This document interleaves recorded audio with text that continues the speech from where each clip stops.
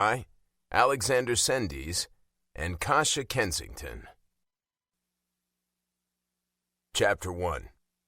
Harrison. Smith is out, lower body. I nod slowly, sitting in Coach Dave Martin's office in the Santa Monica Coliseum. He's out for the season, Coach adds glumly. Damn. Yeah, on top of Yatsishin already being out, we're pretty light on the left wing. Yeah. I've been called up from the farm team, which is nothing new for me. This season I've been up and down more than an Amazon drone. I do have a contract with the California Condors, but it's a two-way contract, meaning I can get sent down to the AHL anytime. People say sent down, but technically I'm being loaned to the Pasadena team. I get paid more when I play NHL games based on my contract, but still a hell of a lot less than most NHL players. But don't get me wrong, it's not just about the money. We're gonna need you, Milo, and Jack to fill some big holes. I haven't decided yet what lines we're gonna run. He rubs his silver beard. We may have to toss things in the blender and see what we come up with. That's fine. I'm nothing if not adaptable. I think I've filled in on left wing and played with nearly every line on this team at one point or another. This shit is getting old. I mean, I'm grateful I have a chance to play hockey for a living, but everyone wants to play in the NHL. I've had so many chances, but it never sticks. I end up being sent back down to the minors. They give me the, "You're a valuable veteran resource for that team" speech. And I know it's true. I'm not bragging. It's a fact that at 26 years old, I'm the second oldest player on the Pasadena Condors. Our team feeds players to the Santa Monica Condors, and there are new guys coming in every season. Teenagers who've just been drafted, guys being traded, and I've watched too many of them make the move. We've been lucky with our draft picks the last few seasons. That's the upside of being a team that sucks and never makes the playoffs. Higher draft picks. A bunch of eager, talented young guys have come into the team and then moved on to our NHL affiliate. This year, the Condors have done a lot better thanks to new management and coaching. It looks like we might make the playoffs, but injuries are killing them right now and it's late in the season. I'll do whatever I can, I tell Coach. Will you? He sits back in his chair and crosses his arms, looking at me over the rims of his black reading glasses.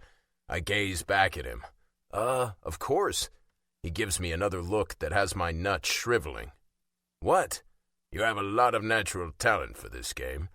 I guess that's true. You also have a lot of experience. Been playing pro hockey for 10 years now, right? Yeah?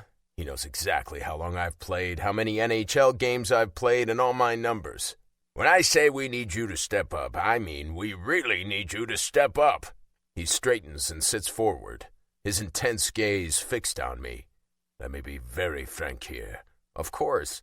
I keep my face expressionless, not sure where this is going, but fairly sure it's not going to be good.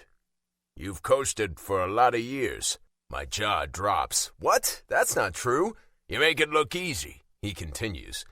You have amazing hands and a fantastic ability to read the play.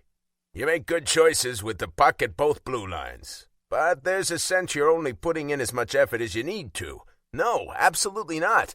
I think. I've always wondered what it would look like if you really put some effort into it. I bet you didn't have to try hard in junior hockey. I bet you knew you were going to be drafted. Ugh, here we go. Just because my dad is a hockey legend, everyone expects me to be just like him. If you're referring to my family, no, that's not what I'm saying. Even wins don't get drafted if they can't play. No GM is stupid enough to waste a draft pick. But you knew you were good, you knew you'd get drafted, and you figured you'd play in the NHL, am I right? Yeah, I mutter. I get that it hasn't worked out for you, but maybe you need to take a long look at why that is and what you could do differently. He gives me a wry smile. You're a popular guy with both teams, easygoing personality, fun in the dressing room. I stare at him, not sure where he's going with this. Those are good qualities and important. Never underestimate the power of changing the mood in the room. He eyes me shrewdly. But if you demonstrated hard work, you'd be even more of a leader. Heat is pressing up inside me, squeezing my windpipe. I curl my hands over the arms of the chair. I can't be my dad, I say tersely. Bob Wynn, king of hockey, 4 Stanley Cup rings, long and legendary hockey career. But I've never measured up. Coach's eyes soften minutely. That's not what I'm saying. Sure it is. Everyone expects that. And I do work hard. I'm annoyed, but I keep my tone polite. This is bullshit, but he's the coach. I'm not saying you don't, but I think you have another level inside you. We want to see that next level from you. To be honest, I don't know what that means, and I don't know how to do that, but I nod my agreement as if I do as Coach stands to end the meeting. Thanks for the chance, I tell him. Life is 10% what happens to you and 90% what you do with it. Great, now he's spouting cute motivational sayings. You don't always get what you wish for, he adds. You get what you work for. I nod. Yes, sir. I head to the dressing room to change for the game day skate. I got here early because Coach wanted to talk to me, but other guys are arriving now too. Called up again, eh? Jimmy says with a slap on my shoulder. We're falling like dead trees here. I grin. So I hear. Out on the ice with assistant coach Stanislav Petrov blowing the whistle and putting us through a few easy drills, I let Coach's words run through my mind. I'm a little pissed, to be honest. I shove that aside to focus on what I'm doing. Maybe it's anger that gives me an adrenaline boost. I'm laser focused on the puck in the net. I'm shooting harder. I'm skating faster. When we're done, I stay on the ice, working a few things I wasn't happy with. Good skate, Harry, Scotty says, tapping my leg with his stick as he skates off. You're on fire, Jimmy, the team captain, says. Hold on to that for tonight. I'm gonna fucking try. You need to up your transition game, Stan says to me when we're the only 2 left on the ice. I stare at him. You want to work on that? The only answer is, yeah. He nods, skating backward. We can work on some drills. Get you breaking for openings. Working on your passing angle, moving into open space when the D-men move to cover a high breaking forward. Okay. We stay on the ice a while longer, and I agree to come back again tomorrow to work on more. After I'm showered and dressed, I head to the players' lounge for lunch, loading up on chicken, pasta, and a big salad with sweet potato and avocado. I've been here enough that I'm comfortable with all these guys, and now Wyatt Bell is dating my sister. Don't ask me how that happened. He is so not Everly's type. But she seems really happy, and hell, so does he. He's kind of a player, though, so he better not screw her over. I'd have the talk with him, but Everly was ranting the other day about how Dad embarrassed her with that kind of conversation, so I'm keeping my mouth shut. After I eat my bowl of ice cream, definitely my favorite part of the meal, I head home for a nap. As I drive, I reflect more on what Coach said. I do want to play in the NHL. I've always wanted it, and it's pissing me off that it hasn't happened. Is he right? Do I think that because I'm a Wynn I should get a free ride? My dad is Bob Wynn, a hockey legend, known as the king of hockey. I have a big family, and a lot of them were or are hockey players, including 2 half-brothers who now own and coach our local rival, the Long Beach Golden Eagles. My nephew JP plays for that team, and my brother Noah plays for their farm team. He's younger than me, so it doesn't make me feel any better that I'm not the only Wynn playing in the AHL. My aunt is the goalie coach for their farm team. My other nephew, Theo, is the GM of the Condors. I'm pretty sure none of us got where we are because of our name, nor did we expect to. I gnaw on my bottom lip as I change lanes on Pico Boulevard. Home. I don't even have my own home at 26 years old. I share the rent on a house here in Santa Monica with my brother Asher, but I also share the rent on an apartment in Pasadena because that's where I've spent most of my time. Driving over an hour each way sucks on game days, so when I'm playing in Pasadena, I stay there, and when I get called up, I stay here with Ash. I park in front of the house, a 2-story Spanish style with white stucco and a red tile roof. It's old, but some of it has been updated. The front yard is full of drought-tolerant plants instead of a lawn, a few flowers, but lots of tall reed grasses, shorter fescue, lavender, sage, and spiky agave. I thought maybe we could make tequila from the agave, but apparently it's not that easy. I haven't given up the idea, though. The only reason I know what these plants are is because my dad has taken an interest in gardening the last few years, and I've kind of gotten into it too. Now I'm thinking about Dad, and my mood dips even lower. I'm not a worrier. I like to take things as they come, but even I'm concerned about what's happening with them. I pull the mail from the mailbox and walk inside. Asher's sitting in his office, the third bedroom of the small house, typing away on his computer. Ash never even tried to make it to the NHL. Maybe he was the smart one out of the two of us. Maybe neither of us inherited the right talent genes from our dad.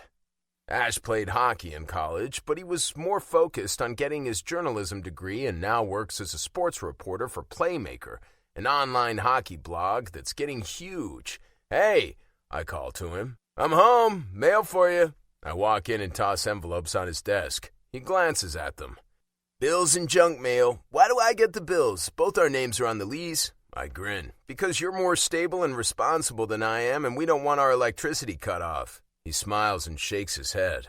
"I pay my share," I add, before heading to my bedroom. I still believe in a good long nap on game day. Part of it is probably just the routine, but whatever. If it helps, I'm not stopping. It's only about 1:30, but my room is dark with the blinds drawn. I strip off my clothes and climb into bed naked, setting my phone on the nightstand with the alarm set. As I lay in bed, I can't stop thinking about my meeting with Coach. How many times have I heard from coaches that I'm not living up to my potential? It makes me nuts. I may be Bob Wynn's son. I may have some of his talent, but that doesn't mean I can be a god like him. The challenge of being in the AHL is that it's so close to that ultimate goal, and yet making it that next step is sometimes the biggest hurdle. All of us are good players. We've all probably been top performers at some point in our hockey lives. And then here we are, one step down from the major leagues, from being the best. Have I let it wear me down? Have I given up the goal subconsciously? I won't have too many more chances. After this season, I'll be 27, which is the average of an NHL player. I still feel like I'm in good shape. I take my health and fitness seriously. I'm not injury-prone like some guys. I probably have a lot of years left in me to play, but realistically, not many guys make the permanent move from the AHL to the NHL at this age. The one person I need to talk to right now is Dad. He's always been my best coach, my biggest supporter. He'd be honest with me about whether I've been coasting, about whether I really need to work harder. He'd understand. But right now, he's the last person I can talk to. My dad may have Alzheimer's. We've all been worried lately about his memory and confusion. When my brother and I tried to talk to him about it, he denied it. I haven't seen a lot of evidence of it myself, but everyone else apparently has. And now we know Mom is worried too. It scares the shit out of me. I may not have that much longer to prove to him I can do it. My gut becomes a rock, and I try to relax. I'm not ashamed to admit that I want my dad to be proud of me, especially when it comes to hockey. He's the king. Fuck. I have to figure things out on my own. I have to prove myself. This time, I have to do it. Chapter 2. Arya. It's a gorgeous morning in Marina del Rey. The sun is warmer now that spring is here, and we've even had a little rain, so things are fresh and green.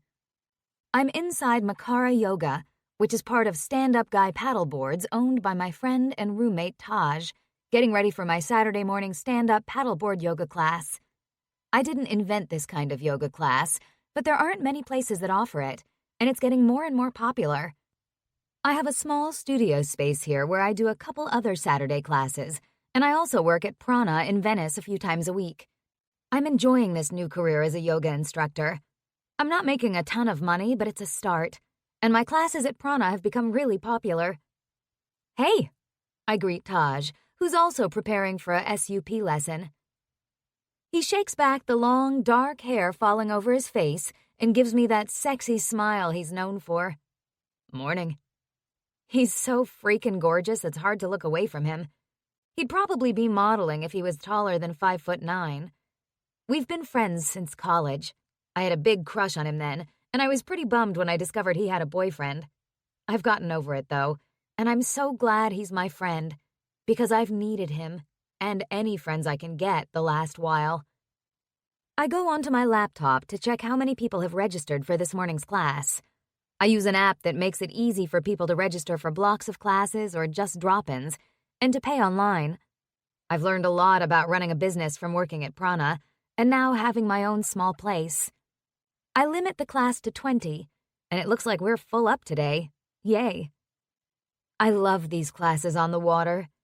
There's something extra calming and strengthening about being on the ocean, absorbing the boundless energy of the water and wind and sun. Standing behind the counter Taj and I share in the space, I lift my head when a male voice says, "Hi, Arya." I see a familiar face. My pulse leaps in response. This guy came to one of my classes a few months ago. With Every and Taylor, a couple of my regulars. I thought he was so cute and fun, and he was definitely flirting with me, making dumb jokes about yoga that had me laughing and nearly losing my focus. But then he turned the class into a gong show, knocking a friend of his, no wait, apparently that was his nephew, off his paddleboard into the water as class was finishing. He's good-looking, but not in the stunning way Taj is. His chiseled jaw gives him an air of strength.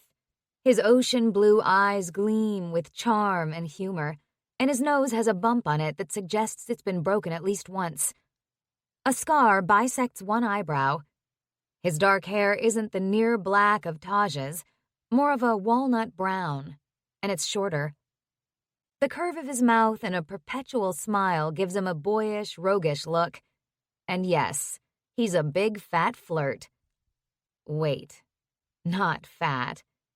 His body is amazing, lean and muscled, probably 6'2", with hard-packed abs and an ass that is truly biteable. I may not be into dating or relationships anymore, but I can appreciate a nice smile and a ripped body. Hi. I give him a polite smile so as not to reveal my heart is beating fast. You're back. Yeah, I really got a lot out of that class. I think it elevated my brain to a higher state. Oh my God. I bite my lower lip on a smile. Well, good. I've truly come to believe in a higher sense of self, a divine energy in the world. Trying a little too hard, dude, I tell him, then turn away. Okay, everyone, I call. Grab your board and let's head out onto the water. We all pick up boards and paddles and the anchors we use to keep us from floating out to sea and head outside. I've been practicing, I hear him tell his friends behind me as we all enter the water. Once we're all in position on our boards with our anchors dropped, I begin the class. Let's start with mountain pose, feet hip-width apart, your knees in a micro bend. I position myself to demonstrate, ignoring the fact that my flirty customer is right near me, his eyes focused on me. Bring your palms into your heart. I press my hands together in front of my chest. Inhale the arms up. I lift my arms as I pull air into my lungs all the way into my belly. Inhale, reach the arms to the sky, lifting the heart. I love it when my heart lifts, Flirty Dude says. Oh my God, I can't stop the little snort that escapes me. Exhale and fold forward. I bend over. Fold over and let your brains spill out of your head, Flirty Dude says. With everyone bent over, one of his friends says, also known as preparing your anus. My eyes pop open wide and I freeze. I nearly burst out laughing, which would be totally inappropriate. These guys are throwing me off my game again. Flirty Dude chokes and starts laughing. Next thing I know, there's a huge splash as he tumbles into the water, splattering my feet and legs. Now everyone is distracted as he flails around, still chortling. Everly, who I know a little, yells at him, Harrison, you're embarrassing me. Harrison. Okay, that's his name. I'm about to tell him to get a grip and get back on his board, which he's already trying to do, but as he attempts to climb on, he knocks his board into mine. My arms flap as I try to regain my balance, and I have excellent balance. But the water's choppy from his thrashing around, and there's no way I can do it. I fly into the air and land in the water. I sink beneath the surface, cold water closing around me. I push up, spluttering and shaking water out of my eyes. I cannot believe this is happening. Chapter 3. Arya. "Oh my God!" Everly cries. I grab my board and rest my forearms on it, staring at Harrison. I'm befuddled and cold. "Are you okay?" he asks. "I am so sorry." The class is totally disrupted now.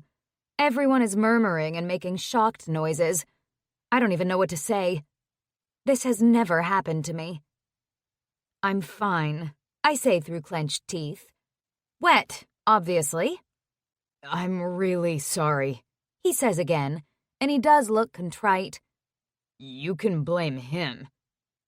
He jerks his head at the guy who made the anal joke. The guy gives me a guilty grimace. "Sorry." I blow out a breath and turn my glare back on Harrison. I'd like to tear a strip off him, but that's not what yoga is supposed to be about. Peace. Oneness. Harmony. I am capable of anything. Also, he does look really sorry. I take another breath and relax my body, including my face. "Are you able to continue with the class?" I ask him. Yeah, he says quickly. "For sure. Are you?" I roll onto my paddleboard and strip off the thin zip-front hoodie I'm wearing. I drop it to the board behind me. Yes. I find my center and stand, now in my wet sports bra and yoga shorts. My hair's in a ponytail, which is good, although it's dripping water down my back. Shivering, I gaze around at the group. Sometimes you need yoga. Sometimes you need a beer. I pause. Sometimes you need both. Laughter ripples through the morning air. Let's resume. I keep my voice calm, a half smile on my face. One more time. Exhale. Fold forward. Inhale. Reach up. I hold that pose for a few seconds. I am capable of anything. Exhale. Fold forward and bring your hands to the board as we squat down and bring the right foot back. This time there are no smart-ass comments from the peanut gallery. I survey the group to see how everyone's doing, including Harrison. His face more serious, he seems focused on the pose. You want 2 90-degree angles with your legs, I continue, moving my knee and foot into the correct position and watching the others. Good. Coming up into half warrior. I lift my arms and stretch them out in front of me. Shoulders back, inhale, and lift the arms up. I sense Harrison's gaze on me, which is weird because almost everyone in the class watches me to see how I do it, but I feel his eyes on me. I say the next words, just waiting for his reaction. Lift your heart to the sun. He stretches his arms up and lengthens his torso, not making any jokes. How about that? Sweet, smiling Jesus, he has an amazing body. Although a bit tight. If we were in the studio, I'd be setting a hand in the small of his back, making adjustments to his pose. We go through the rest of the class without incident. Let's finish up with a nice child's pose. I stretch my arms out in front of me on the board. Let your body melt into the board. I follow my own advice, shutting out the rest of the class, particularly that one guy with the naughty boy smile and hot body, letting my muscles relax and tension seep out of me. I focus on the gentle movement of the water beneath me, my breathing, the warmth of the sun on my back. Class is over and we all paddle back to shore. This basin is quiet and calm, perfect for my classes. I'm so lucky that Taj has his paddleboard business here, and I get to piggyback onto that. I have another class in my studio at noon, so I head toward the changing room so I can put on dry clothes and dry my hair.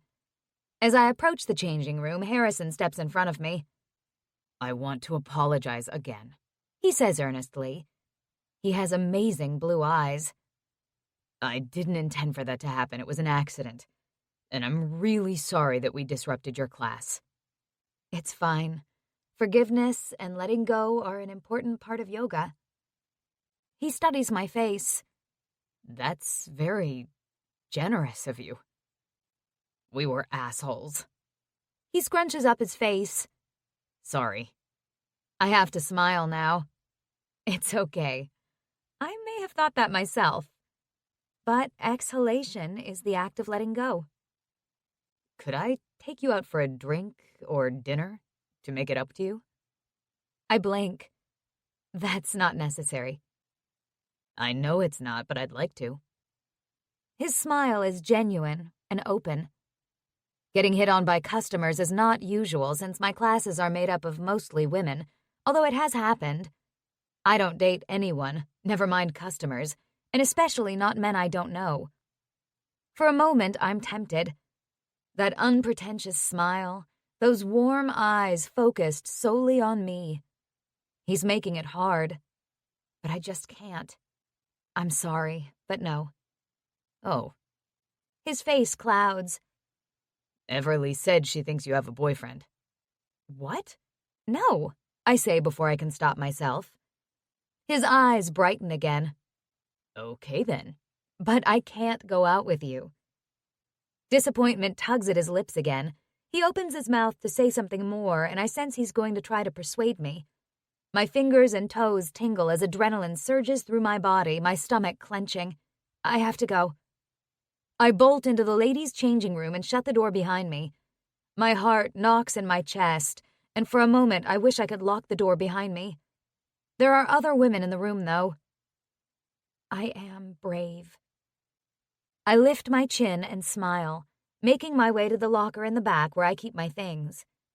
My insides knotted, my skin clammy, I fake a calm that I don't feel as I change into a pair of cropped yoga pants and a top. Then I head to the counter and mirrors along one wall to dry my hair. I convinced Taj to let me make some improvements to this changing room so it didn't look like the marina bathroom it once was. I added a couple of hair dryers and a few feminine accessories. It's not the ideal setup, but it works for the few classes a week I do here. Breathe in courage. Breathe out doubt.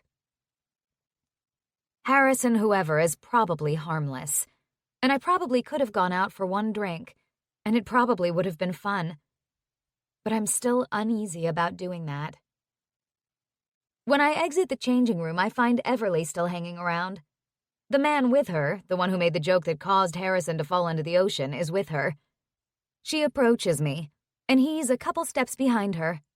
Big guy, very handsome. "Arya," she says, "I'm so sorry about the class." I smile at her. I like Everly. She's been coming to my class for a while, along with her friend Taylor, and she's always been into it and respectful of the practice. No need for you to apologize. "He's my brother," she says. "Harrison." She rolls her eyes. I convinced him to come that first time, so I feel responsible for his antics. You're not responsible for anyone but yourself. You're so sweet. You handled that amazingly well. I apologize. The guy with her speaks up. I'm Wyatt. He extends a hand and I shake it. We shouldn't have been joking around like that. I told your Harrison that it's fine. I've let it go. I smile. Shit happens. They both let out surprised laughs. It does, Everly agrees. It's healthy to find the humor in things, I add, smiling. I need to get to my next class. Do you have a business card? Everly asks. I blink. Yes. I move over to the counter and pluck one from the holder. Here you go. No idea why she wants it, but whatever. Thanks. See you next week. Is she going to bring her brother again? Crap. It doesn't matter. I am capable of anything. Taj and I are sitting on the patio at the Golden Fish on the Venice boardwalk later that day. The tables are wooden, the sun is low over the ocean, and we're with some of Taj's friends, Arlo, Indigo, and Janie, who are now my friends too. Taj's boyfriend Ziggy owns this place, so we hang out here a lot. It's got that casual beach vibe, cool and laid back, with the scent of ocean and sun-warmed sand mingling with coconut sunscreen and marijuana. Lots of marijuana. I sip my beer, one of the many interesting choices Ziggy has on tap here. Taj is drinking kombucha with longboard lager. I've finished off my tuna poke bowl, which was delicious. I look around as Taj and Arlo talk about the beach cleanup they're organizing for next weekend. I can't believe I'm living here. This is so far from home. Back in Fargo, North Dakota, the snow might be melting, or they might be having a late-season blizzard. I'm letting the sun warm my face, sitting near the Pacific Ocean, listening to Hozier, drinking a delicious beer. I let out a long, slow breath of peace. It might sound weird, but sometimes I get homesick, no matter how wonderful it is here. We all complained about the snow and cold, but weirdly, there are moments I miss it. And I miss my family. But life is good here, uncomplicated, relaxed, chill. Maybe a wee bit boring, but that's my own fault. I'm learning to take bigger steps, bigger risks. Not like skydiving or anything, just small risks. "Tell these guys about your class today," Taj says to me with a grin. I shake my head, smiling ruefully. I got dumped in the water. Arlo, Indigo, and Janie laugh, Janie's eyes going wide. No! Some guys were joking around, and one of them laughed so hard he fell in. I pause. Actually, I was having a hard time not laughing myself. What did they say? I repeat Harrison and Wyatt's comments, and everyone cracks up. So he's flailing around in the water, knocks into my board, and I go in too. I roll my eyes, still smiling. Oh my God, I was in shock. I couldn't believe that just happened. Why are they coming to your class if they're just going to fuck around? Indigo frowns and flicks her black hair off her face. Yeah, I don't know. This guy's been before. His sister is one of my regulars. I guess she convinced him to come. But clearly he's not really into yoga. I pause. He wanted to take me out to dinner to make up for it. Ah. They all react with the same knowing nod. I frown. What? He's just trying to get your attention, Janie says. That's why he's acting out. That's probably why he came to your class, Indigo adds. He was flirting with me and trying to impress me, but I doubt that was the reason he was there. We're not in grade school, I mutter. He doesn't need to pull my hair or snap my bra strap to get my attention. They all laugh.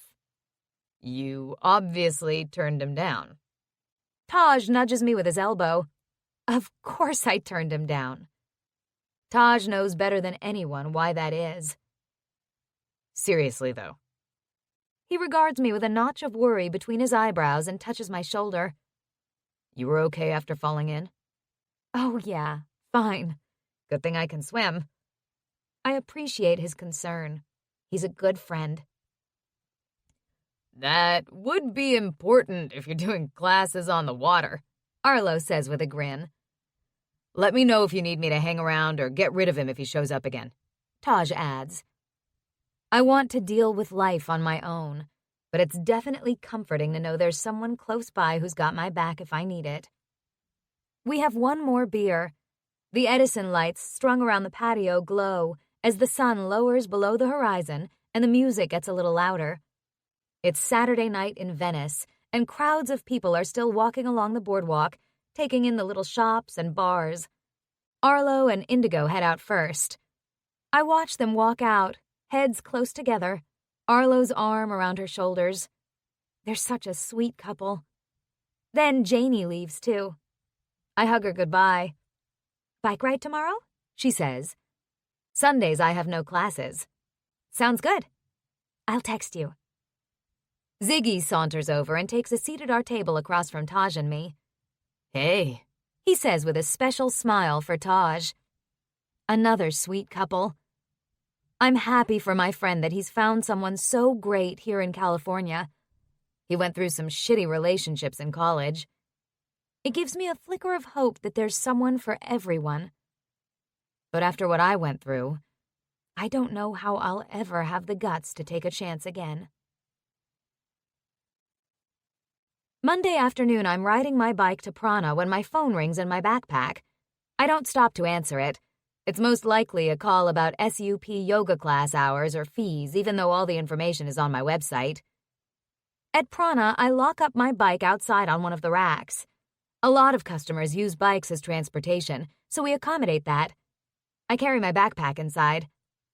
The studio is housed in an old building with exposed brick walls, high ceilings, and dark hardwood floors, but it's been modernized with fresh coats of paint inside, new lighting, private showers, and cell phone lockers. The main floor has a small retail area with big windows looking onto the street, one studio, and the showers and lockers. A new open staircase leads to the second floor, where 2 more studios are located, as well as the teacher's lounge where I now head. I drop my backpack onto a couch and sit beside it to pull my phone out. There's a voicemail, so I tap the button to take me there and listen while I toe off my running shoes. It's from someone I don't know, and it confuses me a bit. The guy's name is Gary Jones, and he works for the Condors. I don't know what the Condors are. They want someone to give private yoga classes for the team. Is this a new kind of corporate team building? Surely they only want one class. I don't really know how I'd make yoga a team-building exercise. That's not my thing. I listen to the message again, trying to make sense of it. Oh, wait. The Condors. The hockey team. I do know what that is. Hockey's a popular sport in North Dakota. I went to a lot of games at UND. I wasn't so much into NHL games, but once some friends and I went up across the Canadian border to watch a Jets game in Winnipeg. Okay, the Condors want their own yoga instructor. Yoga for hockey players? I grin. That's crazy. I don't have time to deal with this right now since I'm teaching classes right away. Later, when I'm home and Taj is there helping me make Mediterranean quinoa bowls, I tell him about the voicemail. Holy shit! He pops a slice of cucumber into his mouth and chews. That's so amazing, Ari. Is it? I guess it is. How on earth did they get my name? He shrugs. Google? That seems doubtful to me. I can't do it. I don't know anything about yoga for hockey players. And honestly, teaching a class in front of 30 big goons kind of scares the crap out of me. I don't think I can do that. He nods slowly, eyes thoughtful. I get it, but it sounds like a great opportunity. You want more work. I scrunch my face up. I do. Let me hear the message. I replay it on speakerphone so he can hear. I don't know much about hockey, but sounds legit. He rubs his stubbled chin. It would be at least worthwhile talking to him about it. It would be a waste of his time. I should just tell him no. I know you're scared. He grabs my hand. I meet his eyes. But you keep saying you need to take bigger steps. Take some risks. Why not try this? It's a professional sports team. Oh yeah, like professional athletes don't have any issues of domestic abuse. He winces. Okay, maybe there have been a few instances. But not every player is an asshole. And this is a class. A whole bunch of people. I know. I sigh. This just seems way out of my comfort zone. I get that. But you know how you grow and heal and get stronger, right? Yes, I mutter, then recite, I love taking risks. He laughs. That doesn't sound convincing. It's one of my fearless affirmations, and he's right. I am capable of anything. I say aloud, sounding surer of myself. Yes, you are. He pulls me in for a hug. Do it. I'll think about it. We finish making dinner and eat in front of the TV watching a local news show. After we've eaten, I get out my laptop and start Googling. I'm curious about how yoga would help hockey players. I mean, I think yoga helps everyone, but how would it benefit specifically these athletes? Stress reduction, reducing inflammation, breathing, sleep. Okay, yeah, I can cover all that.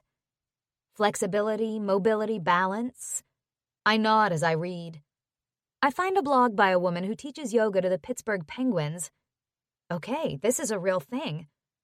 I read about hockey injuries and strength training. While yoga can build strength, I don't see it as valuable for professional athletes for that. I'm sure they're already strong. But I can certainly see that there would be great benefits from adding it to a strength and conditioning plan. Groin and hip flexors? Oh yeah, there are a number of poses that will help with that, opening up the hips and strengthening groins and adductors. Warrior 2 for balance, absolutely. Balance must be incredibly important for hockey players. And strengthening shoulders for protecting them when they get checked into the boards. I read about structural imbalances, stability, and range of motion. I look away from my monitor and stare at the wall, imagining a class full of hockey players. It makes me nervous. But it also intrigues me. Being able to help athletes who are in top physical condition be even better? Of course that appeals to me. Wasn't I just thinking the other day that life is good, but a little boring? I enjoy what I'm doing right now, but it's not enough for forever.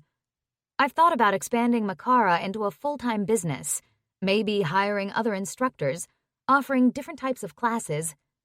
And my goal in moving here to California and starting a new career was to expand my limits, to be brave and confident and in control of my life. Can I do this? I nibble my bottom lip. What are you thinking about? Taj is kicked back on the couch, bare feet on the coffee table, still watching TV. I wrinkle my nose. Yoga for hockey players? He smiles. Good. I pull air in through my nose and let it slowly out. I breathe in courage and breathe out doubt. If it doesn't kill me, it makes me stronger. I'll call back Gary Jones in the morning. Chapter 4. Harrison. I've been playing in Santa Monica for 2 weeks now, 6 games. I'm feeling pretty good, working hard. We've won 5 of those 6 games. I have 4 goals, 4 assists, not too shabby. And yet, I have a feeling I'm still not doing my best. The first game I played after getting called up was against the Long Beach Golden Eagles, which is our big local rival. The fans get super worked up for every beach barn battle against the Eagles. A lot of Eagles fans come too, so the atmosphere in the Coliseum is pretty crazy. It was a big game for me. The 2 teams are adversaries because of more than just a local rivalry. My half-brother Matthew owns the Eagles, and my other half-brother Mark is the coach. And this is a confusing, long story, but Matthew apparently bought the team after Dad fired Mark as coach of the Condors. He fired him because he was pissed that Mark and Matthew were suing him, accusing him of stealing money from them. It's nuts, but we're trying to sort out this crazy conflict. So, a bunch of my family was at that game. My dad comes to every game, obviously, as the team owner. But my mom, Everly, and Ash were there too. And because it was the Eagles, Mark and Matthew were there, and I was playing against my nephew, Jean-Paul, known as JP. We lost that game, which was disappointing. Personally, I felt good about how I played. I was still irritated about the little talk I'd had with Coach, where he basically told me I was lazy, and I needed to get off my ass. Maybe that lit a fire under said lazy butt because I was determined to show him he was wrong. You don't get what you wish for, you get what you work for. The loss just made me even more determined to do better. Hockey's a team sport, and it's not about showing off for my family. Though I'll admit I want to impress them, it's about winning. We need to win. I've been working with Stan on transitions. He got Belsey to come and practice with us, and he's a damn good D-man, so it's been great. He gets us doing one-on-one drills, making me back check, then transition to offense, and a bunch of other drills. There are only 3 weeks left in the regular season. We have a playoff spot locked up, but we still don't know if we have home ice advantage since we've been neck and neck with Vancouver in the points race. Every time we get ahead of them, they win and jump over us. It's Saturday. We practiced this morning, but we don't have a game tonight. We just got back from a short road trip where we had back-to-back games in Denver and Phoenix. It's great having a Saturday night off, but I'm spending it with a bunch of family. Not that I don't love my family, I do, but we have a lot of, issues. For this family meeting, I don't have to come all the way from Pasadena. Asher and I drive together from our place on Pine Street to our nephew's place in Marina del Rey. Our dad had 2 kids with his first wife, our half-brothers Matthew and Mark. Theo is Matthew's son, so yeah, he's our nephew, but he's actually 2 years older than us. Hopefully this shit gets fixed, Asher mutters as he drives along Lincoln Boulevard. Yep. There's been a black cloud over the family for years. Maybe I should say clouds. When my dad remarried, the family was pretty upset. His first wife had died only a couple of years before that, and our mom is 20 years younger than him. You can see why the family thought she was marrying him for his money, and that Dad was blinded by her youth and good looks. Dad's sons from his first marriage had a hard time dealing with Mom and Dad having kids while they were also having kids. So there were already some bad feelings when Mark and Matthew started pestering Dad about some money issues a few years ago, and now they're freaking suing him. Not only that, Matthew bought the rival team and stole Mark away from Dad's team. A while back, I suggested to Everly that we, meaning the younger Wynn family members, should try to figure out what's going on with this lawsuit to see if we could end this family feud. We've had a couple of meetings, and each of us has spoken to various older Wynn family members and reported back. Then Everly lost her shit at a hockey game, that same first game I played at, which meant my great play didn't even get noticed. Whatever. This was not like Everly and kind of shocking. She does not lose her shit, ever. That was why I suggested she be the one to lead this plan.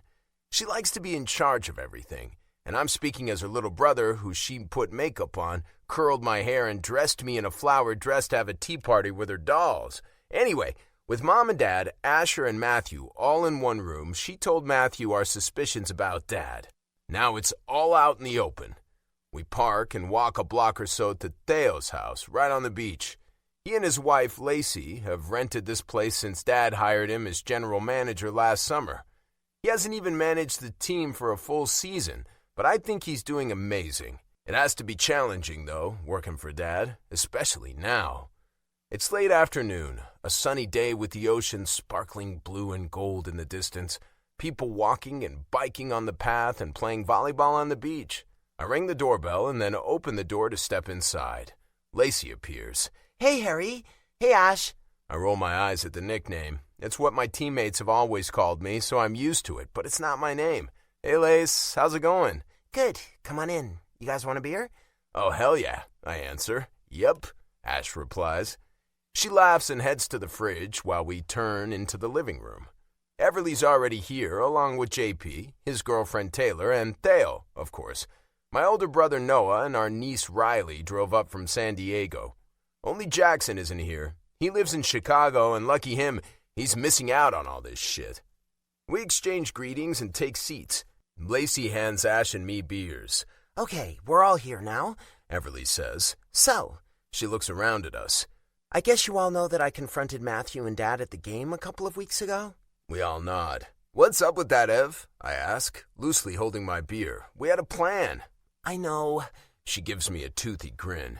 Sorry about wrecking the plan. Well, the truth is... She pauses, and I can see she's getting emotional. Shit. Well, I'll just be blunt. If Dad is dying, this all seems so ridiculous. He's not dying. I immediately object. Everyone exchanges uncomfortable glances. My gut cramps. I mean, not right away. I don't know much about different kinds of dementia, but I talked to one of my Pasadena Condors teammates about it once. His grandma has Alzheimer's, and he makes it sound pretty goddamn terrifying. Maybe not, Everly concedes. But we don't know for sure what's going on with him. Mom's taking him to the doctor next week. She's going with him. Maybe you should go too, Ash suggests to Everly.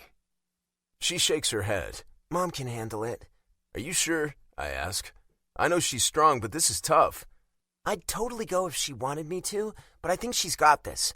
We're all just happy he finally agreed to go. It hasn't happened yet, Noah mutters. True, Everly sighs. We've had a hard time convincing Dad he needs to see a doctor. It would be easy to just take his word for it that he's fine, but we all know he has to do it. I've discovered a few bad business decisions he made the last couple of years, Theo says quietly. This has been going on for longer than we realized, I think. He's damn good at covering it up, JP puts in. His girlfriend reaches for his hand and squeezes it. He is, Everly agrees. Anyway, we'll see what comes of that. But I kind of had a moment. Fighting over money is stupid. I basically told Matthew that family is more important than money. She tips her head. And I know it's privileged to say that, because we all have more than enough money, but seriously, we don't know how long Dad has left, or how long we'll have him. She makes air quotes with her fingers. Because this disease is stealing him from us. I'm sure Mark and Matthew don't want that to be how things end with their father. I think you're right, JP says. Dad wants to go to the doctor appointment next week, too. His dad, meaning Matthew, Dad's oldest son.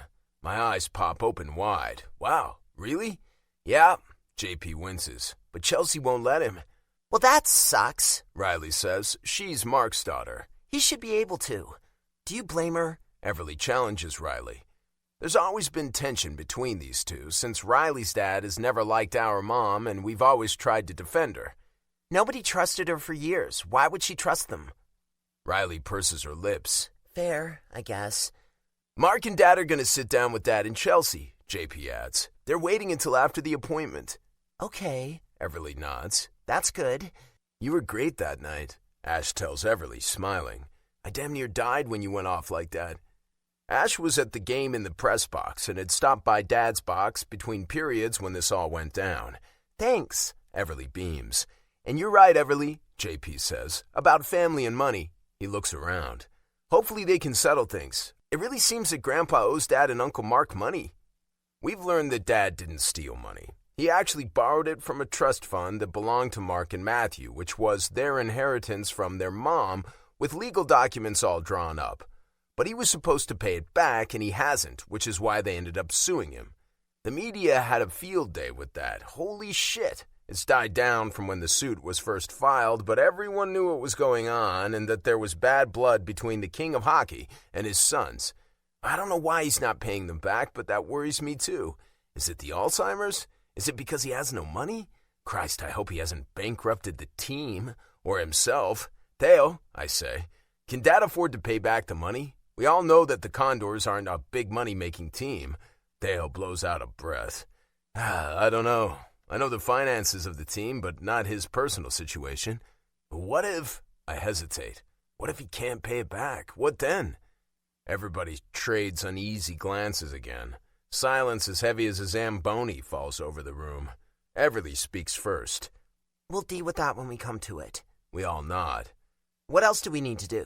Everly gazes around at us. Make sure Dad goes to the doctor, I say. And make sure Uncle Mark and Dad sit down with Grandpa and Chelsea, JP adds.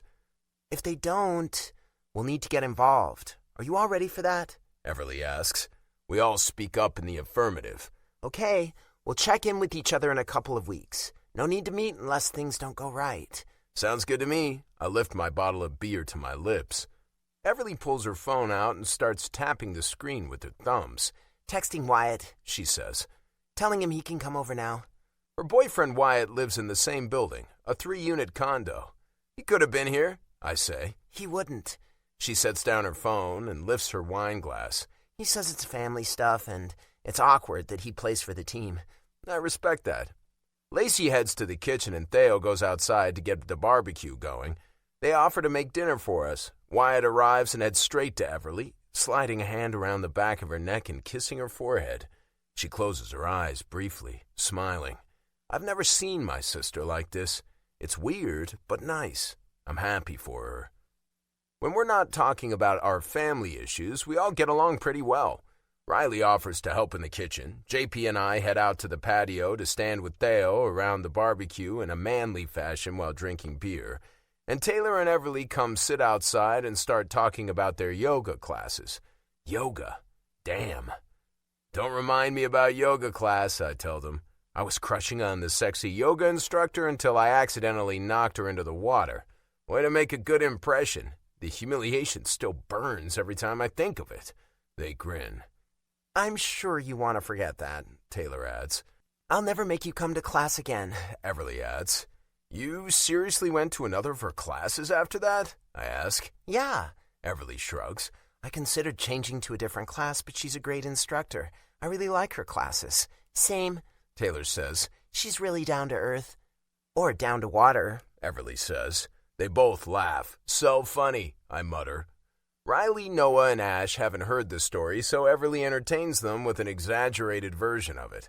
A little exaggerated. Hey, I'm a good sport. I can laugh at myself. Theo starts flipping burgers on the grill, and it smells amazing.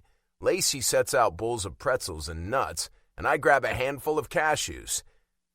Hey, you guys hear what happened to our mascot last weekend? Noah asks. He plays for the Eagles farm team, the San Diego Hawks. Riley starts laughing. Apparently, she's heard. What? I ask. He was at some kid's event and decided he was going to run at the glass window. He thought it was like the glass on the ice, and he could just throw himself at it and bounce off it. He smashed the glass. Oh my God, the women all exclaim. We're all laughing and shaking our heads. Is he okay? Lacey demands. Yeah, he's fine. The costume protected him, I guess. It's on video. Wait, I can find it. Noah pulls out his phone, and we all gather around to watch the big hawk throwing himself through a glass window while the kids all freeze in shock. That's hilarious. Who's in the costume? Guy named Ian. Noah shakes his head, grinning. He's a nut, so this doesn't surprise me. The shared laughter has totally changed the vibe, and I don't even care that some of it was at me. Everly's right. Family's important. Okay. Gary, our strength and conditioning coach, announces in the dressing room after our morning skate Sunday. We're trying something new, starting tomorrow. We have a game tonight against Florida. Oh, shit, Scotty says. Now what? Some new kind of torture? Gary grins. Yoga. Some of the guys groan, some stare in disbelief, others shrug. I can do yoga, I say. I've been to a couple of classes. Yeah, me too, Belzy adds. We exchange mirthful glances, remembering our experience. Gary spouts off about the benefits of yoga. Never mind the woo-woo stuff, he says. There won't be any meditation in aligning your chakras. I snort out a laugh. It won't be like that. This is about increasing your balance and flexibility. Lots of you guys are hurting this late in the season. We need to try to gain every advantage we can heading into the playoffs. Ugh, I'm not sure I buy it, but whatever. I know other teams are trying it. Tomorrow morning in the weight room, 9 o'clock sharp. I make a face as I toss my practice jersey to Joe to add it to the laundry. Great, an even earlier start time. But what the hell? They want every advantage we can get, and so do I. If a yoga class is part of it, so be it. I'm picturing the weight room with dim lights and some kind of new age music playing softly when I arrive at the Coliseum the next morning. I'm tired and sore and haven't managed to down my giant Starbucks coffee yet. We won last night again, but it damn near killed us. We let things slide in the second period and ended up down by 2 goals. I was pissed and lectured everyone else before the third period because I wasn't about to give up. And somehow we pulled it off with 3 unanswered goals, the last one with 5 minutes to go. That last 5 minutes were intense. The Panthers were throwing everything at us. It was a taste of what playoff hockey will be like. After coming back like that, there was no way I wanted to blow it in the last few minutes, so with grit and determination we hung on. Luckily, Bergie was playing outstanding, making some incredible saves. Belzy threw himself in front of the puck a few times, and I bet he has the bruises to show for it. He's nuts, in a good way. The good thing was Coach moved me up onto the second line, playing with Eddie Rintala, our superstar first-round draft pick, and Pavel Volkov. I played more minutes, and it felt like the 3 of us could really read each other. I walk into the weight room. A few guys are already there. Space has been cleared on the floor for us, and they're arranging colorful yoga mats. I start toward the corner where Gary is talking to a woman, and I stop dead. Arya from Makara Yoga. My mind blanks for a moment, thrilled to see her, but not sure why she's here.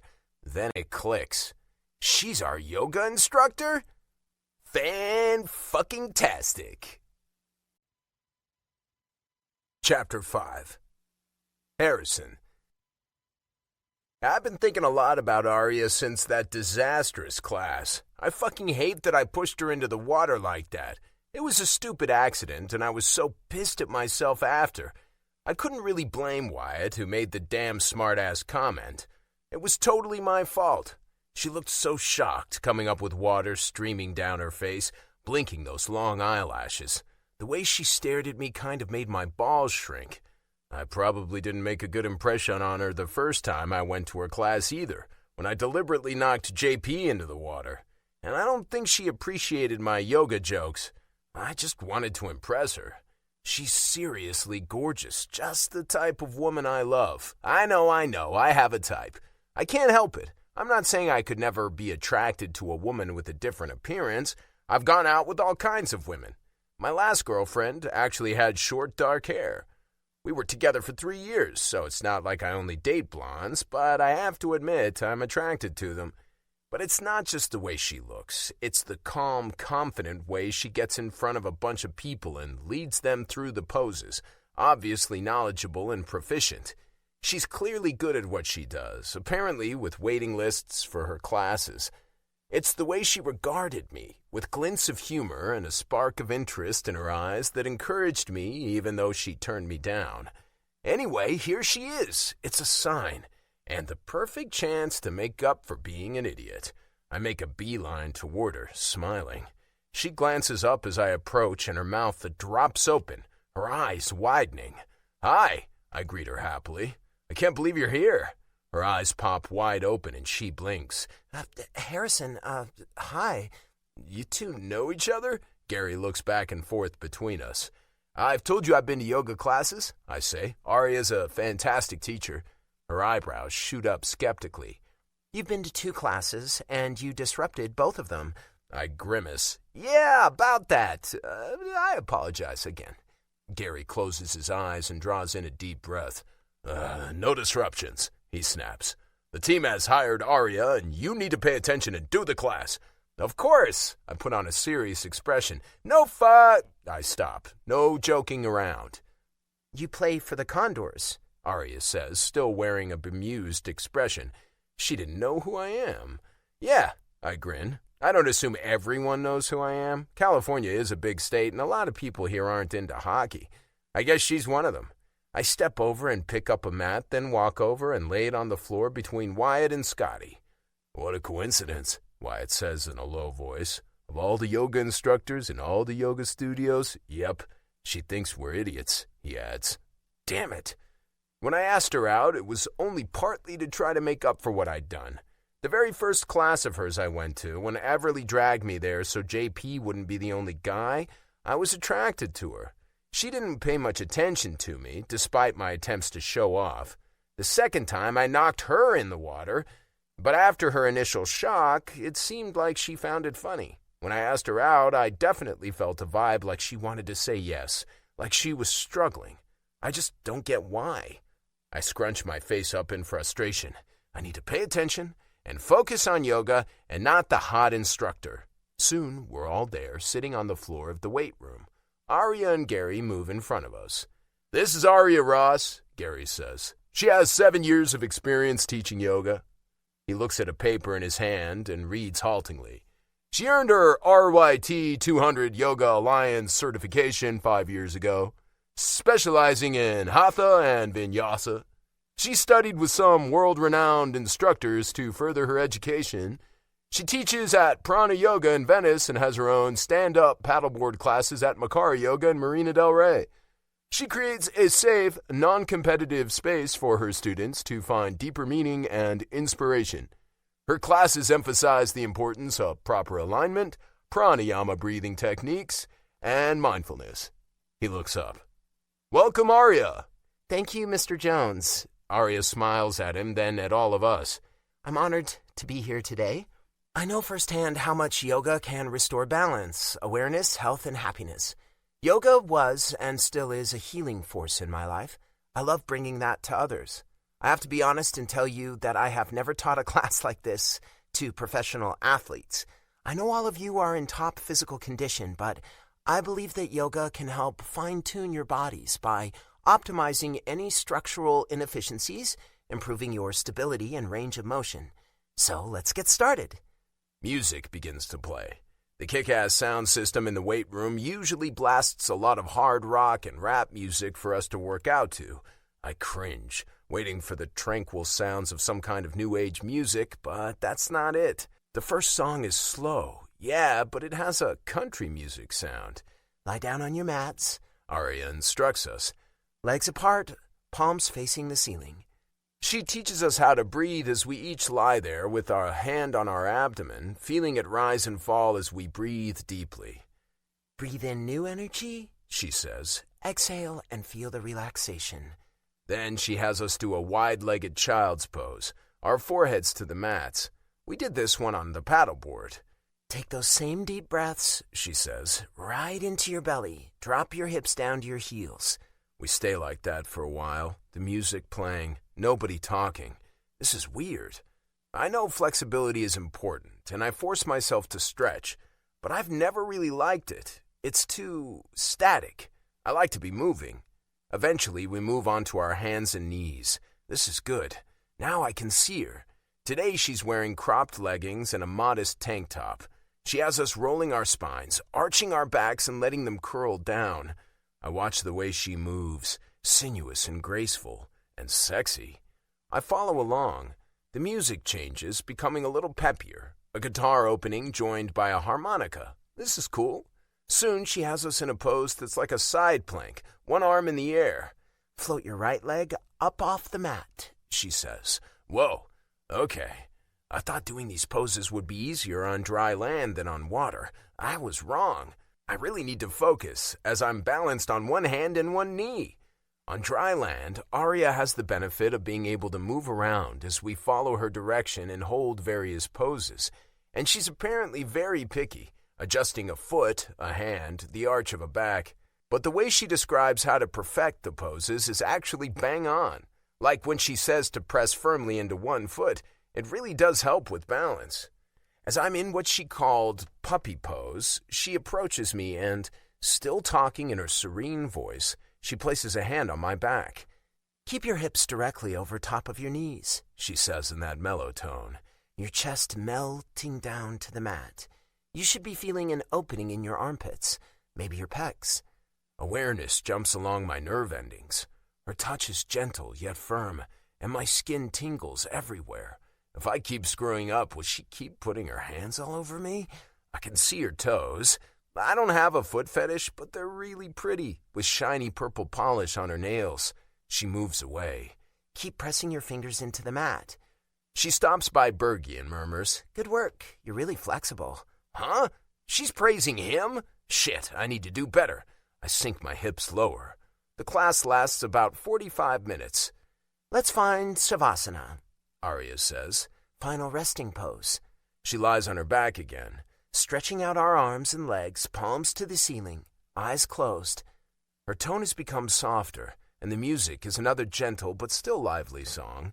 Lying still is usually hard for me to do. I have a ton of energy, and doing nothing makes me antsy. But I let the music fill my head, focusing on what she says. Take note of how your body feels now, compared to when we started, Arya says. Focus on your breathing. Take your time. When you're ready to get up, please do so slowly. Namaste. Then she let things go silent, and this is hard too. I can sense the guys wanting to jump up and talk. If anyone disrespects her, they'll have to deal with me. But it doesn't happen. Gradually, some of the guys slowly sit up, then stand. I stand and roll up my mat to take it to the corner of the room. I drop it off quickly, then hustle over to Arya as she picks up a backpack. That was a great class, I tell her. She fixes her gaze on me and says nothing. My instinct is to fill the silence, but that hasn't gone so well in the past as I spout off stupid bullshit, so I make myself wait for her to respond. Finally, she says, "Thank you." "I have really tight hip flexors," I say. I was surprised at how that one pose, the bow pose? Yeah, it felt great.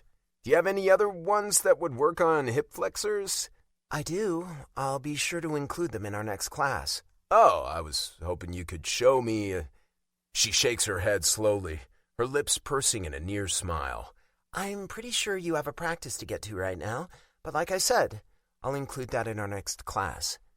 She slings her bag over her shoulder and makes her way out of the weight room. The other guys are shooting me looks as we head to the locker room to change into our gear. I lift my chin. "That's the woman I'm going to marry," I announce. "Everyone else stay away from her." A bunch of guys laugh. "Right," says Scotty. "I'm serious." I pull open my locker door and yank my shirt off over my head. "Not sure how to tell you this," Wyatt says, "but I don't think she's into you." "Not yet." I shove down my shorts. "She will be." "Pretty sure of yourself, Harry," Jabber says. "What's not to love?" I grin, stretching my arms wide, standing naked. Does she have small hands?" Meals on Wheels, Milo Foster asks. I frown. "What? Why?" "Small hands make your dick look bigger." The guys hoot and I ball up my t-shirt and chuck it at him. He ducks laughing. "Joke all you want, you'll see." I've never believed in love at first sight, but I do now. Obviously, the first time I met her, I thought I was merely attracted to her, but now, pretty sure I fell in love. Chapter 6. Arya. That went okay. I have to admit I lost my composure for a moment when Harrison approached me. He's a hockey player for an NHL team. So is Wyatt, who was at class with Everly that day. I don't know why I'm so surprised. I guess it's because I think professional athletes are all big, entitled jerks. These two guys seem pretty regular and easygoing. And yeah, they're big, but not like a pumped-up bodybuilder. And damn, Harrison is cute. He's kind of a goof, but in an appealing way. His smile is big and endearing and creases up his face into adorable dimples. I noticed how attractive he is before, but now seeing him in his own environment, he seems even more compelling. He's also still flirty. I'm struggling with this because I like it, but it also makes me nervous. I stop in Gary's office as he asked me to debrief. "I think it went well," I say, setting my bag on a chair. Good. I'll see what the feedback is from the guys. Some of them weren't enthused about it, but oh well. I've had one request for more poses that work on tight hip flexors." "Great. What about hips and low back? Those are areas a lot of players have tightness." "I'll definitely work on those too." "Excellent. See you Thursday morning." My bike is locked up inside the arena, near the players' entrance. The security dude jumps up to open the door for me so I can wheel it outside. "Thanks, Luis." I give him a wave and push off to ride to Prana. I'm early for my next class there, but it's not worth going home and I can lock up my bike and walk down to Steeps on the corner.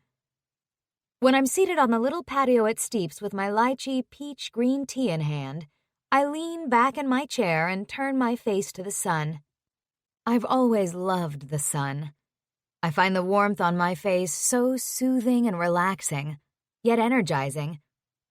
I was nervous about that class, but it went fine, despite the surprise. And once again I can tell myself, I am capable of anything. A small swell of pride surges inside me. I smile and sip my tea. Yum. They're also paying me damn good money to teach those classes. Not sure how I got so lucky, but I'll take it. And now, in spite of my earlier misgivings, I want to do this. I want to do well at it. Maybe I can have some small part in making this team better. I love that idea. I send a text to my mom. I told my parents about the opportunity after I met with Gary Jones a few days ago. Mom's excited for me, and I know she'll want to hear about it. I miss my parents, but I'm doing this. Now I just have to make sure I don't screw things up next class. I enter the light room on the second floor, called that because of the big high windows on 3 sides of it, for my Wednesday class. The class is full, which is usual. I've been gratified that since I started here, my classes have become really popular. Everyone is lying quietly on their mats, arranged in neat rows. Ceiling fans twirl lazily above us. I walk to the front of the room where my mat is already laid out. I set my water bottle on the floor against the wall and turn to the sound system to start one of my playlists.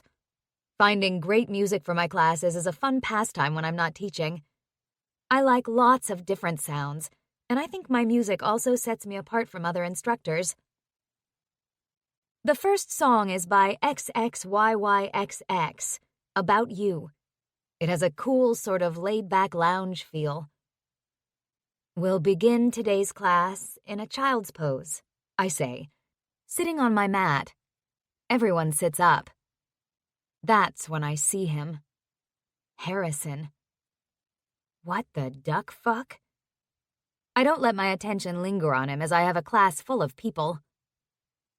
Bring your knees either wide or together, with your big toes touching. Press your hips to your heels and relax your forehead down. I survey everyone as they shift into place. The soft music fills the space. Let everything settle down right into your mat. I stand to move through the class, my bare feet silent on the smooth wood floor. Also, let yourself settle mentally. I stop behind one woman and set my hands on her back, gently pushing her hips lower. Float in your head and begin to tune into your breath. I pause at Harrison. His head is down, so I can't meet his eyes. His hips are not on his heels. Swallowing a sigh, I lay my hands on his lower back and do the same for him, gently pressing down a little more, feeling his tight hips relax somewhat. My feet are spread and braced on the floor, using my own body weight to ease his lower. His body is big, warm, strong, pulsing with energy that transfers into my hands and arms. I imagine myself draping over him, my arms going around his body, pressing my face to his back. Focus. Breathe in and out of your nose, creating that sound in the back of your throat, like the ocean. I move on to the woman beside Harrison. What is he doing here? Keep your breath smooth and steady for the entire practice, I say. I slowly pace back to the front of the room and get into my own child's pose, using this moment to refocus my breathing, my energy. Next, inhale and come to a tabletop on your hands and knees. I slowly move into position. I continue the class, ignoring Harrison other than when he needs some adjustment of his poses. The music changes to World on Fire by Louis the Child. The beat is up-tempo, the singer's voice soft and sweet with some piano riffs. I love this song. We get into some more challenging poses later in the class. Back to center, I say.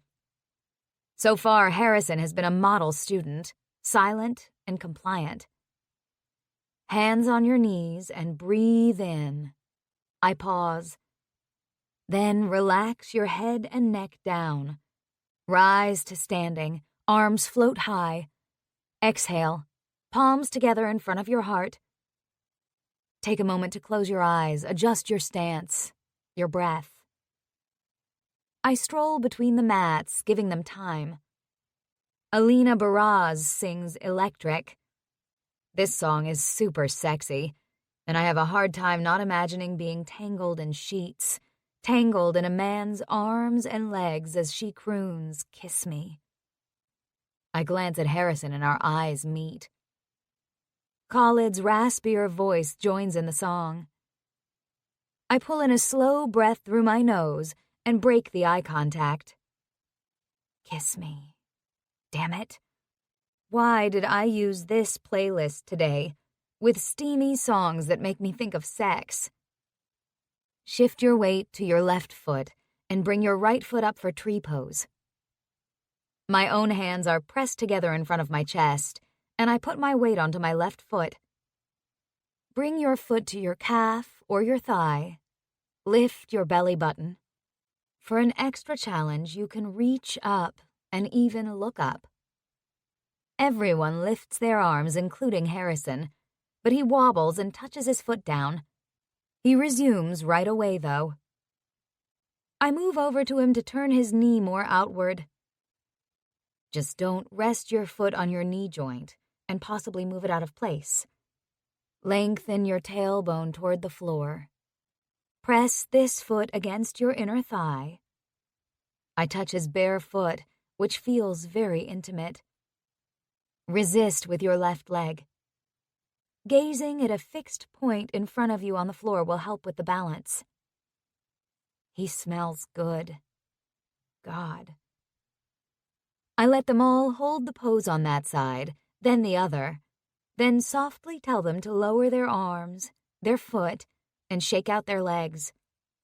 We move into triangle pose. Feel like there's a wall behind you and lean into it. Nice, Stella. Find your strength. The only reason I'm paying more attention to Harrison is because he needs it. So I make myself move around to be sure I'm getting to everyone who needs assistance. But I return to him to adjust his hips. I grab a yoga block for Harrison as I instruct further. Thanks, he murmurs, placing his hand on the block. You're welcome. Lift your right leg.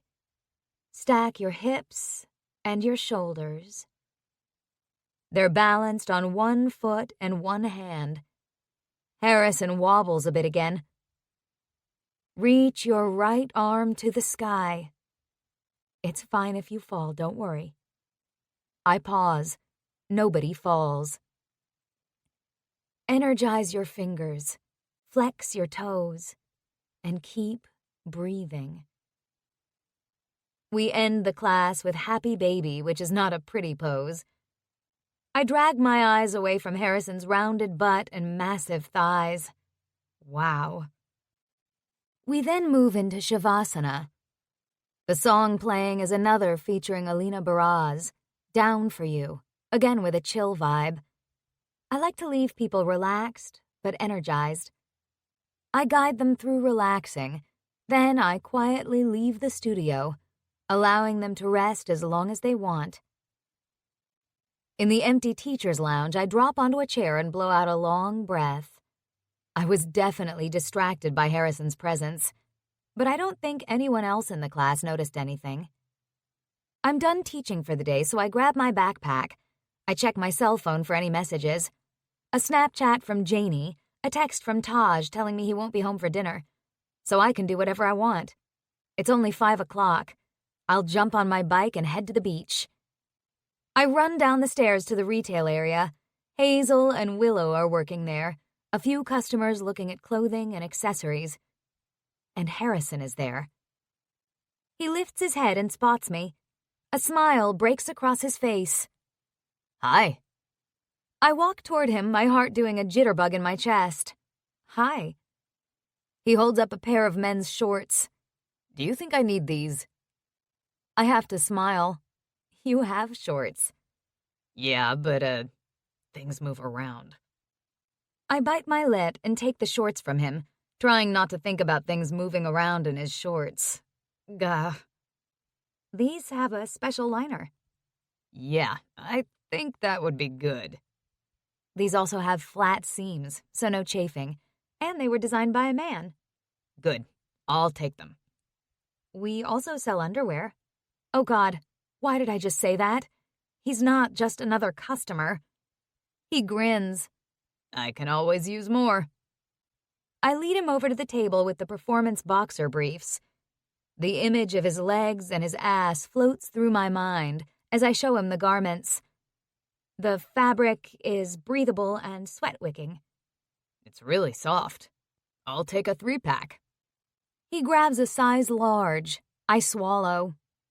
The model on the front of the package is lean and muscled, but what I wouldn't give to see Harrison wearing these briefs. Heat sweeps from my hairline down to my chest. I'm probably turning fire engine red. Then he says, "Oh, sorry, it looks like you're on your way out." "Yes, I'm done for the day here." "Great. I can buy you a drink." He moves toward the counter to pay for his items. "Oh my God, you don't give up, do you?" "I wouldn't be a professional hockey player if I gave up." "Why are you here?" I ask him. "I wanted to learn more. And I wanted to see you again." My chest squeezes. Well, at least he's honest.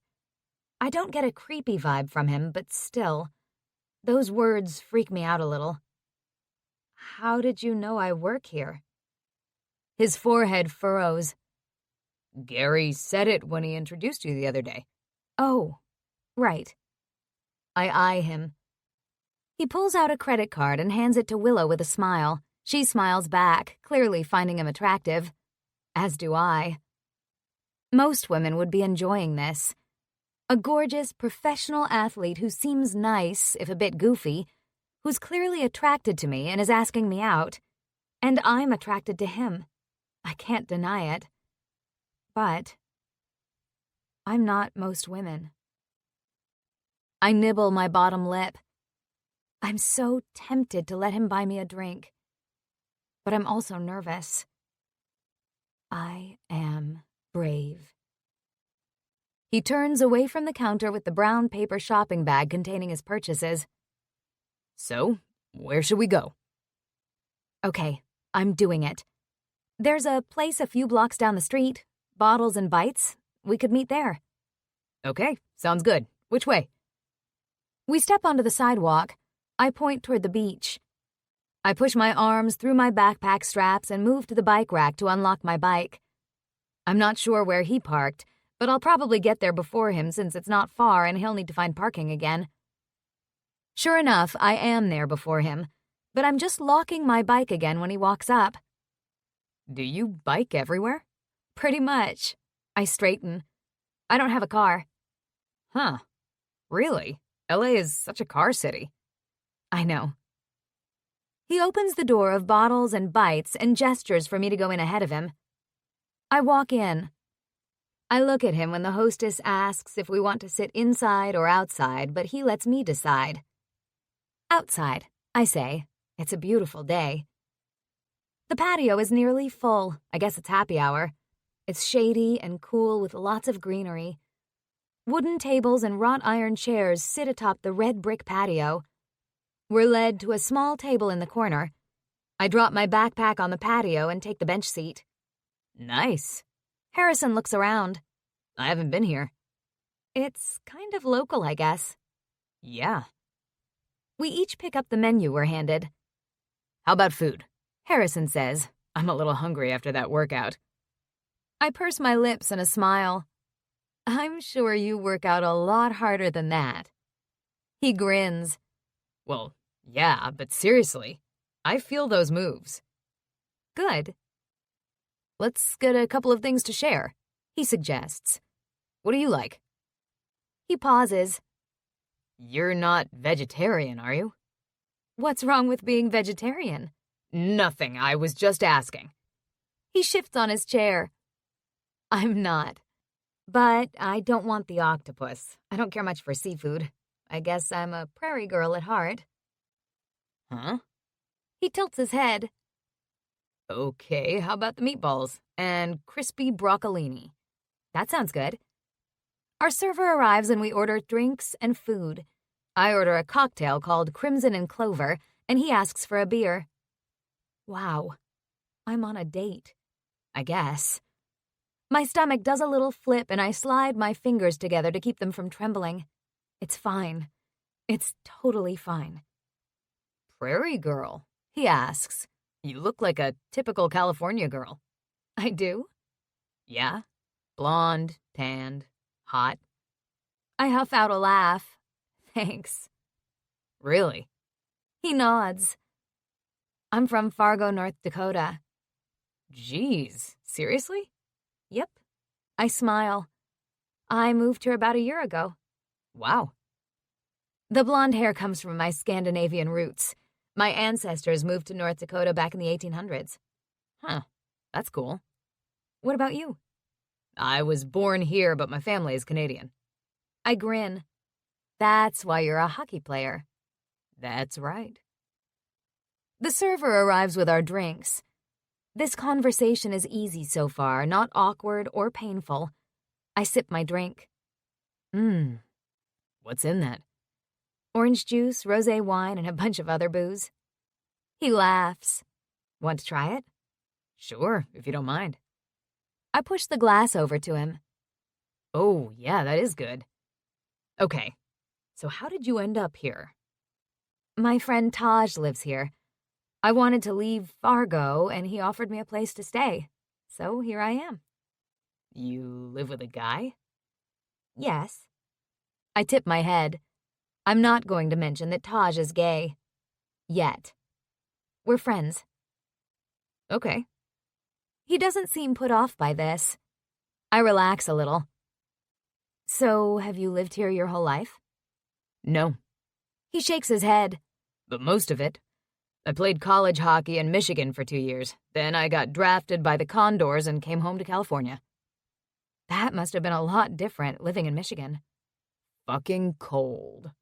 He smiles. Like North Dakota, I guess. But I survived. You'd think hockey players are used to cold. You play on ice.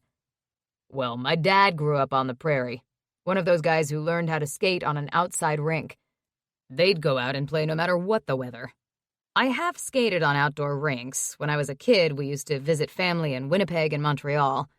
But I'm pretty spoiled by growing up in indoor arenas. This is interesting, hearing about his family in different places. I've been to Winnipeg lots of times. Yeah? He cocks his head and his eyes crease up as he smiles at me. I bet we were there at the same time once. I choke on a laugh. Right. No, I feel it. He lays a hand on his heart. I guess it's possible. Undoubtedly. He's entertaining, I'll say that.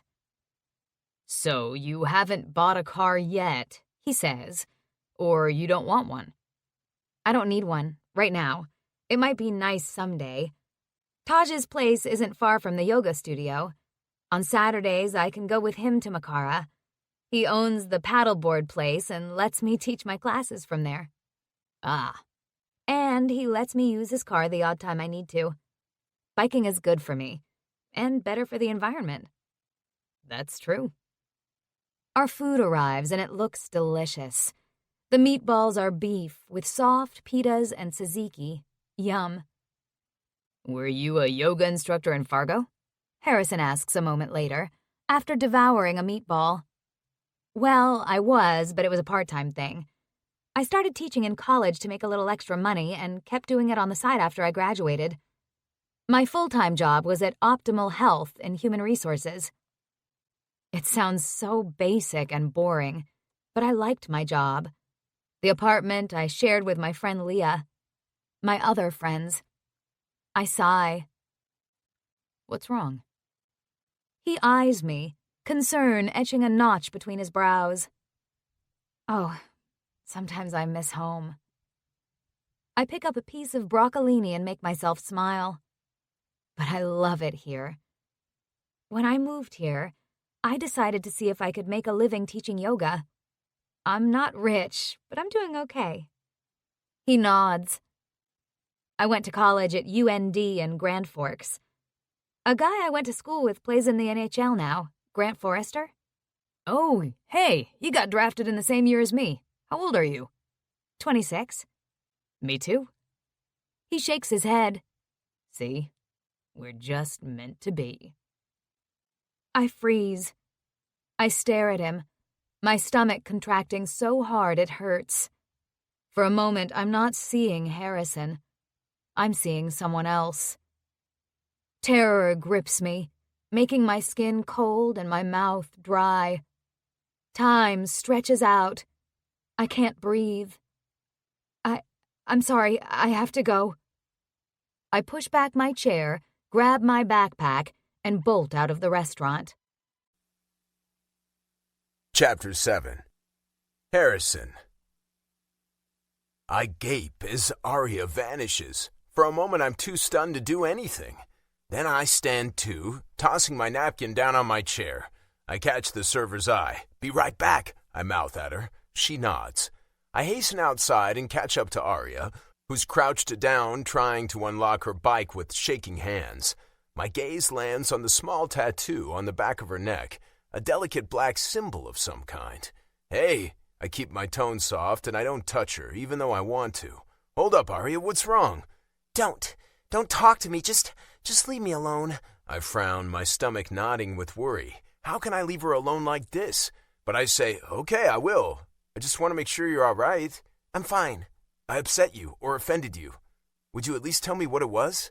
Crouched beside her bike, she closes her eyes. "We're not meant to be." "We sure as hell are. I'm convinced of it." "Okay, I'm sorry, I was joking.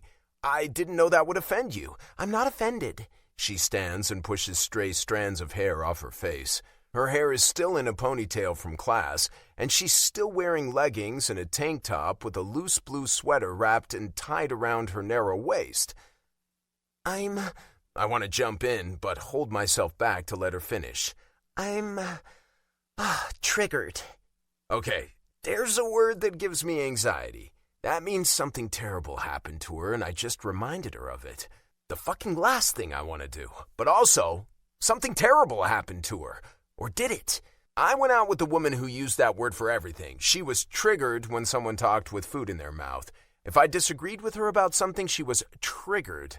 When she didn't like someone, she found them triggering. Once I asked her, "Found them triggering of what?" She didn't know what to say. We didn't go out together long. "I'm sorry," I say again. "I had no idea." She sighs. "Of course you didn't. I'm sorry too." "Please come back in. I like her a lot, and I was having fun getting to know her better, and I want her to be okay, and I know I shouldn't push, but you don't get what you wish for, you get what you work for." I'm not giving up on her. She hesitates, studying me. "All right." She takes a deep breath and follows me back inside. "Hopefully they don't think we dined and dashed." I let the waitress know I'd be back. She sits across from me again. Pink stains her cheeks and her eyes are bright. She sets her backpack down and stares at the table. "I'm sorry." "It's okay." I want to reach across the table to touch her hand, but I stop myself. "Do you want to tell me about it?" She lifts her eyes to mine. "No." "Fair enough." I smile, holding her gaze, hoping to ease her anxiety, whatever it's about. I'm not going to push her. Someday she'll tell me. "Tell me about your tattoo," I invite, picking up my beer to take a big swallow. I noticed it outside. "Oh." She lifts a hand behind her head to touch her neck. "It's an unalome." "Say what now?" She smiles. "Unalome. It's the symbol for the journey to enlightenment." I blink. "I like it because it shows us that the journey isn't always a straight path. We make mistakes and learn lessons along the way. Sometimes we go sideways or backward." I nod. "Can I see it again?" She turns in her chair and lifts her golden ponytail. I study the swirling lines and understand what she means. "I get it," I say. "My journey is like that too. I mean, I don't think I'm heading toward enlightenment." My lips quirk. "Maybe you are." "Maybe, but I have a goal, and that's how it feels. Sometimes things go sideways. Sometimes I feel like I'm going backward instead of forward." "Yes." Her eyes are steady on mine. "What's your goal?" "I want to play in the NHL." Her eyes crinkle up and her forehead creases. "You do play in the NHL." "Yeah, right now. I got called up from the farm team a couple of weeks ago because they have a bunch of injuries. When everybody's healthy again, I'll probably get sent back down." "Sent back where?" She asks quietly, then sips her drink. "Pasadena. Not far, but yet so far." I smile. It's just frustrating being called up and sent back down. When younger guys are making the team and staying there. I'm getting so old, they won't want me anymore. I pause. That sounds pathetic. I don't really feel that sorry for myself, but I have a pretty high-achieving family, and I always assumed I'd play in the NHL. Ah, I understand. Right now, I'm trying to do everything I can to make them want to keep me. Even going to yoga classes. I give her a half smile. That's why the yoga interest? Her eyelashes flutter. Well, you're part of the yoga interest. I hold up a hand. I mean that sincerely. And I think you already knew that. But if doing yoga will make me better, give my game an edge, I'm all in. I see.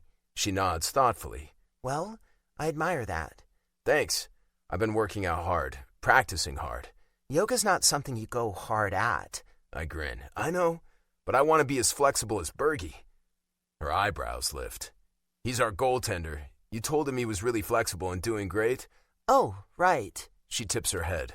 Yoga's not a competitive sport. Ha ha! Life is a competitive sport in my family. I roll my eyes. I know it isn't, but I want to do my best. I appreciated it when you corrected me during that class. I could feel the difference, even when it's just a subtle thing. You're very strong and actually pretty flexible for a guy. My shoulders go back. Oh, thanks. Those balancing poses are tricky. She smiles, her features loosening into relaxed lines. God damn, she's pretty. Her blue eyes are big and expressive. Her mouth has a sweet curve to it, even when she's not smiling. Her lips just the right amount of full and soft. And when she smiles, her face lights up and her eyes glow. They can be, but balance is something you can train. Yeah, even when you told me to focus on a spot on the floor, that helped. You make it look easy. When I'm not being dumped into the water. You had to bring that up. She's laughing, and I have to laugh too. It's okay, I've let it go. She places her palms together in front of her chest. Inhale the future, exhale the past. I'm still smiling, but her words hit me in the chest. Yeah, words to live by. I try. I'm curious about her past, but I won't ask more questions. She said she doesn't want to talk about it. I need to remember that, I say.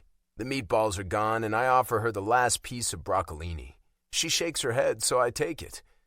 Just because I've been sent back to Pasadena every other time doesn't mean it will happen this time. Exactly. And the guy I'm replacing is out for the rest of the season, and we're in the playoffs, so I should be playing for a while, assuming we can go deep. She lifts her eyebrows. I mean, make it through a few rounds of the playoffs. Ah. This team hasn't made the playoffs in years. This is a big deal. We really want to do well. I shrug. Some would say it's impossible, but we want to win the cup. Nothing's impossible. She studies me with warm eyes. I love how her interest seems so real. I mean, it is real, I think. She seems like a very honest person, and she makes me feel like I'm fascinating. Like I'm not just one of the famous wins. I'm me. I'm Harrison, and I matter. Is it hard to stay motivated when you know the games don't matter? Well, they do matter in that we want to get home ice advantage. What does that mean? I ponder this. I know what it means, but in my life, so does everyone else. Well, each round of the playoffs is 7 games. If you have home ice advantage, you play 4 of the 7 games at home, assuming you play all 7. You travel less, you don't have to stay in hotels, and you get to play in front of your fans. Ah. Also, the home team gets last change. She looks at me blankly. Right. This is another thing I assume everyone knows. So, when there's a stoppage of play, the visiting team has to put their lineup on the ice first, and they can't change it until play is resumed. That gives the home team coach a chance to see who's out there and put the players on he wants to match up against them. Oh, okay. So, if there's a player who's a good goal scorer, the coach would want to put someone out who could stop him. Yeah, I beam at her. Basically that. So, we need to have more points than the team we play against to get home ice advantage. But also, we play for our pride. You know, don't dismiss the mental edge that yoga could give you. I scrunch up my face. I don't want to be dismissive of something that's important to her, but I'm skeptical about that stuff. Really? I once took a class with a yoga teacher who's also a psychotherapist, and it was very educational. Yoga teaches us about how our emotions affect our behavior and our minds. She must read my expression because she grins. I'm not all that much into spirituality and a higher consciousness. I'm a basic bitch from North Dakota. I laugh. I do focus more on the physical aspects of yoga, and I think my classes are popular with a lot of people who like that, who don't want a lot of meditation and talk about seeking to become aware of the spirit within. I nod. Some say that without those aspects, it's only a superficial yoga practice. Without the spiritual side, you could just go to the gym or stretch, and I get that. but I do believe that yoga can help us get to know ourselves and build self-trust.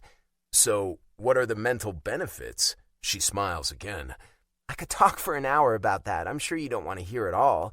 Maybe some other time you can tell me more. She doesn't respond right away, then shrugs. Maybe. Do you have any superstitions? She blinks. Maybe. I grin. Tell me. Don't worry, I have lots of stupid ones. Well, I always make a wish when I see a falling star. I nod gravely. Of course. And when I was a kid, I wouldn't kill spiders because that causes rain. Only daddy long-leg spiders. Yes! Those other kinds that look like tarantulas? She shudders. I kill those mothers. I bark out a laugh. Ha! What else? My grandma always made us throw a pinch of salt over our left shoulder if we spilled some. She wrinkles her nose. I still do it, just in case. I also have a piece of rose quartz that I hold when I'm feeling negative. Rose quartz? Yes, it removes negative energy and replaces it with loving vibrations. It helps you learn to love yourself, accept yourself, and forgive yourself. That sounds like that spirituality stuff you said you don't practice. I say it teasingly.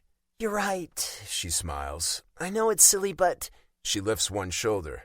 it helps. I get it. What are your superstitions? We have little rituals we go through before every game. A secret handshake, a hug, that kind of thing. I also have to wear hockey socks to the arena for every game. Hockey socks? Not the ones we play in. Ha! That would look hilarious with a suit. I mean, I have a collection of socks that have hockey themes on them. Some are Condor socks. Others just have a hockey stick and a puck, or a face-off circle. She grins. I like that. I'm a superstitious dresser. I always dress right to left, so I put on my right shin pad, then my left. My right sock, then my left, and so on. I like that she doesn't laugh at my superstitions or mock them. I like that she has her own. It's like a connection we have. Do you go to any Condors games? She shakes her head. I haven't, although I used to like going to hockey games in college. Right. UND. They have a good hockey program. Something strikes me. Not only were we probably in Winnipeg at the same time, I bet you watched me play hockey. She laughs. Oh my God. No, really. If we're the same age and you went to games that Grant played in, they must have played against us at some point. You were probably there. This idea gets me revved up again. I need to chill, though, because I scared her last time I got excited about us being fated mates. Ha ha, okay, we're not living in a Cressley Cole novel. She taps her lips. You could be right, actually. See, it's practically like we already know each other. I grin to make sure she knows I'm joking. She shakes her head, smiling. Sure, okay. Would you like another drink? I better not. Cycling while drunk is not a good idea. True. We talk more until the server brings the bill. I take care of it, waving off Arya's attempts to contribute, and then we leave. It's dark outside now. Are you okay to ride in the dark? I ask, not liking the idea of her biking home at this hour. Of course. I have lights and reflectors and a helmet. I do it all the time, and it's not far. I could put your bike in the back of my car and drive you. No need, but thanks. Okay, I hesitate. I'd like to see you again. I mean, outside of yoga class. I don't know. She sets her hands on her handlebars. I'm not really into dating or relationships. That's not fair to you. It can just be casual. Hang out at the beach, go for a bike ride. I can see the conflict on her face. She wants to see me again, which is good. I just don't understand what the problem is, other than I triggered her somehow. Fuck. We'll see. Would you give me your number? No. She answers without hesitation, deflating me. But I'll take yours. Okay, sure. I give it to her. She enters it into her phone, then pushes off and pedals away with a wave. Well, I'll see her tomorrow, because tomorrow is our second team yoga class, so I don't feel totally blown off. I stroll to my car, parked just around the corner. I pull out my phone to check for any messages as I walk. There's one from my sister, Everly. It's a group chat she created for us with the whole younger Wynn family. Mom and Dad went to the doctor today. I stop short. My gut tightens. I tap back. And? I don't know any more than that yet, but at least they went. Okay, true. I get in my car and head home. By the time I'm there, the chat is expanded with everyone asking questions and weighing in. I'll try to talk to Mom tomorrow, Everly replies to all. Ash is home and also got the message. Hey, where were you? He asks. Thought you'd be home from practice ages ago. I went to yoga class. He stops in the act of stirring something on the stove. What? I smirk and grab a bottle of water from the fridge. Yoga class. They're making us do it as a part of our conditioning program, so I decided I'd do an extra class. The one on the water? His eyes widen. Nah, dryland yoga. Ha ha. He narrows his eyes at me. Huh. What are you making? Ginger beef? Can you stir that rice? He gestures to another pot. I grab a spoon and lift the lid. Why don't you use the rice cooker? You have to make a ton of rice in that thing. Leftovers are good. Yeah, but it's a pain in the ass hauling it out. This works fine. Whatever, that smells great. Have you eaten? I had a couple snacks and a beer after class, but I can eat more. We talk about Everly's message about Dad as we eat on the couch in front of the TV watching a sports news network. We're both worried. My mellow mood from yoga is fast disappearing. So I think about Arya. That cheers me up. We had a few bumpy moments, but I really like her, and I feel pretty confident that she likes me too. Will she go out with me again? With my usual impatience, I wish I could text her and tell her I enjoyed spending time with her, but I don't have her number. I guess I'll just have to wait and see. Damn. Chapter 8. Arya. My second yoga class with the California Condors is making me even more nervous than the first one. Okay, maybe it's actually Harrison Wynn who's making me nervous. Confession time. I Googled him. I had no idea who his father is, and that his father owns the team he plays for. When he said he has a high-achieving family, wow, he really meant it. I can understand better now why he feels so pressured to be a success. There wasn't a lot about him online, to be honest, which could be good or bad. At least there aren't horrible stories about him drunk driving or abusing his girlfriend, although those could be buried. I see pictures of him in Pasadena with a boy who's his little brother through Big Brothers, and him participating in a charity event to help the homeless. He's a little pushy, a lot flirty, and making comments about us being meant to be panicked me. But those stories and a lack of anything negative reassure me and even make me like him more. I don't know how to handle this. It's been almost 2 years since my life was shattered, and I haven't been interested in dating since then. Guys have asked me out, sure, but it's been easy to say no. I prefer being on my own. But Harrison tempts me. I don't know what to do about that. I didn't even tell Taj about him coming to class yesterday and then going out for a drink with him. I'm afraid Taj will think that sounds very stalkerish, and I was stupid to go out with him. Maybe it was, but I'm fine. I got a definite tingle in my girl parts yesterday during class, a combination of the sexy tunes and Harrison's body, and it continued into our, date. My belly was flip-flopping and my inner muscles clenching, thinking about being naked with him. Vibrators are great and all, but sex with a real live man? Nothing better. It's been a while. Anywho, here I am back at the Coliseum in a room full of muscles, deep voices, and testosterone, and I only have eyes for Harrison. He's wearing his new shorts, which hopefully are keeping his kibbles and bits nice and secure. Oh God, now I'm hot. He catches my eye but doesn't come over to me this time. He bends over to roll out his mat, and my gaze lands on his bootylicious behind. Damn. I am capable of anything. I go inside myself to find my focus before beginning the class. This time, we'll work a little harder, I tell the team. You guys are all big and strong, so we'll focus on some specific things, like balance and range of motion. In yoga, you're using your muscles in ways that are different than hockey, which helps with strength and stability. We'll also be releasing tension and stiffness, keeping you loose and open. Improved stability and better range of motion means more efficient performance. Does anyone have any questions before we start? I look around. One player lifts a hand. How often do we have to do these before we start seeing results? I smile. Yoga isn't like the other kinds of training you do. It's a practice. Your focus should be on being present and not so much on the end result.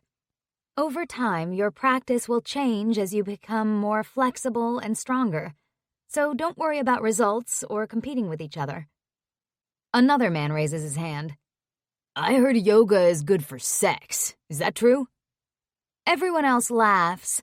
I smile and open my mouth to speak. Jesus, Archie! Harrison speaks up. I look over at him. He's scowling at his teammate. That's not appropriate, he adds. I blink. Well, I think flexibility would help with a lot of different sex positions, Archie says. Right, Arya? I bet you're really flexible. My eyes fly open wide when Harrison jumps up from his mat, takes 2 giant steps over and gets right in Archie's face. Apologize for that. Jesus, man, what the fuck?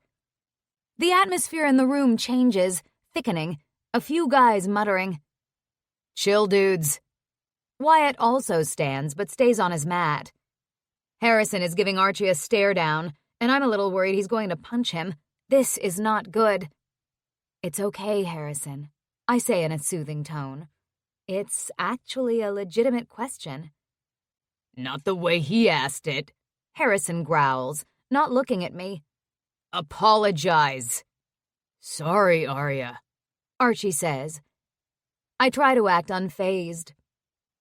Of course, yoga can help improve your sex life, I say, as if this is a natural topic for me to be discussing with 20-some men.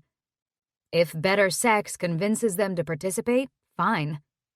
Not just the flexibility, but energy levels, being present in the moment.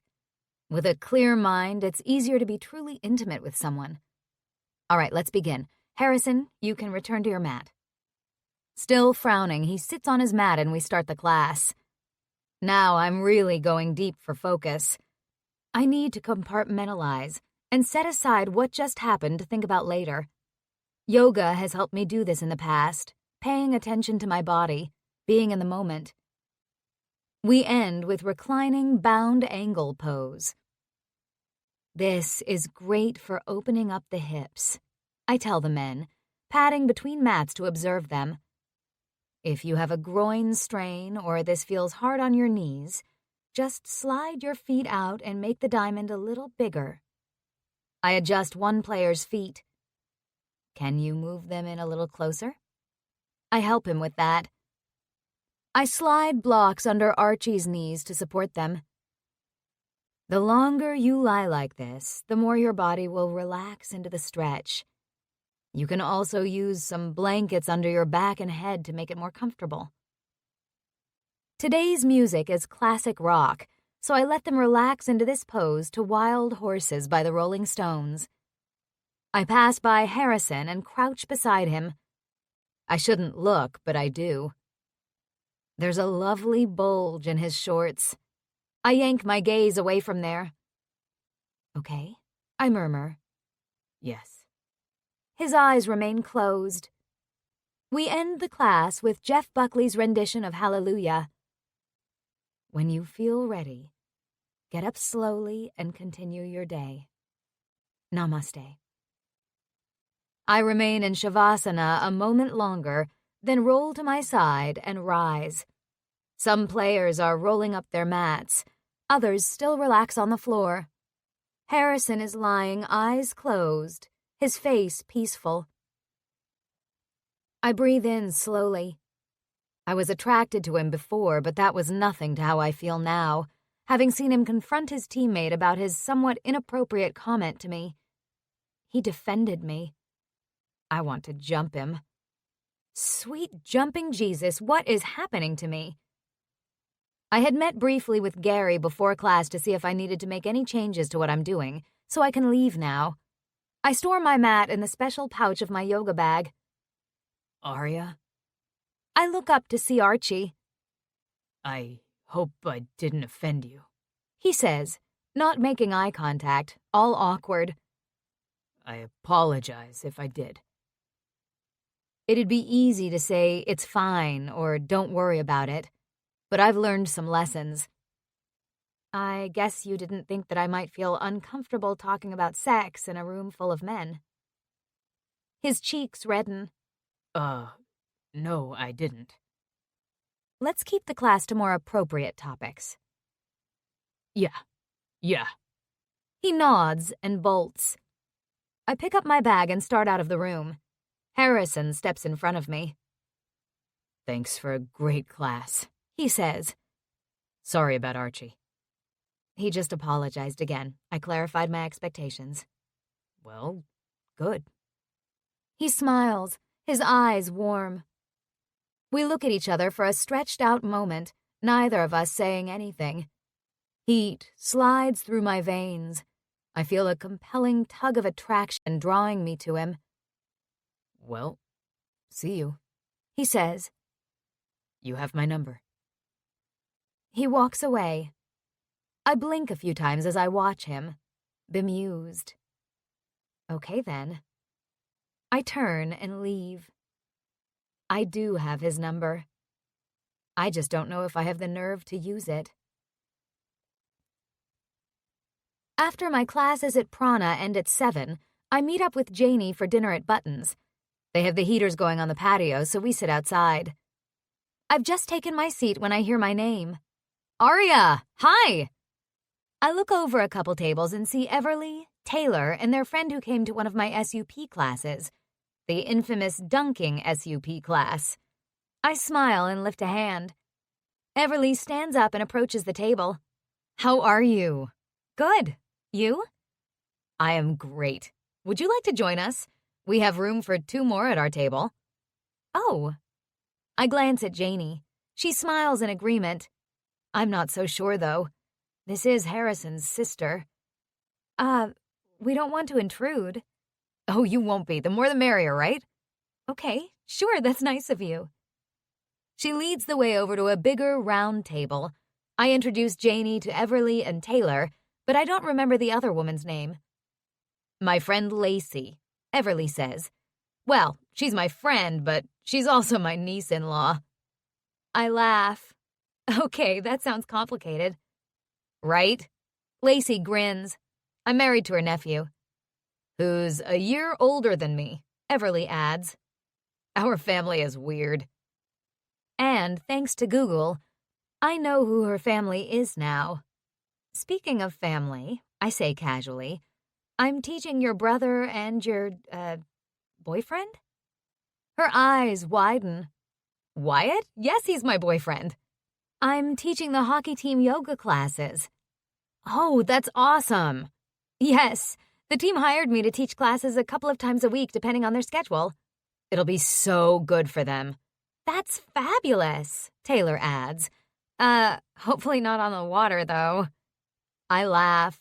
No, I'm doing the class in their training room at the arena. Good. They've already ordered drinks, but a server approaches and takes drink orders from Janie and me. Margaritas are on happy hour special, he tells us. Any flavor. Sounds good to me. I'll have a blackberry margarita. Great choice. He turns to Janie, who orders a pomegranate one. So, how long have you been teaching yoga? Everly asks me, dipping her straw in and out of her margarita, which appears to be classic lime on the rocks. I give them a bit of my bio, similar to what I told Harrison yesterday. I haven't mentioned that Harrison came to one of my other classes and we went out after. I feel I'm hiding something, but I'm not sure I should make it into a big deal. We chat, learning more about each other. I learn what Everly does with the Condors Foundation, about Taylor's speech pathologist career, and Lacey's fascinating work as a makeup artist, doing movies and styling for a few up-and-coming stars. Janie tells them about her job as a veterinary assistant. Oh, Everly exclaims, we needed you at Christmas. She tells a story about Taylor's dog eating chocolate and being sick, which is hilarious, but only because the dog is okay, thankfully. We were all freaking out, she says. You weren't, Lacey puts in. As always, you were cool, calm, and collected. Inside, I was freaking out. Chocolate can be so dangerous, Janie says. Thank goodness he was okay. I'm amazed Taylor forgave JP, Everly says, leaning her shoulder into Taylor's. She loves that dog so much. So does he, Taylor says. He felt terrible. JP, he was the one with you at that stand-up class? I ask. Yes. I nod, remembering everyone, noting their names. He's also my nephew, Everly says. How do you keep the family straight? I ask Taylor and Lacey with a smile. It was weird at first, but I've got it down now, Lacey says. Harrison mentioned that he had a complicated family, I say. 3 sets of female eyes laser in on me. Oh, did he? Everly says. We, went out for a drink together yesterday. After class. 3 pairs of eyebrows shoot up. Janie grins, enjoying the reaction. She already knows about this. Well, Taylor says. I divide a tentative smile between them. Is that a problem? No, they all say at once. Our drinks arrive and I grab my margarita. Everly lifts her nearly empty glass. I think I'm gonna need another one of these. Of course. The server looks at Lacey and Taylor. Bring 'em, Lacey says. I smile. Not a problem at all, Everly assures me. We're just curious. It was nothing, I say. Just a drink. I don't tell them about my embarrassing freak-out. I thought you had a boyfriend, Everly says. No. I blink at her. That guy at the paddleboard place where you have your classes, what's his name? Oh, Taj. No, he's just a friend. And my roommate. We live together. He is freaking gorgeous, Lacey says. He is also gay, I add, so definitely not my boyfriend. Ah, okay then. Everly nods.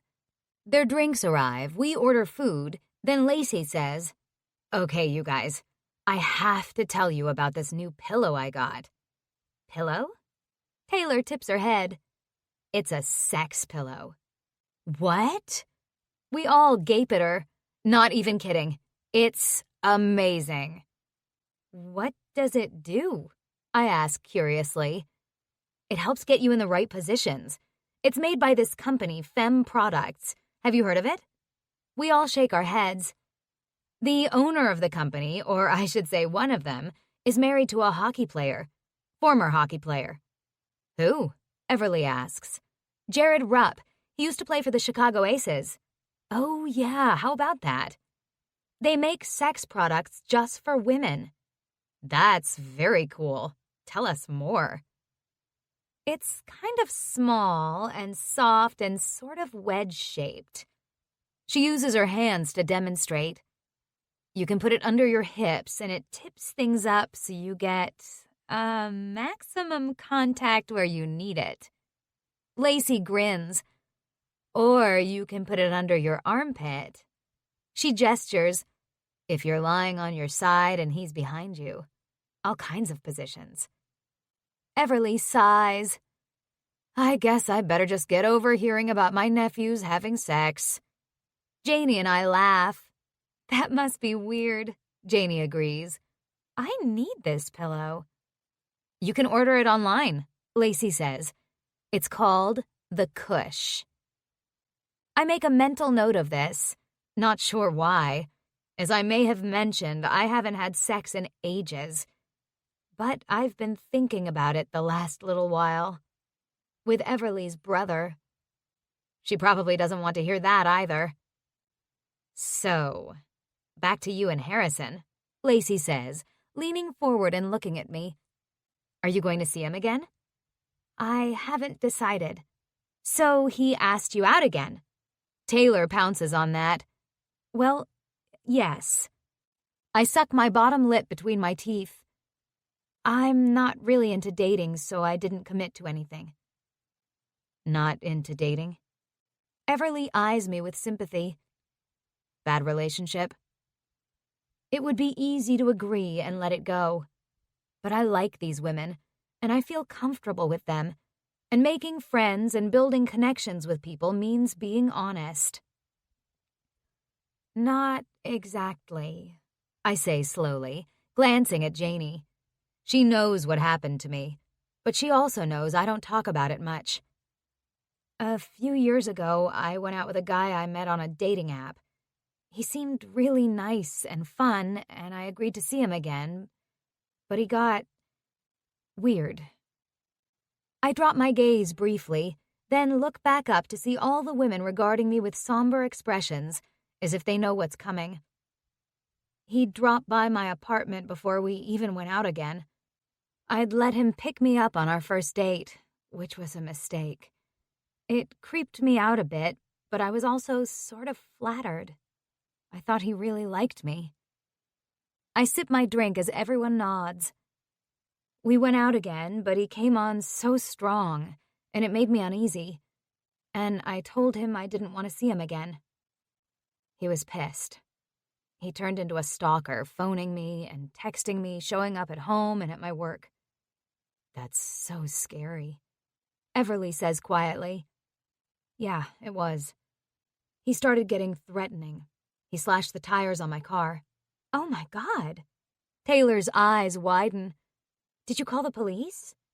Yeah, but they didn't take it very seriously, even though I told them he was following me everywhere. Fuck, mutters Lacey. Then I pause, take a breath, and say, one night after work, I was on my way to the gym, and he followed me and attacked me with a knife. Their mouths all drop open in horror. Everly presses her hand to her lips, eyes dark. Oh no.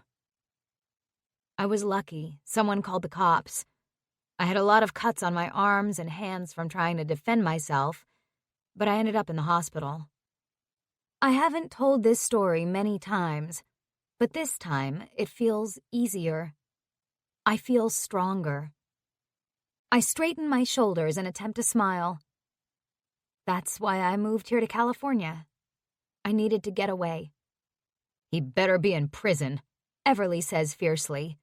He is. I nod. The trial was short because he pled guilty, but it was still excruciating, and I'm glad he's locked up, but still, I wanted to get away from the memories. You're amazing.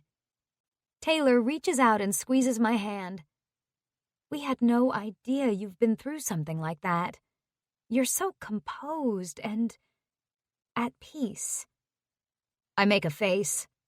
I don't always feel that way, but it's getting better. My smile is genuine now. My life is good. That's why you don't want to see Harrison again? Everly asks quietly. I bite my lip, nodding. He's not like that. She holds my gaze. Really. He's a goof, but he's a good guy. Okay, thanks. She's his sister. She knows him. Don't tell him about this. Her eyebrows pull together. Why not? It's a lot to deal with. Her lips push out, her eyes shadowed, but she moves her head up and down in agreement. Okay. Once Janie and I leave, we stand on the sidewalk outside the restaurant while I unlock my bike. I say, I hope that was okay that we joined them. Sure, they're all really nice. It's fun meeting new people. Oh, good. Small world, though, that you just went out with Harrison and then meet up with his sister. I know, I wasn't sure what to say about that. Are you going to see him again? I feel like you want to. I do. She squeezes my hand, her silky black hair blowing in the breeze off the ocean. You need to do what you're comfortable with. Thanks. We hug, and then I set off for home on my bike. Taj is out when I get there. I toss my bag onto my bed and pull out my phone. Then I sit on the couch and stare at Harrison's name and number. Chapter 9. Harrison. Sunday, day off.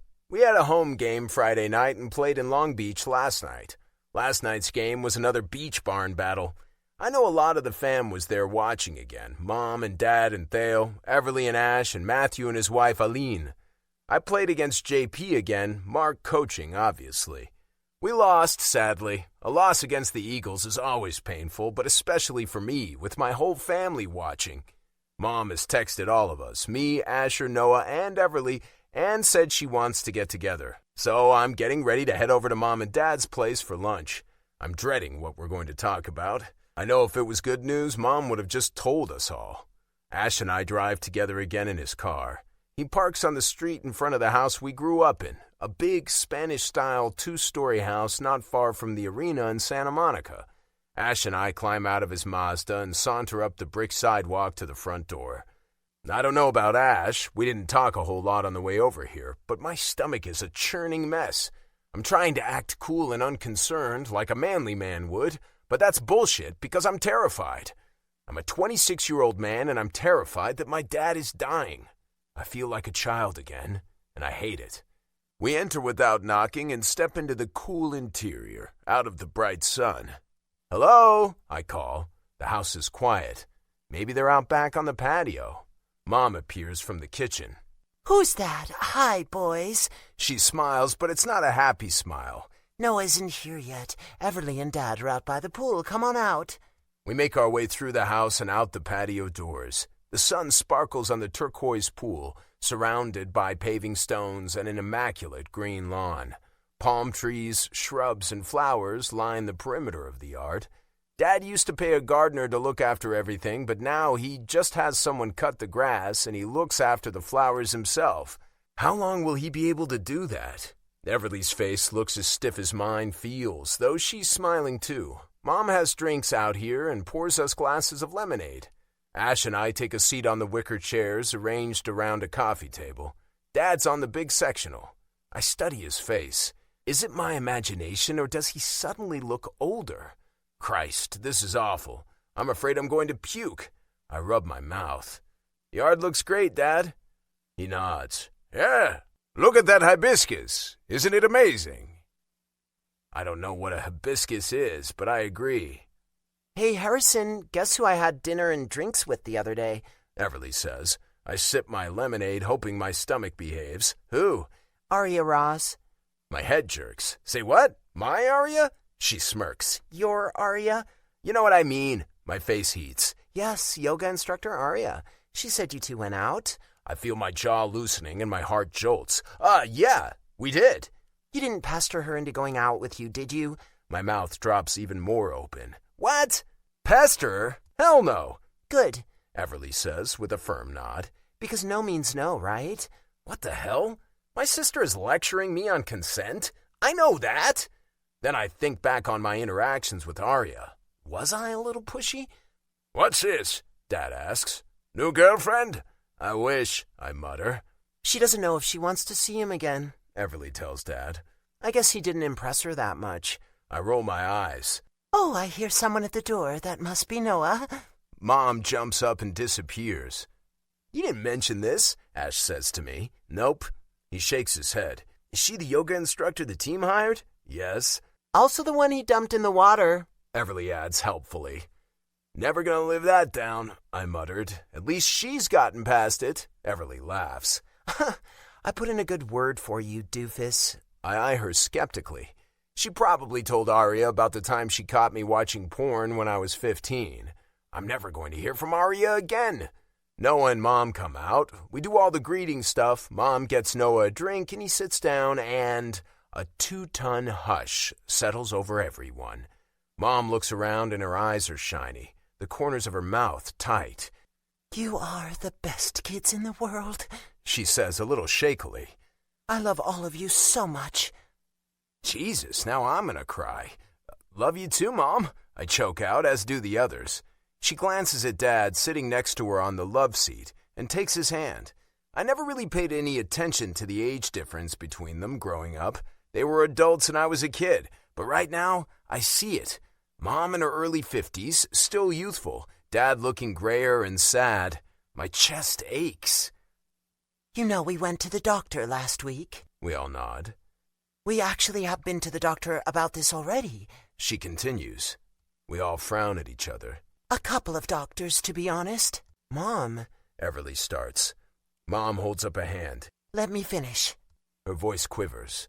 I know you all have started noticing problems lately, but I noticed it a long time ago. She takes in a breath and lets it out. We were referred to a neurologist. They did a bunch of tests. A lot of them are to rule out other problems, but last week we were told that Dad almost certainly has Alzheimer's. I close my eyes. I did not want to hear those words. You should have told us, Everly says quietly. I wanted to be more certain. I'm sorry.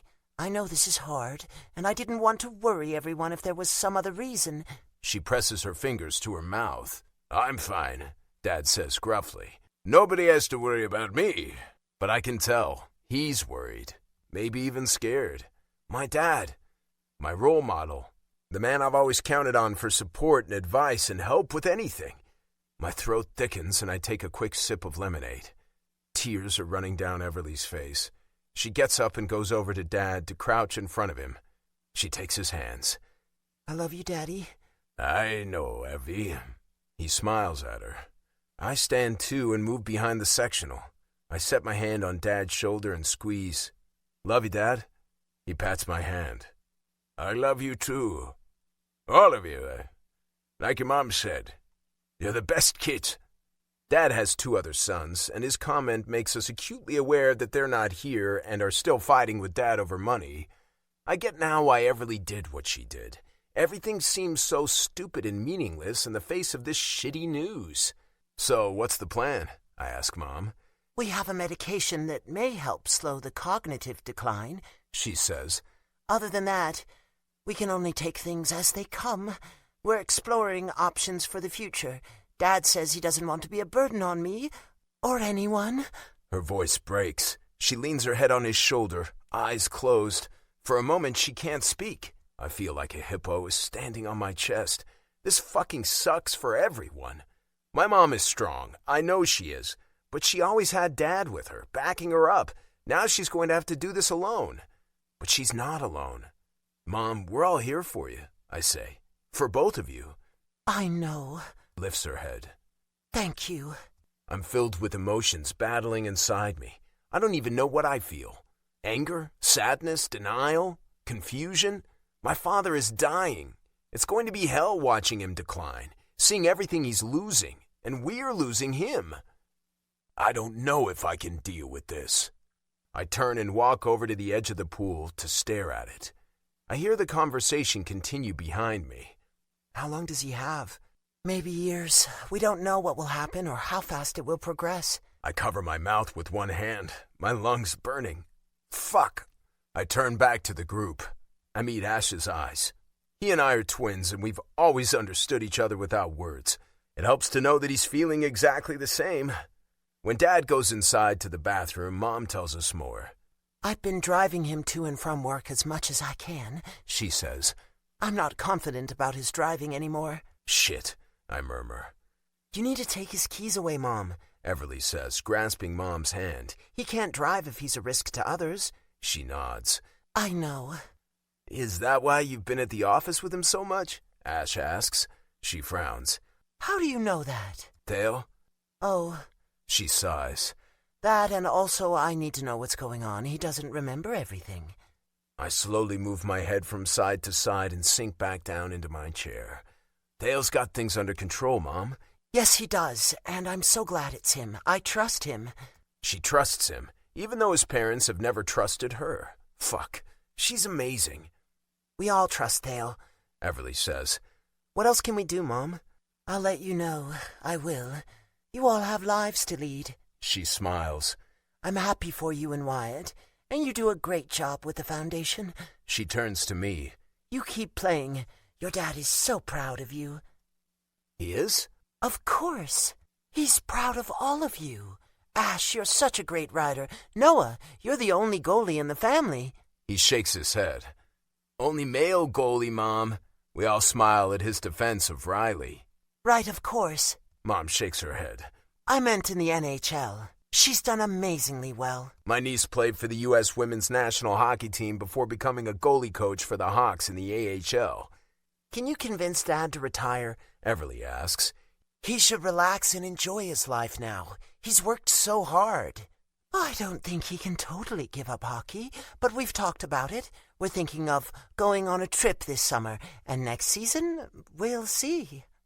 Dad returns and Mom bustles into the kitchen to get lunch. I go in to help carry out a platter of sandwiches, a couple of salads, and veggies and dip.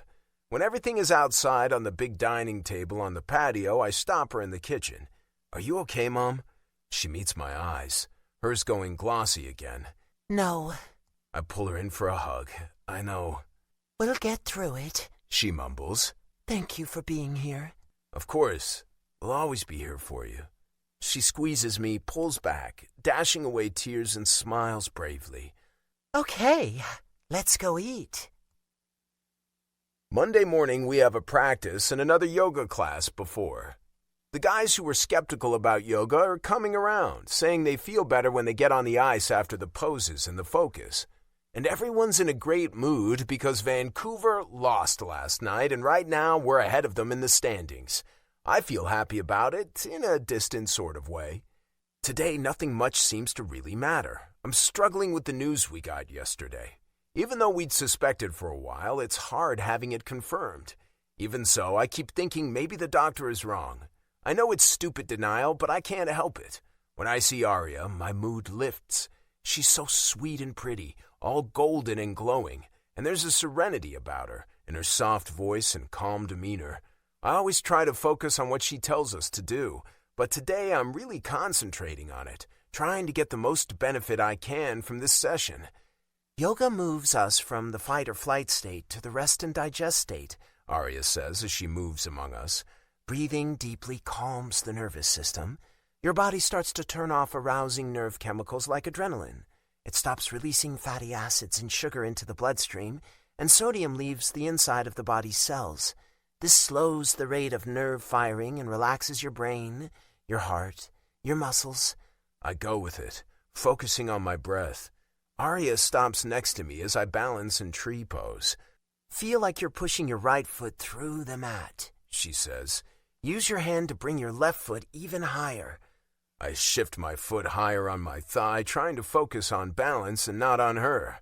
"Big inhale, and reach your hands up." She lifts her own arms up.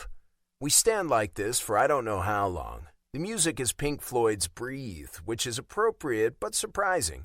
I really like the music she chooses for these classes.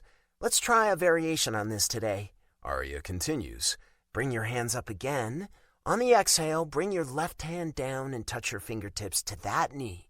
Shift your weight slowly as you reach your right hand over your head to the left." I wobble, I breathe, I find my balance. She touches my right side. "Create a nice big opening here. That's it." She moves on. "And bring your right arm back up, palms together, and down to heart center." We repeat the pose on the other leg. I try to make it perfect. Breathe, balance, focus. After class, I head to the locker room to change. Remarkably, I do feel in a better place than when I arrived at the arena. My head feels clearer. On the ice in our practice jerseys, Coach starts off with a lecture about how just because we've made the playoffs doesn't mean we can slack off.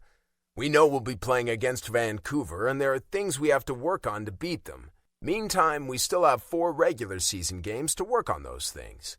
He gets us skating our asses off in some drills, the whistle blowing, working on 3-on-3 D support, which works on quick transitions, give-and-go passes, and swinging to become a passing option.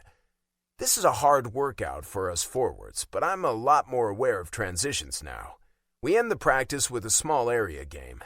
The nets are set up on the sides of the ice at one end.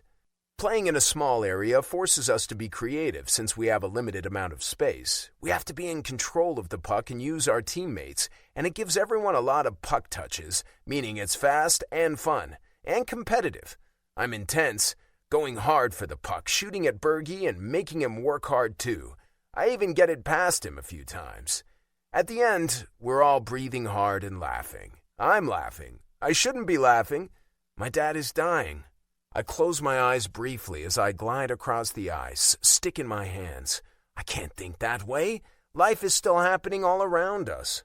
I coast toward the gate and my eyes widen when I see Arya sitting in the stands right behind the bench. Gary's talking to her about something and she nods and stands since practice is over.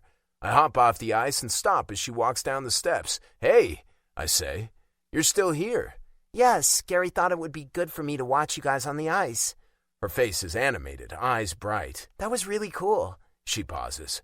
You worked hard. Yeah, it felt good. We stand eyeing each other, me sweaty and stinky in my gear, her golden and bright, separated by plexiglass.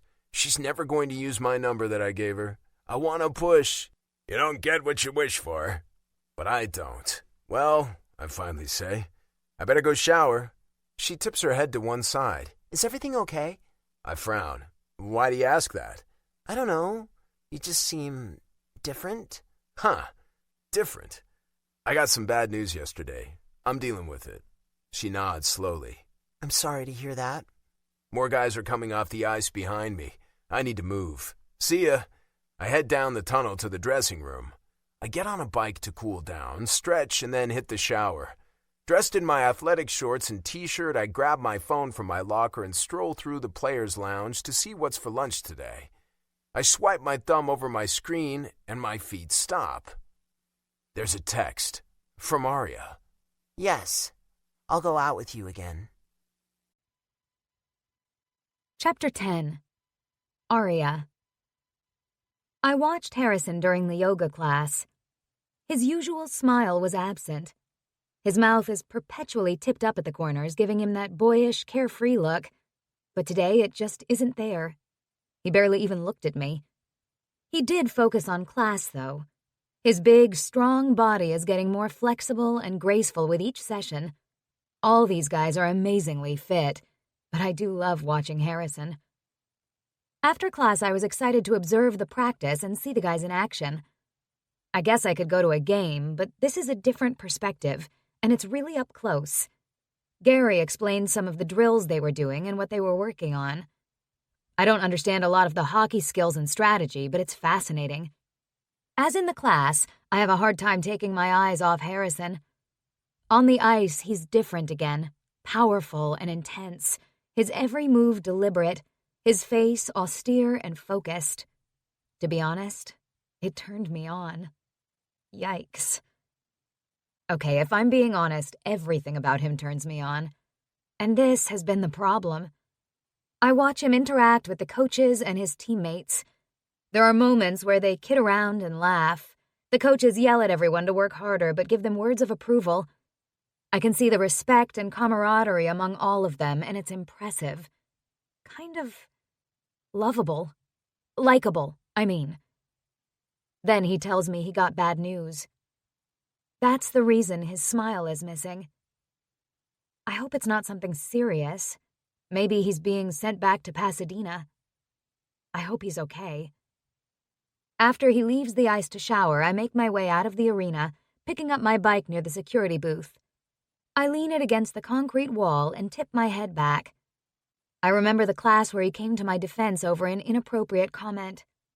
I remember how concerned he was when I dashed out of the restaurant. I remember Everly's obvious affection for her brother. I pull out my phone and find Harrison's number. I blow out a breath, then tap in a message to him. There. I don't even know if he's still interested. Today he barely looked at me, only said a few words to me. Maybe he's given up and moved on. I tuck my phone into the pouch inside my yoga bag and walk my bike outside. Another sunny day in California. I love it. I tip my face up to the sun and prepare to mount my bike when I hear my phone buzz. If it's Harrison telling me never mind, I don't want to see it. I'll check it later. I grab my phone, so much for self-discipline. It is Harrison, replying to my text. One word. Now? I laugh out loud. Relief lightens my limbs. I guess he's still interested. I have classes this afternoon. He answers right away. Dinner? I can't stop smiling. That would be nice. I can pick you up if you tell me where. I scrunch up my face. That's not happening, but I don't want to seem weird about it. I'll meet you. Where? After a moment, I'm about to get back on my bike when I get his text. Noir. 7 o'clock? I tap back my agreement and, still smiling, jump on my bike and pedal off. It's not far to the beach, and I get onto the path that follows the shore. It's an easy, pleasant ride to Rose Avenue. I pass the Golden Fish and head up Rose toward Prana. Excitement bubbles inside me thinking about seeing Harrison again. I had fun talking to him the day we went out. I haven't been able to stop thinking about him. It's crazy. I don't want to let myself ponder what happens after that. I get a tight, anxious feeling in my stomach when I contemplate how things could go, so I'm going to push that away, focus on right now, because I have classes to teach and my students deserve my best. My last class is at 4, so I have time to go home and change, thankfully. Last time I went out with Harrison, I was still in my yoga gear. I hardly ever dress up anymore since my life is yoga and biking and running, and my friends don't care what I look like when we go out. But tonight, I'd like to look a little more put together. I already let Taj know I'm going out, so he went to the Golden Fish to hang out with Ziggy. I'm even going to splurge on an Uber so I don't have to ride my bike. This makes a skirt or a dress and heels an option, but I don't want to look like I'm trying too hard, and I don't have a big wardrobe to choose from. Yeesh. It's been a long time since I've been through this pre-date dilemma. I decide on a dress, wash my face, and reapply makeup. I usually only wear eyeshadow, mascara, and lip balm, and all I do tonight is use a darker eyeshadow and a lip gloss with a bronze shimmer. I leave my hair down, also unusual. Oh my God, it doesn't matter. When I get to Noir, I walk in peering around, uncertain if Harrison's here yet. I'm meeting someone, I tell the hostess. Then I spot him. My heart jumps in my chest. Oh, there he is. I make my way to the table, conscious of Harrison watching me. He seems to approve. He stands to greet me. Hi. Hi. I smile, our eyes meeting and holding. Heat shimmers over my skin.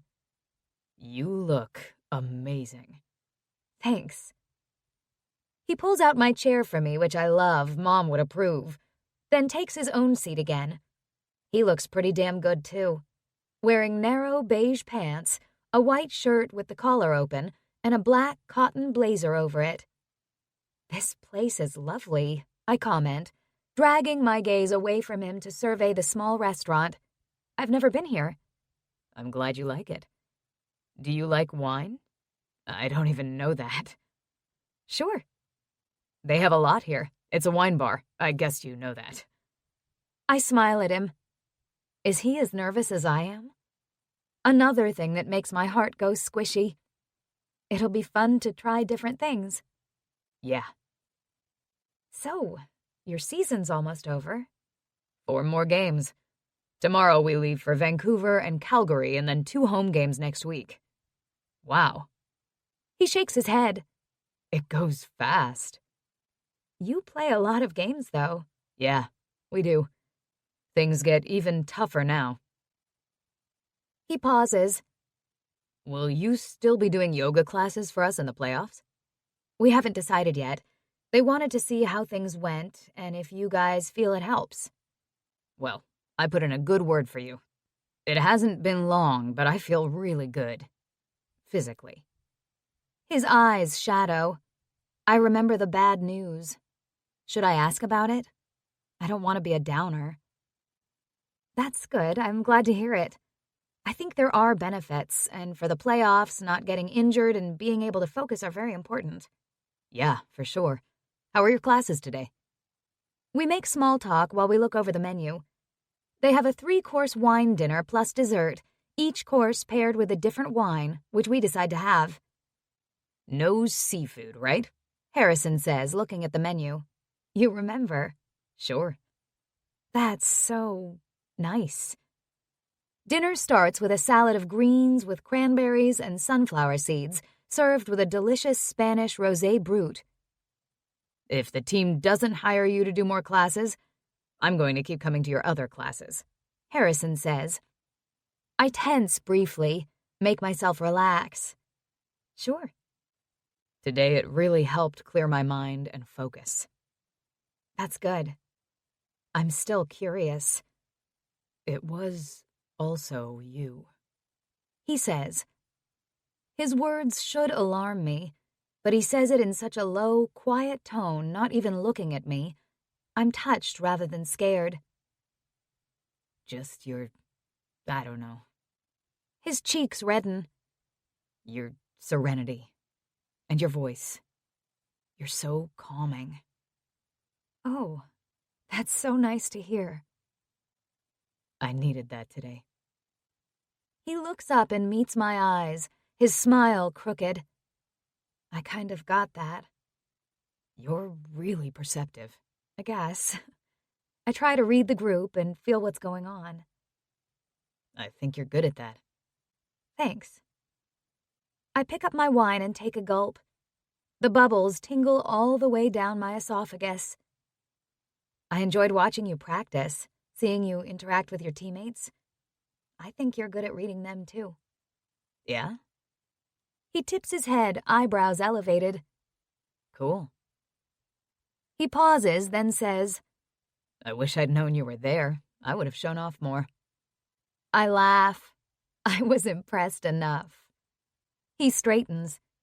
You were? Sure. You guys are some of the best hockey players in the world. He purses his lips. Oh, you mean you were impressed with the team? I chuckle again. Okay. I was impressed with you. There we go. He smiles. He lifts his wine flute and holds it up to me. I clink mine against it in a little toast, and we both finish off our glasses. The next course is pasta.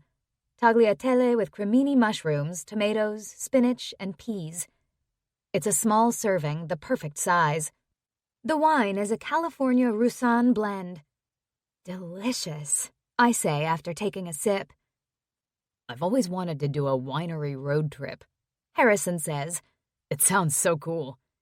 I left here when I was 18, and since I've been back, it never happened. I'd love to drive up to Napa Valley. Oh, that would be amazing. I haven't seen much of California since I've been here, but I love it. Why'd you leave North Dakota? Tired of the winters? Something like that. I needed a change. That's pretty brave, coming this far and starting over. It is scary, I agree. Luckily, I knew Taj. He moved here after college and has made friends here, so that really helped. I wasn't totally alone. Oh, yeah. He frowns, his fork poised over his plate. The roommate. I smile. Yes. I twirl some pasta ribbons around my fork. You should meet him. His boyfriend owns the Golden Fish right near the beach. Boyfriend? Then he smiles. Ah, yeah. My insides warm with the knowledge that he was a little jealous. Except jealousy can actually be a dangerous, ugly thing. I didn't get that from Harrison, though. I don't know. I don't trust my instincts anymore. I don't trust myself. Apparently, my judgment is flawed when it comes to men, and trusting the good in people is naive. So maybe his jealousy of Taj should be a red flag to me. I just don't know. I sigh. What's wrong? Oh, nothing. Sorry. Just a busy day.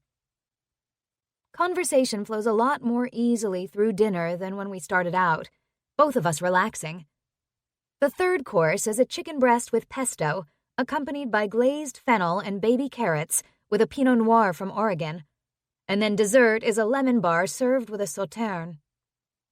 I get why they serve this for dessert, I say after sipping the wine.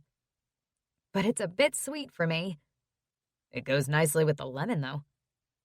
We sound like we know what we're talking about. He laughs. We will, after we do that Napa trip. Oh, that sounds so amazing and fun. And impossible. We barely know each other. My heart beats a little faster. Don't do this. Don't ruin a lovely evening with a freak out. I excuse myself to use the ladies' room, do some deep breathing.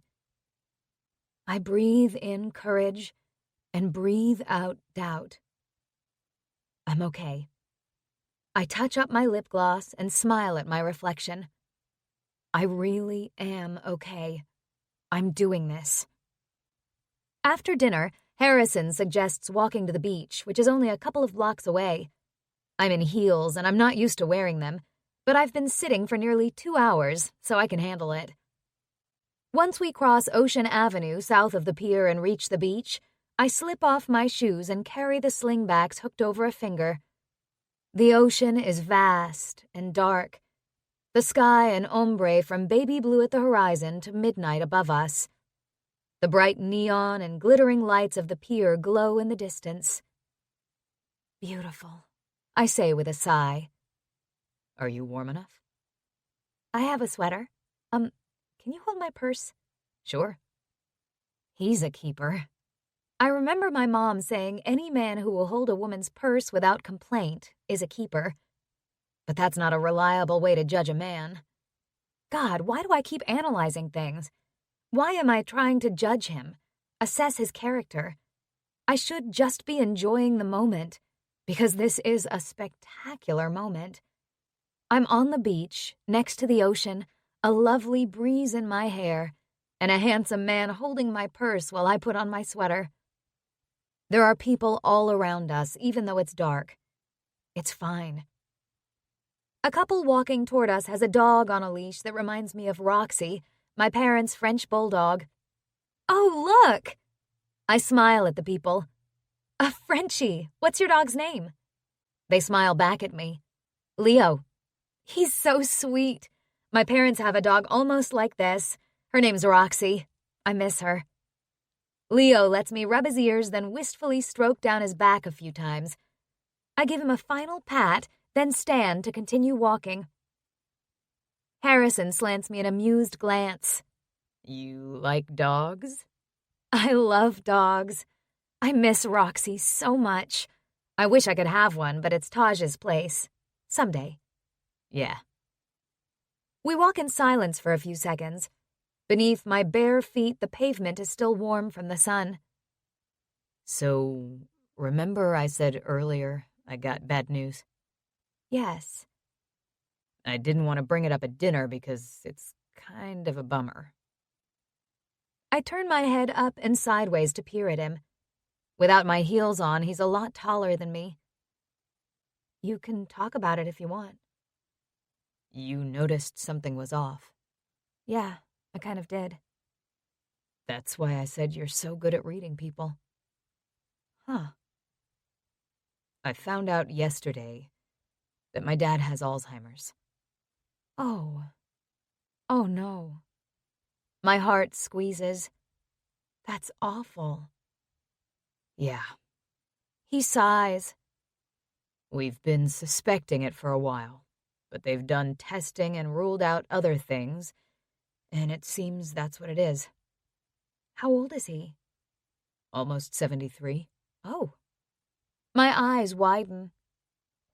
Harrison smiles. I know what you're thinking. My mom is Dad's second wife. He was married before. His 2 sons from his first marriage are in their 50s. That's how I have nieces and nephews the same age as me. Right. He didn't have us until he was a lot older, so... It's not like he's young, but still. It's hard to deal with. I'm sure it is. I don't know how, but my hand has slipped into his as we walk. I give it a squeeze. I've been thinking about it so much since yesterday. I don't know why I'm having such a hard time with it. I think that's normal. He's your dad. He nods. I still have both my parents. I can't imagine what it will be like. He sighs. I can't either. He was always my biggest supporter from the time I started skating. My biggest fan. I suddenly thought about playing without him watching, and it feels like playing for no one. He pauses, then adds quietly. I've wanted to play in the NHL my whole life, and it feels like time is running out. Not because I'm getting older, but because if it does, my dad won't be around to see it.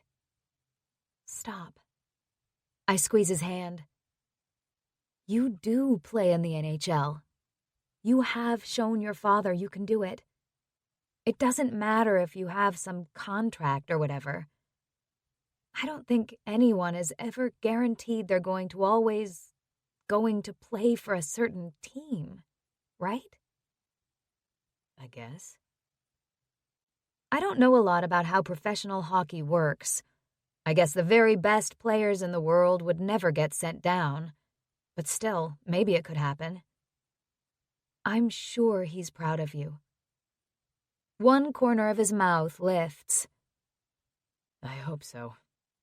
He's never been the kind of dad who pushed us to play. He let us do what we want. My brother Asher never even tried to make it into the NHL. After college, he decided to write about hockey instead of play it. And Dad was fine with that.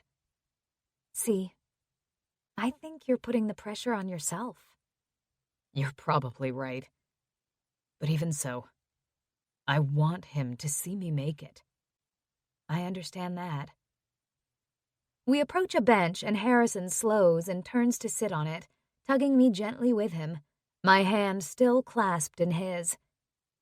He is big and strong. His knuckles are rough and reddened. My heart melts a little at seeing that.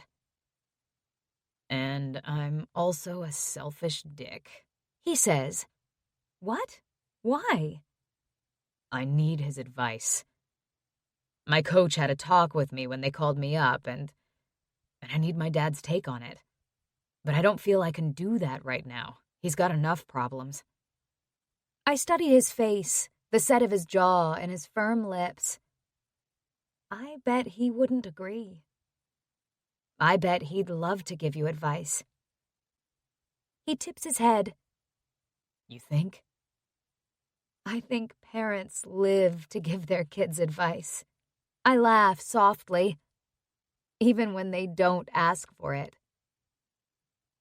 Thanks for letting me yak about it, he says. I don't want to be a downer. You're not. It's a major event in your life. It will take time to work through what it all means, and in a way, I think, you've already started grieving. That's a hard process. He purses his lips and nods. Yeah, I didn't think of it that way. He stares out at the dark ocean for a moment. My family, my extended family, is kind of messed up. This might be something that brings everyone back together. Yes, adversity can do that. Or maybe make everything worse. He slants me a crooked smile. Maybe this will show us who everyone really is. Chapter 11. Arya. I'm sorry you're going through this. Harrison turns to face me more directly. Thanks. I shouldn't have dumped it on you. Truthfully, I kind of like it that he did. I don't mind. Talking can be helpful. It was. So, thanks. Should we head back? Okay. We rise and stroll back the way we came. Do you have brothers and sisters? He asks me. I do. I have an older sister, Grace. She's married and still lives in Fargo. I miss her. Yeah. And I miss my dog sister. Dog sister? He grins. You mean Roxy? Yeah. I smile, too. She's so funny. And you have a brother you mentioned, and Everly, and another brother? Yes, Noah. He's younger. He plays hockey in San Diego. And your nephews, they both play hockey? Not exactly. JP, who you met, plays for the Golden Eagles. Teo used to play, but now he's the general manager of the Condors. Huh, he's your boss? Yup. Couldn't he just give you a permanent gig on the team? He laughs. He could, but he won't, unless I deserve it. Harsh. I pause. I'm teasing. I'm not really a proponent of nepotism. I get it. but our family has been involved in hockey forever. My dad played too, way back. Nobody ever got ahead because of our name, and none of us would want that. That's really admirable. Christ on a cracker. I'm liking this man and his family more and more. What did you mean when you say they're messed up, though? Long story. My dad remarried not that long after his first wife died. My mom's 20 years younger than him. That caused some bad feelings for Mark and Matthew, his sons from his first marriage. They've never liked my mom. Oh no, that must be hard. Yeah. I wasn't totally aware of it all when I was a kid, but as I got older I clued in. That caused tension between all of us for a long time. Then, well, I might as well tell you, it's not secret. The media had a feeding frenzy when it happened. My dad apparently borrowed money from Mark and Matthew from the trust fund they inherited from their mom. He was supposed to pay it back, and he hasn't. And now they're suing him. Oh my God. Okay, yeah, that could cause some family drama. You have no idea. But he smiles. Do you think his Alzheimer's has something to do with that? I ask hesitantly. I do now. We've been working on trying to get this mess figured out. Funny, yesterday at my parents' place when they gave us the news, we never talked about that. But Mark and Matthew need to know too. He is their dad. We arrive back at the street where we crossed Ocean. I stop to brush sand off my feet and put my shoes back on. He offers me an arm to steady myself. Mother of cake, I really like this man. How did you get here? He asks. Can I drive you home? I don't answer while I think about this, and we walk toward Ocean Avenue. I really like him. He seems like a good guy, but I don't trust my instincts anymore. I'd rather not. I took an Uber here. I'll take one home. I pull out my phone. That's crazy, he says. That could be dangerous. I'm careful. Although he's right, I also know the danger of giving out my address to someone I don't really know that well. I bring up the app. Seriously, just let me drive you. It's no trouble. Pushing doesn't make me feel any better. Please, this is what I prefer. He goes silent, and when I glance at him, he looks hurt. Okay, he says slowly. I get it. He doesn't get it. At least I don't think he does. A car will be here in a few minutes. Perfect. We stop at the corner. Thank you for dinner, I say. It was amazing with all the different wines. And thanks for opening up about what's going on with you. Thanks for listening. We stand on the street corner shadowed by a big tree as traffic passes by. Neither of us says anything else as our eyes meet. He moves a little closer. I want him to kiss me. A car pulls up at the curb. It's my Uber. I smile. Gotta go. Thank you again. Since he hasn't made a move, I do, going on my toes to brush my lips over his. I check out the car, slide into the back seat, and have the driver say my name, then wave at Harrison as we pull away. I lean my head against the side window. I should have let him drive me home. No. He may have been hurt that I didn't trust him, but my safety is more important than his hurt feelings. I can't get sucked into stupid decisions by worrying about how others feel or what they think of me. Except I'll probably never hear from him again because of it. And damn, I like him. I like him a lot. I dig through my purse and find my phone. Might as well deal with it now. I type in a message to Harrison. Thanks again for a really nice evening. I had fun. He doesn't reply. After a few minutes, I tuck my phone away and sigh, staring at the city lights flashing by outside the car.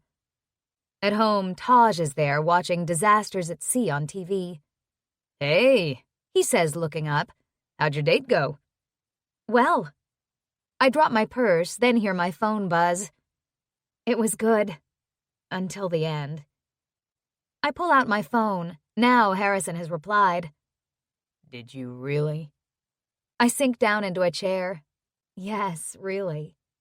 Honestly, I thought you were brushing me off. I nibble my lower lip. I knew he thought that.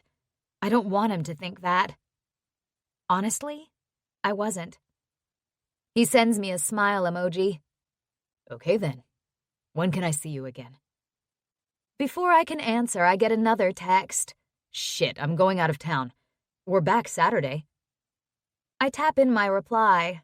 So, Saturday then? Another smile emoji. Great. A big smile tugs at my lips. I look up to see Taj watching me with raised eyebrows. Everything okay? Yeah.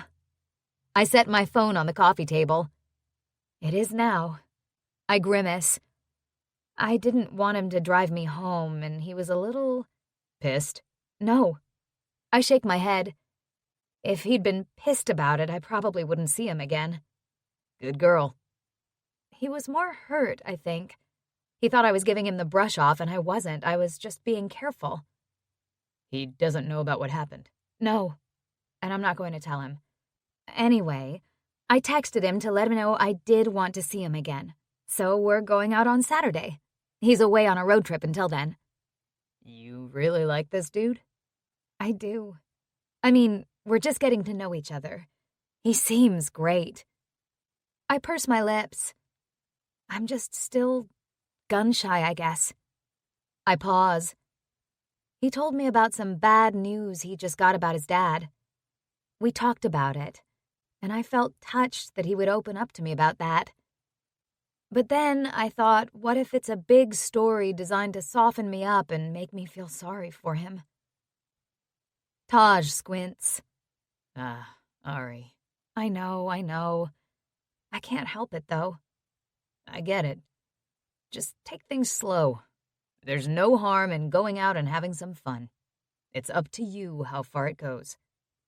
Right. I nod. Good advice. Well, I'm going to bed. I have a 10 o'clock class tomorrow. I wash my face and get ready for bed. Then, in the dark, under the covers, I relive nearly every moment of our date, remembering the way Harrison looked at me, how he seemed nervous at first, which I was too, the vulnerability he revealed when he talked about his dad. I want to believe in him. I really, really do. I just don't know if I can. Chapter 12. Harrison. We win in Vancouver, lose in Calgary, a horrific 6-1 loss. Calgary's out of the playoffs, which makes it even more humiliating. I'm a little annoyed, actually, because I feel like I've been playing so well on the line with Pavel and Eddie, and tonight Coach moved Eddie up to the first line to give Jimmy a break and made Pavel a healthy scratch, too. So was playing with Scotty and Ollie, who are great but different. But it's not about me and what's best for me. It's what's best for the team. Anyway, Calgary's coming to our town next week, and we'll have a chance at redemption. The games are meaningless for us, but like I told Arya, now we're playing for our pride. I've had a lot to think about this week. The news about Dad, going out with Arya, the way she acted at the end of our date, and then taking off on a road trip. The guys would laugh at me if they knew, but I did some yoga in my hotel room since we had extra time. I use it to relax my body and turn off my mind. Of course, yoga makes me think about Arya. I can't wait to see her again on Saturday. What should we do? I don't want to do another restaurant thing, so I ask my teammates for ideas when we're out for a team dinner the night before the game at the steakhouse in the Westin in downtown Calgary. Okay, you guys, I'm taking my future wife out on a date on Saturday, and I need ideas. Future wife? Wyatt shakes his head at me. You need to slow your roll, dude. Don't worry, I haven't told her yet. I smirk at him. Dinner at Rossignol? He suggests. I took Everly there. We saw Tom Hanks. Don't want another dinner date, I reply. I cut into my perfect medium-rare steak. We've done that. I want to do something fun and different. Take her on a hike to the Hollywood sign, Wyatt offers. I did that with Everly, too. I roll my eyes. I don't want to go on the same dates as my sister, thanks, he snorts. How did you get her to do that anyway? Did she hike in her Prada heels? Yeah, of course, he says, dumbass. It was me. She wanted to be with me. Uh-huh. How about a movie? Bergie suggests. Chicks like rom-coms. I consider that. Sitting beside Arya in silence for a couple of hours doesn't sound that appealing. Although maybe we could make out in the back row at the theater. Griffith Observatory, Jabber suggests. You can look at the stars. Very romantic. Huh. That's a possibility. You two could hang out with us, Nikki says. Ha! I'm not bringing her around you guys. What? Why not? Nikki looks offended. She sees enough of you at yoga class. Besides, that's too high pressure. I might as well take her home to meet my family. That gets a bunch of laughs. She's going to have to meet them at some point, Jimmy points out. If she's going to be your wife. Yeah, at some point, but she's already met my sister, Ann Belsey here. Aw, am I family now? He asks. I'm honored. I shrug. Sort of. Also JP. I grin, remembering knocking him into the water at the first SUP class we went to. Take her shopping, Scotty says. Buy her something expensive. I stare at him incredulously. Seriously? Lots of women like that. If that's how you have to get women to date you, that's sad. He flicks his middle finger my way. Fuck you. I'll figure something out. I shake my head. Don't ask Archie, Bergie says with a grin. He has the worst luck with dates. It's true. Archie rolls his eyes. Remember my blind date? I shake my head. I haven't heard these stories. I met this girl at a restaurant. She didn't say a word the whole time we ate dinner. Seriously, not a word. After I paid the bill, she just got up and left. What the fuck? Yeah, then I checked my phone and discovered a text from the chick I was supposed to meet, saying she couldn't make it. I crack up laughing. Still don't know who the hell I had dinner with. He shakes his head, grinning. How about the time you texted your date that you wished you hadn't asked her out? Nikki asks. Ha! I was trying to text you. Right in the middle of the date, I accidentally texted her. She looked at her phone, then looked at me. Awkward. We take our time at dinner because we're going to a dance club that doesn't even open until 9:30. We pile into a bunch of cabs. The valet at the entrance of the hotel waves up for us.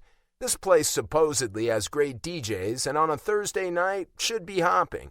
Not that I care. I'm not feeling the club vibe right now. I want to get home and see how Dad's doing and take Arya out on a date and maybe go see my half-brothers Mark and Matthew and give them shit. It doesn't take long for women to notice us. Nikki and Jimmy order bottles of wine and pour them drinks, and a bunch of guys are dancing with girls in short, sexy dresses. I catch the eye of a hot blonde.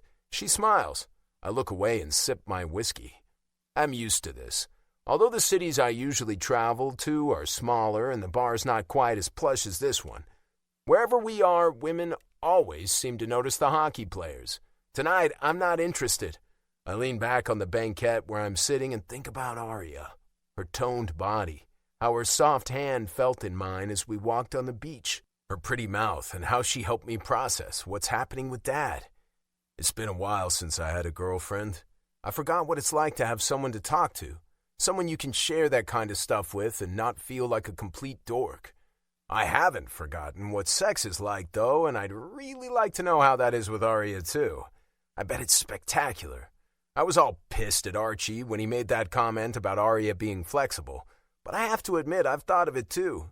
I start imagining the kinds of positions we could try. No, stop. I'm getting a boner. Can't have that. Instead, I think about what's going to happen with Dad and the team and Mom. Yeah, that takes care of the ill-timed erection, all right. Arya won't let me pick her up at home, which makes me sigh. It also makes me wonder why not. She lives with a man. She said they're friends, and she said he has a boyfriend, but maybe that's not true. Is she hiding something from me? I hate thinking things like that. I'm not naive, but I like to think that people are mostly good and honest. And when I think of it, I wouldn't want my sister letting strange men pick her up at home. Not that I'm strange, ha! After a little texting back and forth, we agreed to meet at the Golden Fish, the bar owned by her roommate's boyfriend. As I near the place, I see her standing on the sidewalk outside. A smile breaks out on my face. Her hair is down again tonight, in long waves of all different shades of gold and honey and amber. She's wearing jeans, first time I've seen her in jeans, skinny, dark jeans that fit her slender curves perfectly, with a black and white graphic t-shirt and a tiny red leather jacket over it. On her feet are metallic gold flats. I pull up to the curb and lift my hand. She spots me, and her spontaneous smile leaves no mistaking that she's happy to see me too. Something inside my chest puffs up. She slides in and pulls the door closed.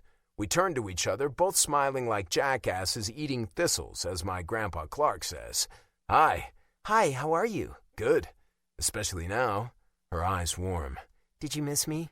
She teases. Like I'd miss my left nut. She laughs lightly. Okay, then. I put my vehicle in drive, look over my shoulder, and pull away from the curb. Where are we going? She asks, tugging her seatbelt across her body. Bowling? What? Yep. I love bowling. You do? Sure. You're not just making me feel better for taking you on a lame date? Her lips curve upward. I won't know if it's a lame date until later. Ah, good answer. I drive us to Freeze Frame, which is one of the oldest bowling alleys in Los Angeles. It's been refurbished and has a really cool retro vibe with antique furniture, the original vaulted wood ceiling, and big framed vintage posters on the walls. Arya is practically bouncing as we wait to get our bowling shoes, and she snatches hers from the attendant and heads to our lane. She plops herself down on an old leather couch and switches out her pointy-toed flats for bowling shoes. She takes off her jacket and tosses it onto the couch. Her t-shirt says, Zen AF. I grin. I watch in amusement as she tests out the shoes, then does a series of stretching moves. What are you doing? I ask. Warming up. She jumps up and down on the balls of her feet. I rub my jaw. Okay. Like a gentleman, I let her go first. She holds the ball up in front of her, takes a few smooth steps, bringing her arm back and letting the ball roll off it. I stare as it zooms down the center of the lane and takes out all 10 pins. She laughs with delight and pumps her arms in the air. Strike! What the? She turns and skips back toward me. I used to bowl in a league when I was younger. Uh-oh. I pick up a ball. Why do I have a feeling I'm about to get my ass kicked? Oh, come on. She nudges me with her shoulder. You're a professional athlete. I purse my lips and focus as I aim my ball up the middle. It looks good at first, but somehow I put some curve on it and it hits the gutter when it nears the pins. Damn! Maybe you should have warmed up, Arya suggests helpfully. Ha ha. My team was named the Ballbusters, she informs me. I choke. Okay, good to know. My next ball takes out a few center pins, leaving one on the left and 2 on the right. Split happens, Arya says cheerfully. That's a 6-7-10 split. Would you like to know what my strategy would be? I'm flattered that you think I have the ability to carry out any strategy, I say. My goal is basically to not end up in the gutter. She laughs again and stands next to me, leaning in. She points. Go for the 10-pin. She nudges me over. Line your body up with the 10-pin, like so. But look at the right side of the 6-pin. I don't have the heart to tell her I don't know which pin is which. She steps back to let me take the shot. This is a hard shot for anyone. As expected, the ball rolls right through the empty space in the middle. Also as expected, I lose. Who knew she was a kick-ass bowler? Usually I'm super competitive, but tonight I don't even care about losing because she's having so much fun.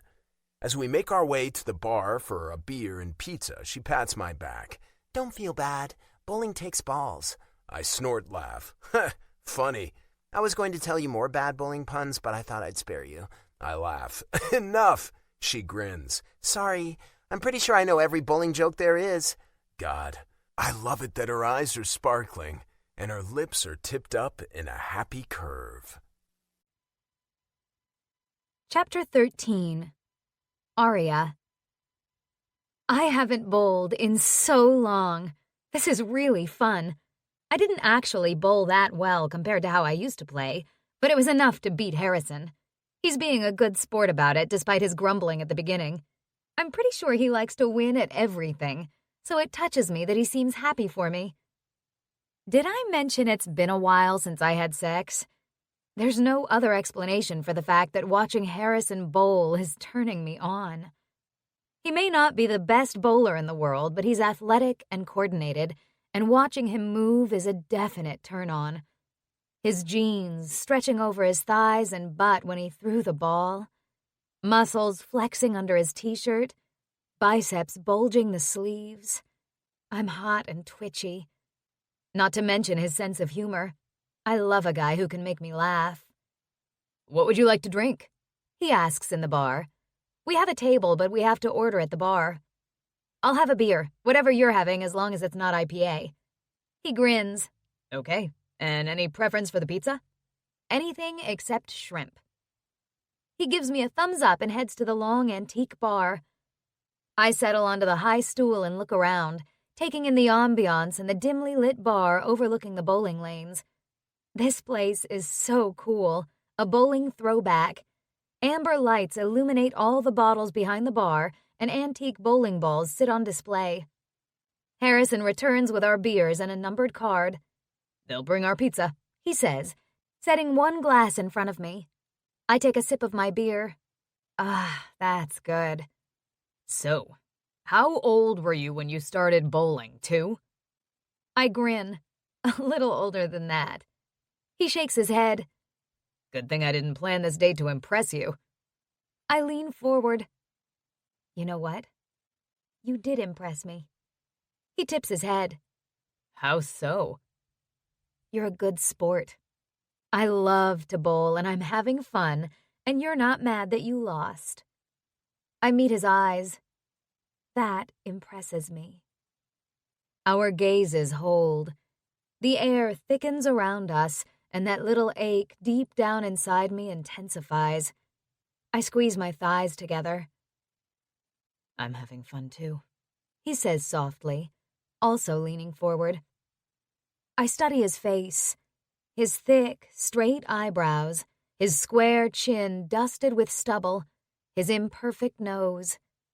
Arousal slides through me, slow, liquid heat pooling low inside me. Good. I drop my gaze a little shyly. "So, how was your road trip?" "Long. Only 2 games, but we had 2 days between. Went shopping for cowboy boots." My eyebrows lift. "Really? Did you buy some?" "No." He grins. "But apparently you're supposed to do that in Calgary. We went to a club one night, but I wasn't into it. I was kinda distracted." "Oh." I bite my lower lip. "Thinking about your dad?" Yeah." "Any more news?" "No." He holds his beer with 2 hands and looks down at it. "I'm going over to see them tomorrow." "That's good." "Yeah. I need to check in with Everly and my brothers. Everly's in charge of all this." One corner of his mouth lifts. "I'm not sure what happens next. Mom and Dad are supposed to meet with Mark and Matthew, my half-brothers." He grimaces. "I don't know how that's going to go." I've been thinking about this too. It's not even my family, but I hurt for Harrison that his dad has this terrible disease. After the night we walked on the beach, I could tell how it's affecting him. It must be so hard. On top of that, there's this huge rift in the family over money. That really sucks. "I'm sure everyone will want to work things out now," I say, reaching across to lay one hand on top of his. "Like you said, this could help bring everyone together." "Thanks. Let's not talk about depressing shit. How was your week?" I smile. It was fine. I missed teaching hockey player yoga, though. I've gotten used to doing that 2 or 3 times a week, but this week with their travel schedule, there was only 1 class. But I'll see you guys Monday morning. Confession: I did yoga in my hotel room while I was away. I straighten. Really? Yeah. Like I said, I was distracted by a bunch of stuff, so I did it to try to focus and relax. Well, I blink. I'm not sure if I believe him or not. That's great. Why don't I believe him? He seems sincere. He seems like an honest guy. I hate being like this. I pull in a slow breath through my nose, then tell him about the work we're doing at Prana to collect items for a women's shelter. They always need toiletries, baby food, lots of things. So I set up a place in the studio where everyone can contribute things. I'm taking over our first donation on Monday. That's awesome. Where did you get that idea? I think I saw something online about them needing things. If you need any help, I'm free Monday afternoon. I consider that. I was going to ask Taj if I could borrow his car, but if Harrison could drive me, I wouldn't have to bother Taj. Okay, I say slowly. That would be great, actually. His face brightens. I think he thought I was going to say no. Okay, good. Our pizza arrives and we dig into the pie topped with pepperoni, bacon, mushrooms, and green peppers. Oh, this is good. I capture a string of mozzarella dangling from my piece with one finger. Spicy. He watches me slip my finger into my mouth to pull off the mozzarella, his eyes darkening. My belly flutters. I take another bite of my pizza, trying to control my attraction to him, and we both eat for a moment. Then I ask, would you rather be the best player on a terrible team or the worst player on a great team? One of his eyebrows shoots up. Where did that come from? Just making conversation. He nods. Well, seeing as I like to win, I guess I'd rather be the worst player on a great team. As long as by worst you mean no talent. Not worst because I'm lazy. He appears to wince slightly.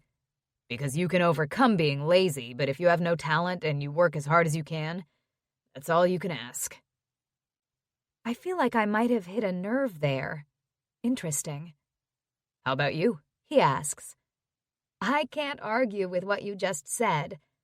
But maybe if you're the best player on a terrible team, there's a chance you could influence them to be better. Lead by example? True. If you could only eat one food for the rest of your life, what would it be? I can't answer that. I love food. Me too. But I'd say pizza. I nod at the pan on our table. Because there's so much variety, it would be hard to get tired of it. Good point. I'm also partial to broccoli. Can't get enough of the stuff. Really? My chin jerks down. No. He grins. I eat it because I have to. It's really good roasted. Pretty much any vegetable is good roasted. Roasted cauliflower is like vegetable candy. I don't know if I'd go that far, but yeah, roasted veggies are good. Even better battered and fried. I laugh. Yeah, I'd eat pretty much anything deep fried. I ate deep-fried beer once. No! Yeah. How do they do that? It's in a dough, like a pretzel. Really weird. Can't say I'm a big fan, although I do like beer. Hey, what about deep-fried pizza? That would be good. Oh, hell yeah, we should try that. We'd need a deep fryer. I don't have one. Me either, but I could buy one. We could deep fry all kinds of things. For about a year until we have massive heart attacks. He laughs. Yeah. We talk easily until the pizza is gone and our beers are finished. It's nearly midnight. I'm having so much fun. Where to now? Harrison asks. I hate to say home, and as usual, I don't want to give him my address. Yet. Gah, what am I thinking? I don't want the evening to end, though. How about we go back to the Golden Fish where you picked me up? We could have a drink, and you can meet Taj. He said he'd drive me home from there. He nods slowly. Sure. Maybe I shouldn't have said that about Taj driving me home. I've kind of killed the fun mood. We enter the Golden Fish and find Taj seated at one end of the bar laughing with Ziggy, who's standing on the other side. The place is packed, even the patio, a song by the Killers playing from speakers mingling with chattering voices and clinking glasses. Taj spots me and lifts a hand. Hey, beautiful. I lead Harrison toward him. Hi, guys, how's it going? Good, good. Taj's gaze lands on Harrison. I make the introductions, Taj and Ziggy both giving Harrison appraising looks. Harrison shakes their hands with a firm grip and an unfazed smile. Hey, good to meet you. What can I get you to drink? Ziggy asks.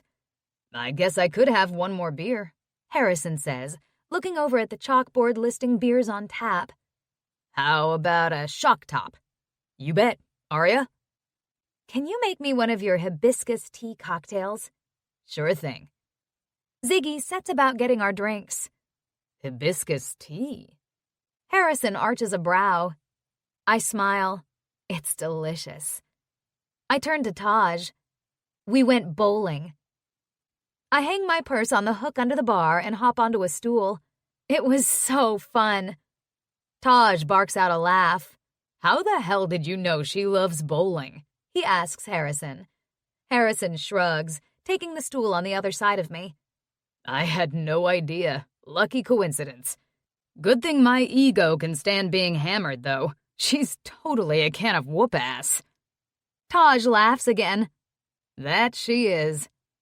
His smile is warm and affectionate. Harrison takes note of this. What'd she do? Ziggy calls.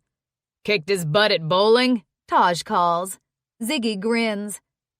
I didn't really bowl very well, I say. It's been a while. Christ, I'd hate to play against you on a good day then, Harrison says. But you would be happy to play on my team. I smile at him. Our eyes meet. Yeah, he says softly. I would.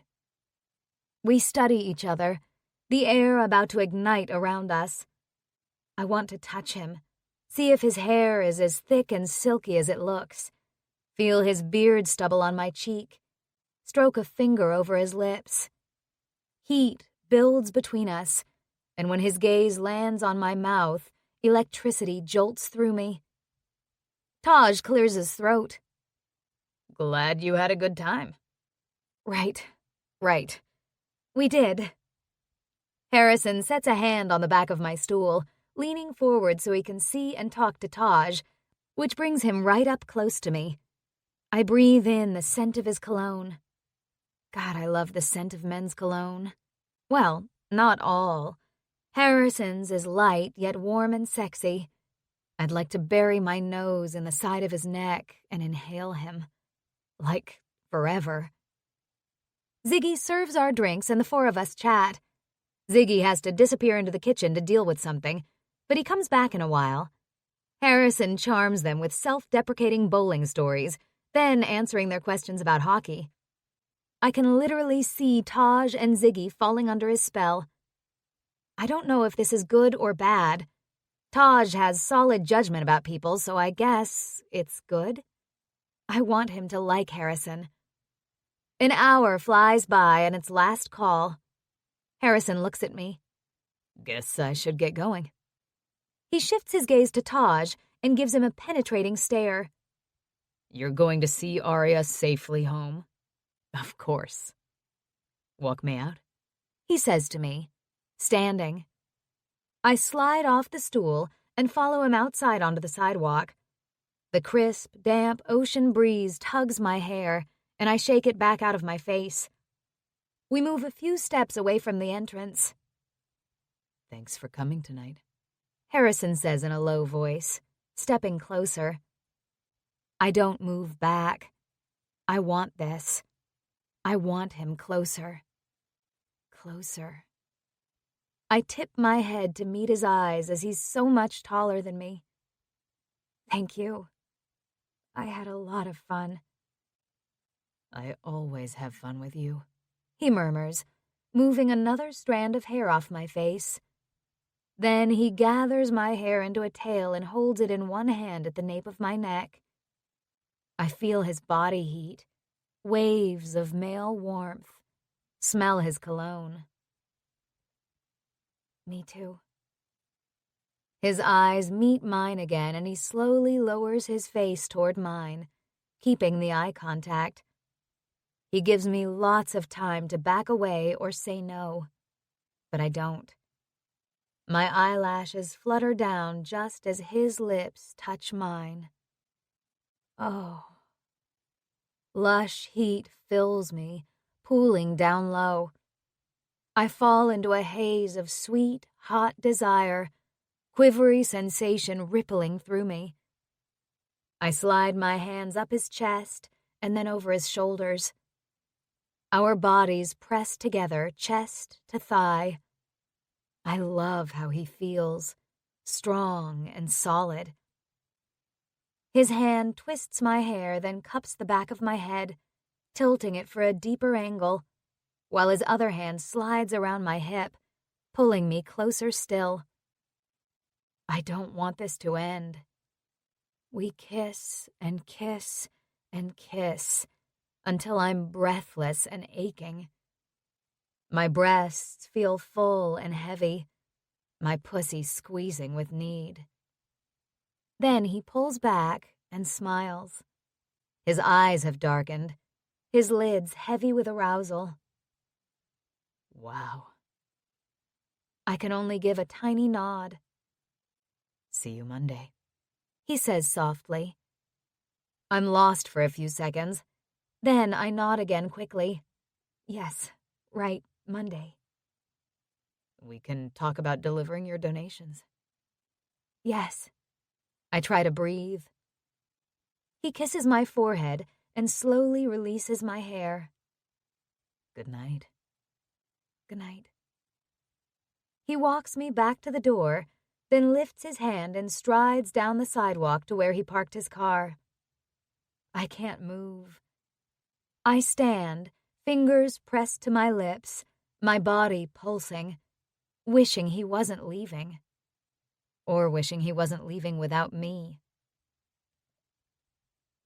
I drift back into the bar like I'm full of helium and glide onto my stool. I pick up my empty glass, peer at it, then set it down. You okay, Ari? I turn to Taj. Yeah. You look like you were just kissed into next week. A smile pulls at my lips. Pretty much. You really like this guy, huh? I regard him contemplatively. I do. He nods. What do you think? I lean in earnestly. I need to know, Taj. I don't know him.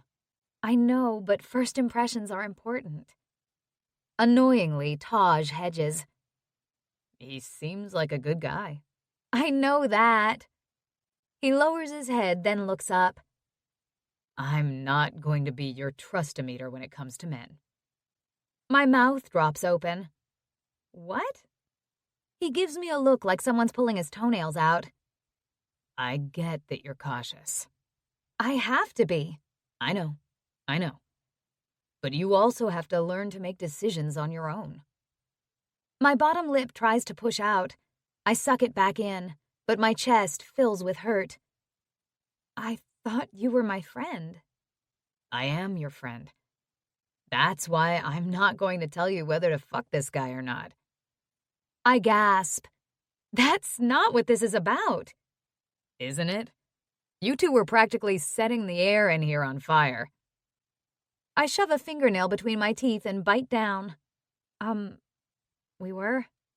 Fuck yeah. You two have chemistry. I'll weigh in on that. But I don't know what to say. I was counting on Taj to either tell me Harrison's a good guy or an asshole. Heat flushes through me and my heart speeds up. I narrow my eyes at him. Well, thanks for that. I jump off the stool and grab my purse. Ready to go? He sighs. Yeah, sure. Let me find Ziggy and tell him we're out. Chapter 14. Harrison. My balls are sagging. I freeze and stare at my locker instead of looking at Scotty. I don't want to hear about your balls while I'm naked. I finish drying off and grab my boxers from my locker. In fact, I don't want to hear about your balls ever. But really, Scotty says. Is that normal? Of course it's normal, Nikki replies. Your testicles need to stay cool. Probably because you're getting old, Jimmy adds. Everything sags when you get old. Scotty snorts. He's 21. You should know. There's surgery for that, Nikki adds. You can get a scrotal lift. Shut the fuck up, Jabber gapes at him. No shit. Nikki shrugs and rubs his hair with the towel. It's a thing. Huh. Scotty purses his lips. Jesus, the idea of having skin around my nads sliced open is terrifying, Jabber says. Who would do that? Lots of people, Nikki replies. But you can't have sex for 6 weeks after. How the hell do you know so much about it? Jabber demands. I'm dressed now. This conversation is done. If you're really worried, Scotty, go to a doctor. I play with a lot of young guys in Pasadena. For some reason, I didn't expect to be having stupid conversations like this in Santa Monica. I guess you don't want to hear about my manscaping accident, Jabber jokes. I wince. Nope. Come on, let's grab lunch. We just finished practice Monday morning after Arya's yoga class. I feel really good. I had a bit of a hammy strain after the last game, but it feels fine now. I'm going to give Arya the credit for it not being worse. All those stretches probably helped. We take advantage of the team lunch with some healthy options they've set out on the buffet in the players' lounge. I pause at the tortellini with pesto sauce. What? Jabber says. What's wrong with the pasta? Major garlic, I'll pass. I move on to the chicken parm. You don't want the Caesar salad then either, I guess. That's a no. Hot date? Jabber asks, loading his plate with tortellini. Sort of. The future missus? Yep. She know about this yet? The date or the wedding? I grin as I ladle vinaigrette over the salad, which has nutritious avocado, dried cranberries, and pine nuts. Ha, either. She knows about the date, not the wedding. Too soon. Well, at least you know that. I'm not an idiot. I roll my eyes. Do you believe in love at first sight? No. Belzy joins us at the table, his plate also filled with garlicky goodness.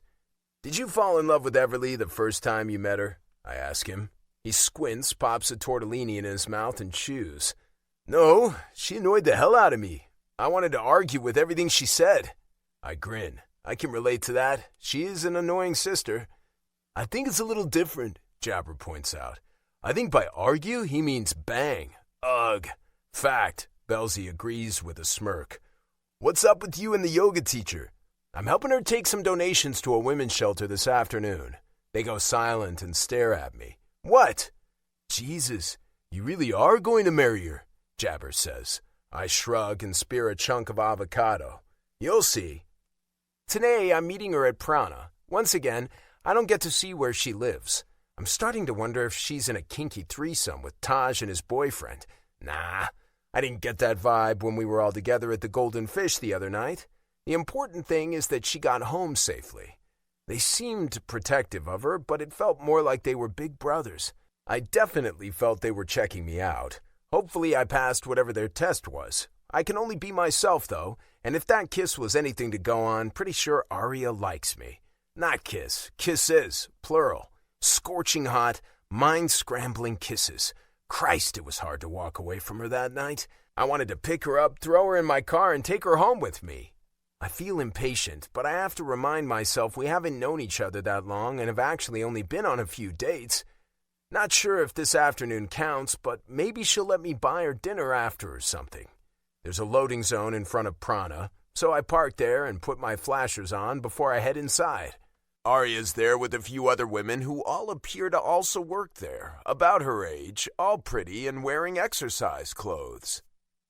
Hi, Arya greets me with a luminous smile. She's wearing a pair of cropped black leggings and a neon pink tank top. Her hair is in a long, thick, messy braid that hangs over one shoulder. Hi, I return the smile. We got things packed up. She waves a hand at the cartons piled on the floor. Great. I bend and pick one up. I'll get these out to the vehicle. We'll help, Arya says. How heavy are they? Only a couple are heavy. The girls pick up boxes and follow me outside. We load them into the back of my SUV. I make a couple extra trips with the heaviest containers. Thank you so much for doing this, one woman says to me. Oh, I'm sorry, I should introduce you all, Arya says. Ivy, Hazel, Willow, this is Harrison Wynn. Great to meet you, ladies. I flash them a grin and dust my hands off. This is a great thing to do. All Arya's idea, Ivy says. She organized it. Arya smiles diffidently, lifting her shoulders. It wasn't that much. I guess we have everything? She and I climb into my vehicle and she pulls out her phone to give me directions to the women's shelter. Is it a homeless shelter? I ask. It's for women who are victims of abuse who need somewhere to go to get away from their abuser. Ah, I frown. A knot forms in my chest. That's, good they have a safe place to go. And they can bring their children, she adds. Hence the big packages of Huggies. Aurora House offers other services too. Counseling, a crisis line, support groups. It's hard for women to leave an abusive relationship if they don't have anywhere else to go. I fucking hate thinking about women being abused. How do you know so much about it? I did some research. I frown and tighten my hands on the steering wheel. Were you? She shakes her head. No, I haven't used a shelter myself, but... She trails off. After a short pause, she says, It's an important service. Yeah, I like that she's doing something like this. It impresses me that she got the idea and did the research and made it happen. When we get there, they're expecting us, and a few people come out to help unload the boxes. We carry things inside. It's homey. A living room, kitchen, dining room with a long table. I can see into an office, and a hallway leads to what I assume are sleeping rooms or bedrooms. Kids are playing in a corner of the big living space with a bunch of toys there. Arya makes another introduction, this time to one of the women helping. Harrison, this is Karen King, the executive director of Aurora House. Karen, Harrison Wynn. You play for the Condors. Karen says immediately, taking my hand and shaking it. Thank you so much for helping today. My pleasure. A lot of hockey players do various community work. Everly manages the Condors Community Foundation, so her job is probably similar to this woman's.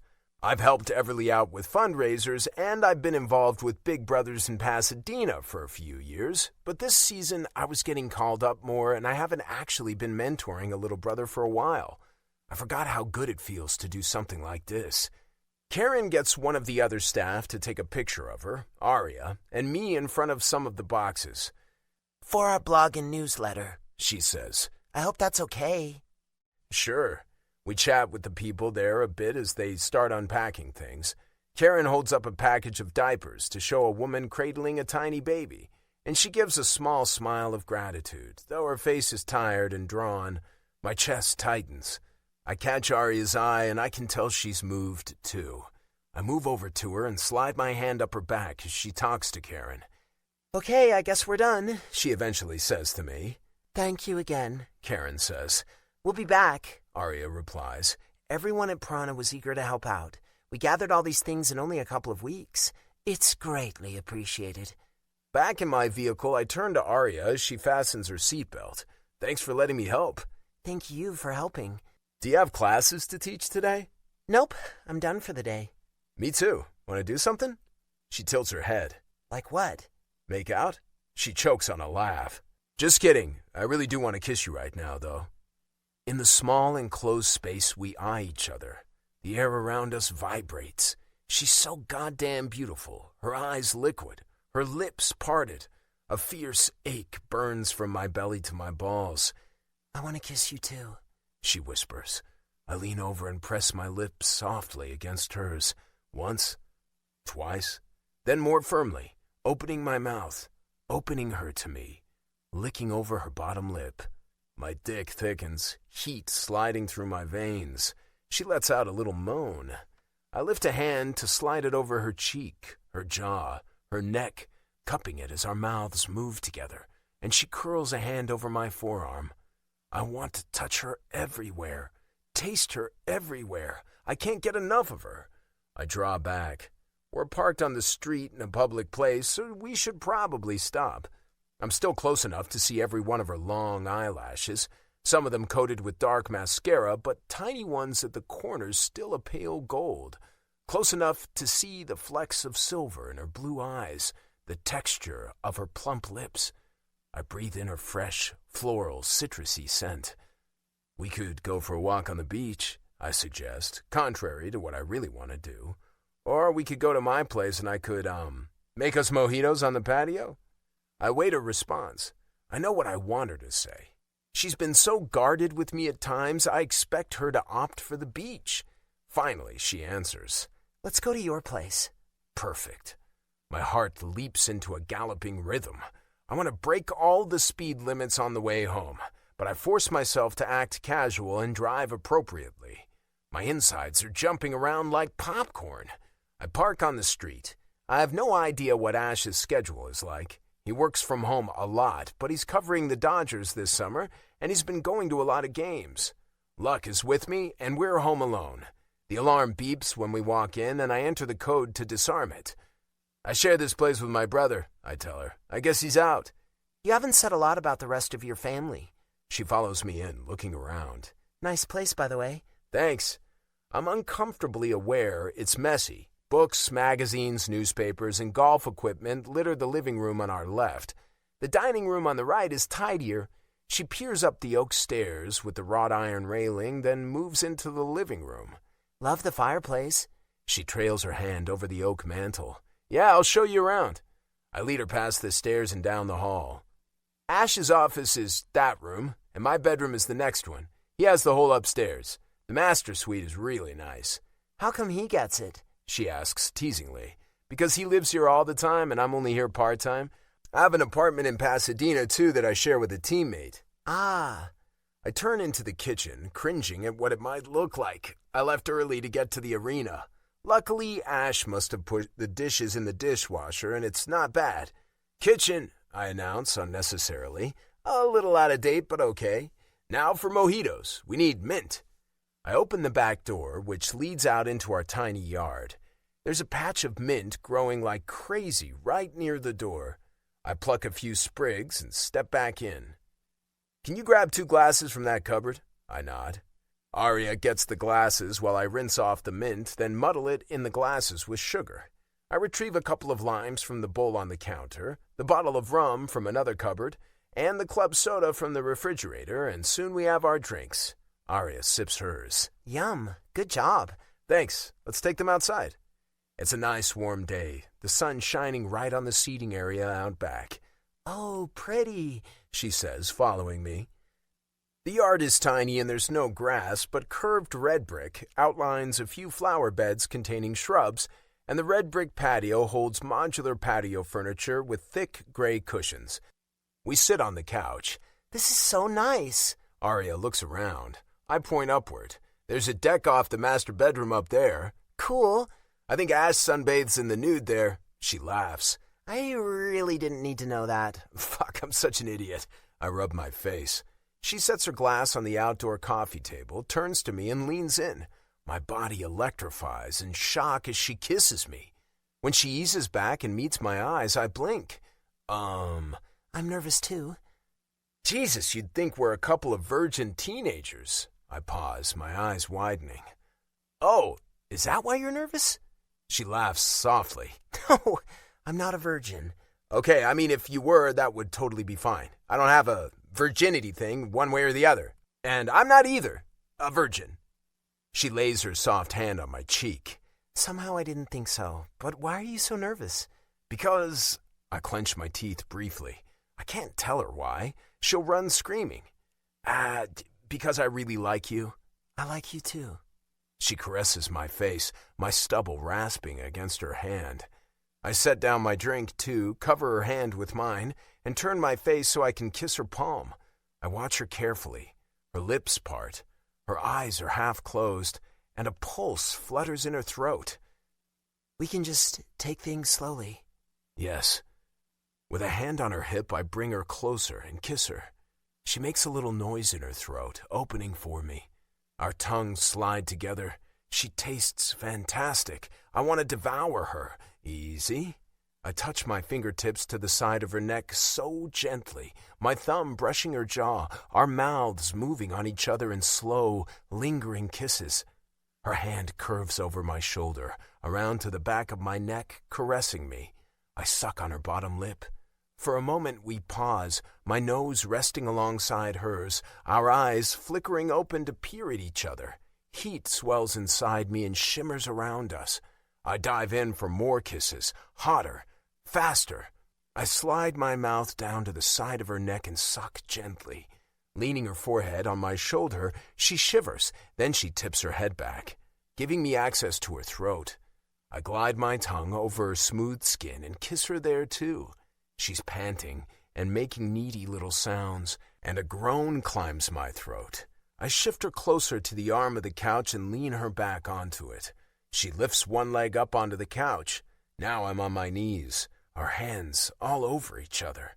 She toes off her flip-flops, letting them fall to the patio, grabbing at my shirt to tug me closer. Okay then. I slowly slide my hand down from her shoulder over her collarbone. Watching her face, I wait for any resistance as I linger there, then leisurely cup her breast.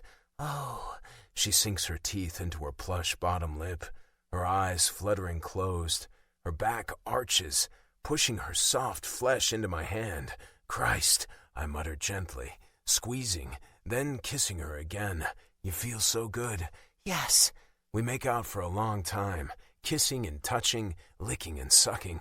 I want to feel more skin, and it seems she does too, as she slips her hands beneath my t-shirt to explore my back. I lift my head, panting. This isn't exactly private. I jerk my head toward the next-door neighbor's house. We're on a corner, so there's only one, but still. Yeah, she gives me big blue eyes. Inside? She nods. I take her hand and help her stand. Then I hesitate. Wait right here. Just a minute. She slowly sits, watching me. Luckily, her lips curved in a half smile. I dash to the door that leads to my bedroom. At the back of the house, it also has a door onto the patio. I don't have my fucking key. Arg! I hustle back into the kitchen, down the hall and through my room. It's a generous-sized room, having been 2 smaller bedrooms at one time, with shiny oak floors, a big white-covered bed against the wall between 2 windows, and another door to an ensuite bathroom. The room is dim, with the blinds on the 2 windows still closed, the only light coming through the frosted panes of the French door to the patio. I scoop up the socks and underwear lying on the floor and shove them in the hamper, grab 2 towels and hang them in the bathroom, and kick a pair of shoes under the bed. Other than that, the place isn't too bad. Thank God I made my bed this morning. I fling open the French door and step outside. Arya is sitting, sipping her mojito, her face flushed. She stands. This is my room, I explain. I hold out a hand for her to climb the 2 steps up and inside.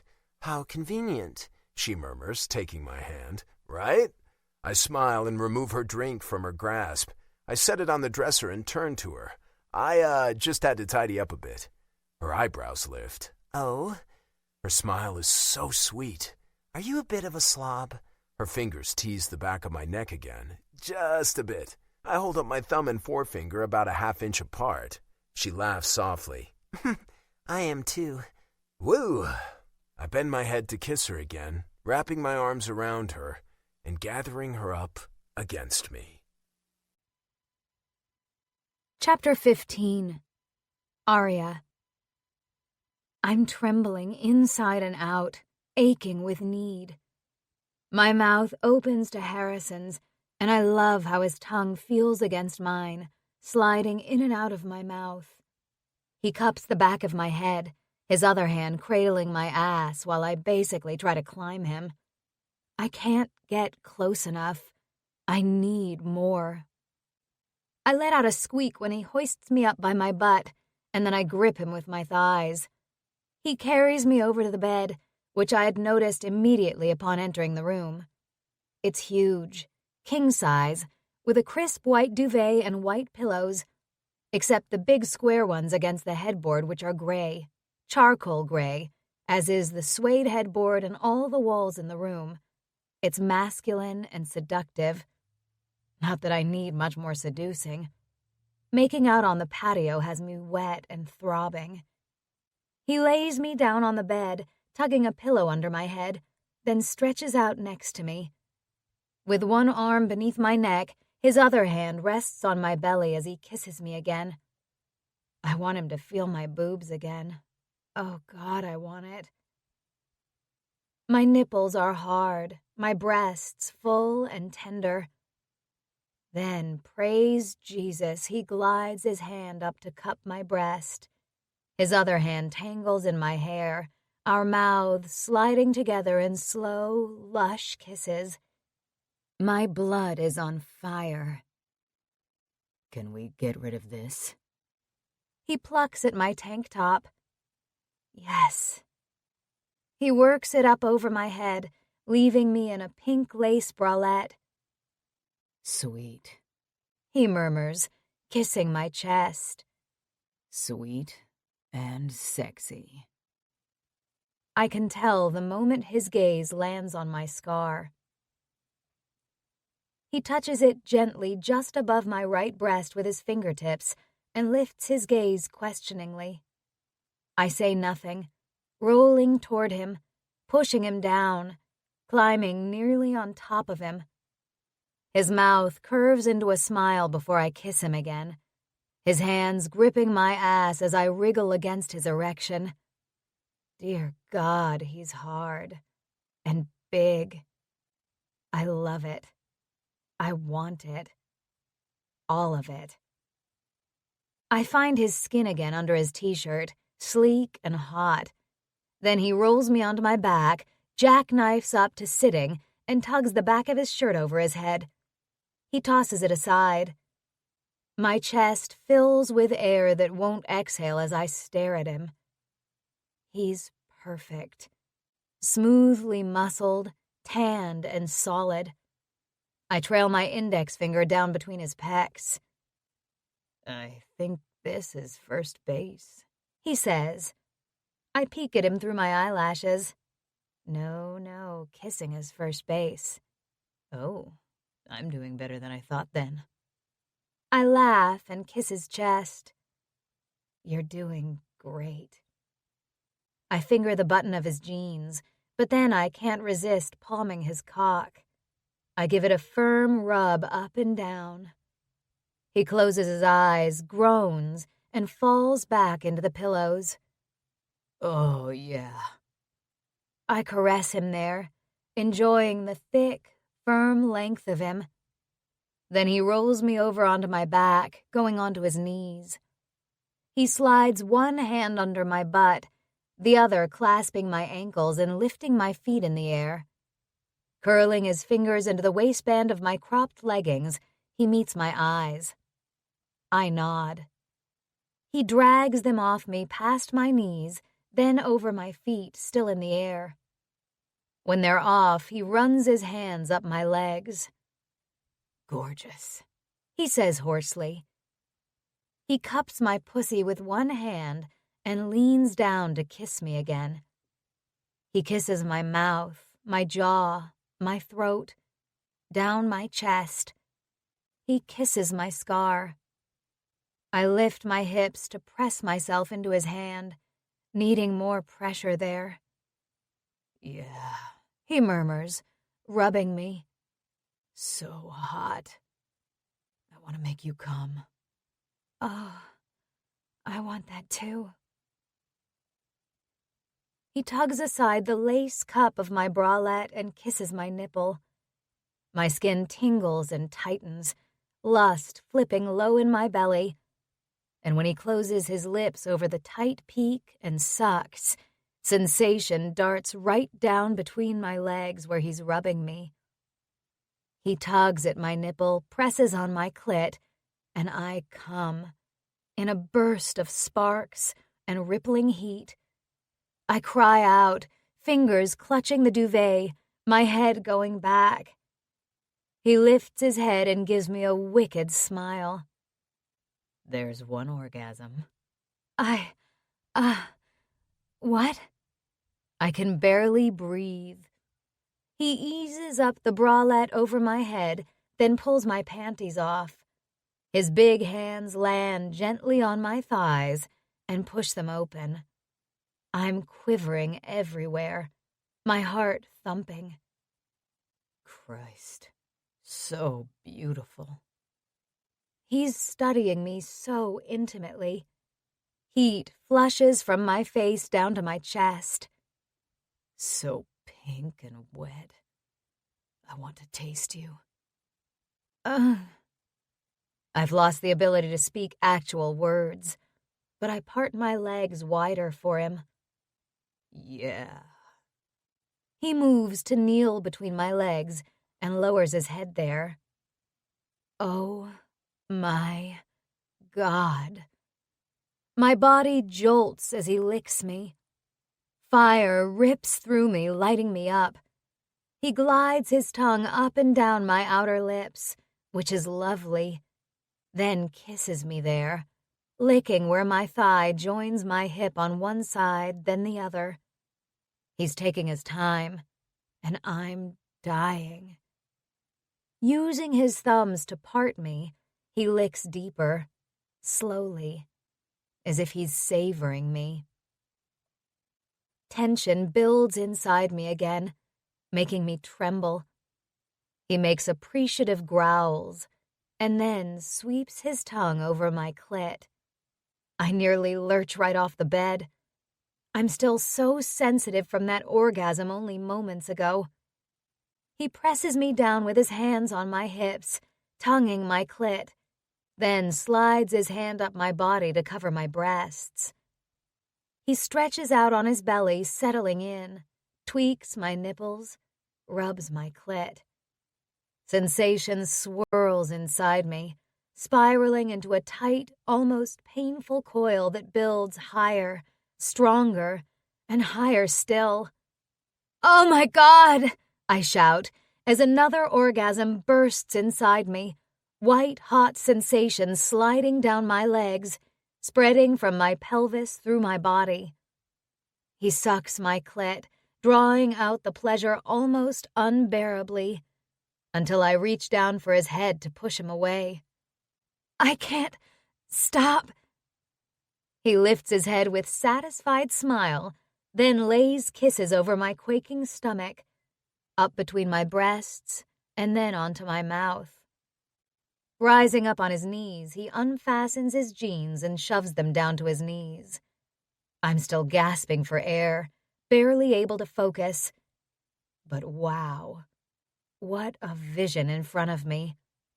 Male perfection, all sculpted muscles, sleek skin, and sweet Jesus, his cock is magnificent, thick and ridged, the head smooth.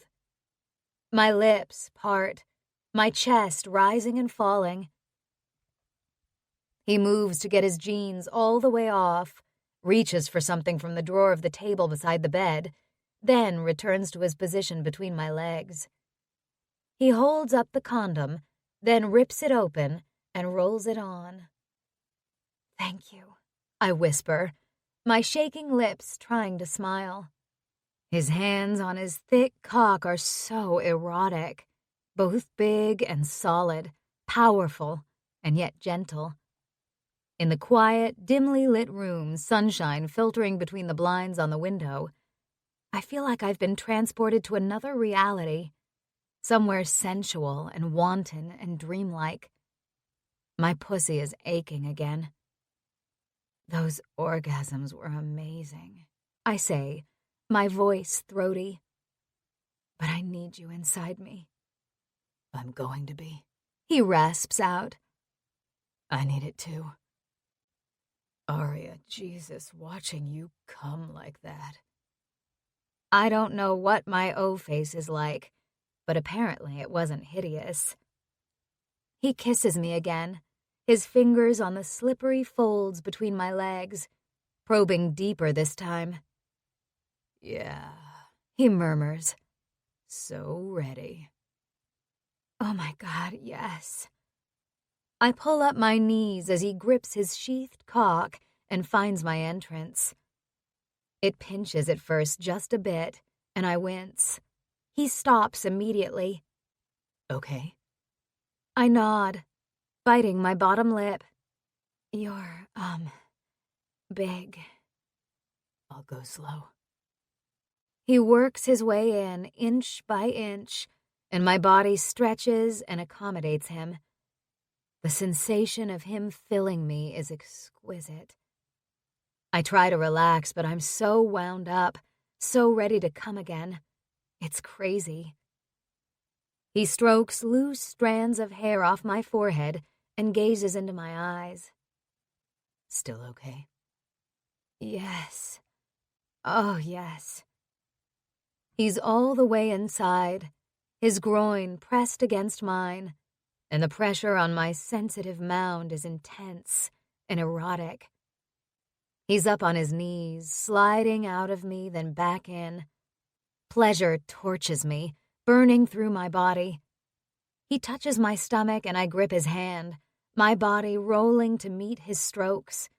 Shocked gasps falling from my lips as he fills me so deeply, so completely. He falls forward onto his fists and lowers his mouth to mine, swallowing my panting breaths. I rub the back of his neck and pull my legs up, my feet sliding along his hips. Nose to nose, eye to eye, we move together. It's heat and light, sunshine and fireworks, sweetness and enchantment. My hands move everywhere, cupping his face as we kiss, caressing his hair, gripping his biceps. His strokes get faster, harder. Sensation builds in my core, a hot, throbbing glow. The bed bounces wildly. He rears back up onto his knees, one hand on the inside of my knee, the other clasping my breast. I watch his face. Oh, God, so beautiful. Intense, concentrated, focused on me. My inner muscles tighten. I find my clit and circle it with my middle finger, and he groans. "Do that," he rasps. "I'm close. Want you to come again." God, I want it too. So much. I rub faster, slicking up my arousal, and I topple into acute, all-pervading ecstasy, clenching on the thick flesh filling me. "Yeah," he growls. "Fuck, that's hot. I'm there too, baby." He lowers himself over me again, burying his face in the side of my neck. I wrap my arms and legs around him and hold him as he pounds into me with his powerful hips. The inside of my body so sensitive, I feel as if I'm still coming in wave after wave of pleasure. He emits a long, raspy groan as he comes, muttering in my ear delicious curse words about how good it feels. We're wrapped up in each other's arms, both of us panting and shaking and sweating. I press my open mouth to his shoulder in a long kiss, my heart quaking. This was amazing, more than anything I've ever experienced. It's almost frightening, it's so intense. Neither of us move for a long time, holding on tightly to each other. Neither of us says anything. I'm shattered. Eventually, I feel Harrison's body relax a bit, and his weight bears down on me. His breathing is heavy in my ear. I grip his shoulder. "You asleep?" I whisper. He grunts. "Sorry. Am I crushing you?" "It's okay. It feels good. But if you relax all the way, I might not be able to breathe." Slowly, he lifts his head and smiles down at me. "Jesus, I think you destroyed me." I drag my bottom lip between my teeth, my heart squeezing. That's how I feel. He eases out of my body, holding the condom on, and rolls off the bed. "Be right back." I can't move. I can barely think. He returns a moment later and lifts me off the bed. Eek! He holds me against him and yanks down the covers, then settles me back on the mattress before joining me. We move together like magnetic puzzle pieces, naturally fitting and fusing. I'm floating, drunk on pleasure and hormones and Harrison. We doze a little. The next time I open my eyes, the room has darkened, although it's still light outside the French door. This feeling of being held so snugly against Harrison's strong body, his hair-roughened legs twined through mine, his arms around me, I can't even describe it. I haven't felt this secure and safe in a long time. I never want it to end. I study his face, my eyes moving over the faint bump on his nose, the scar on his eyebrow. My heart thumps. Harrison's eyes flicker open, his short, thick eyelashes lifting to reveal his beautiful blue eyes.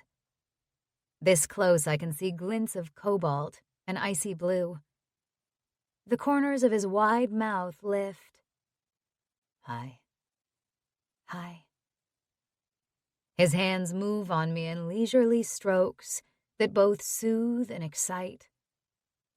I'm hungry, he says. I blink, then grin at his unexpected statement. Worked up an appetite? It is dinner time. What? It's 6:30. Holy shit. He chuckles. I'll order something in. Should I leave? You're not leaving, he says, apparently reading my mind. I have to feed you. Okay, then. I smile. All right, then. How about sushi? I don't move. Kidding, he says with a grin. Thai? No shrimp. He gives me a thumbs up and reaches down over the side of the bed. He rises with his phone in his hand. Hang on, let me open the app. After a moment, he shows me a menu. Spring rolls, the fresh ones. We can get vegetarian. Okay. And pad ki mao with chicken? Sure.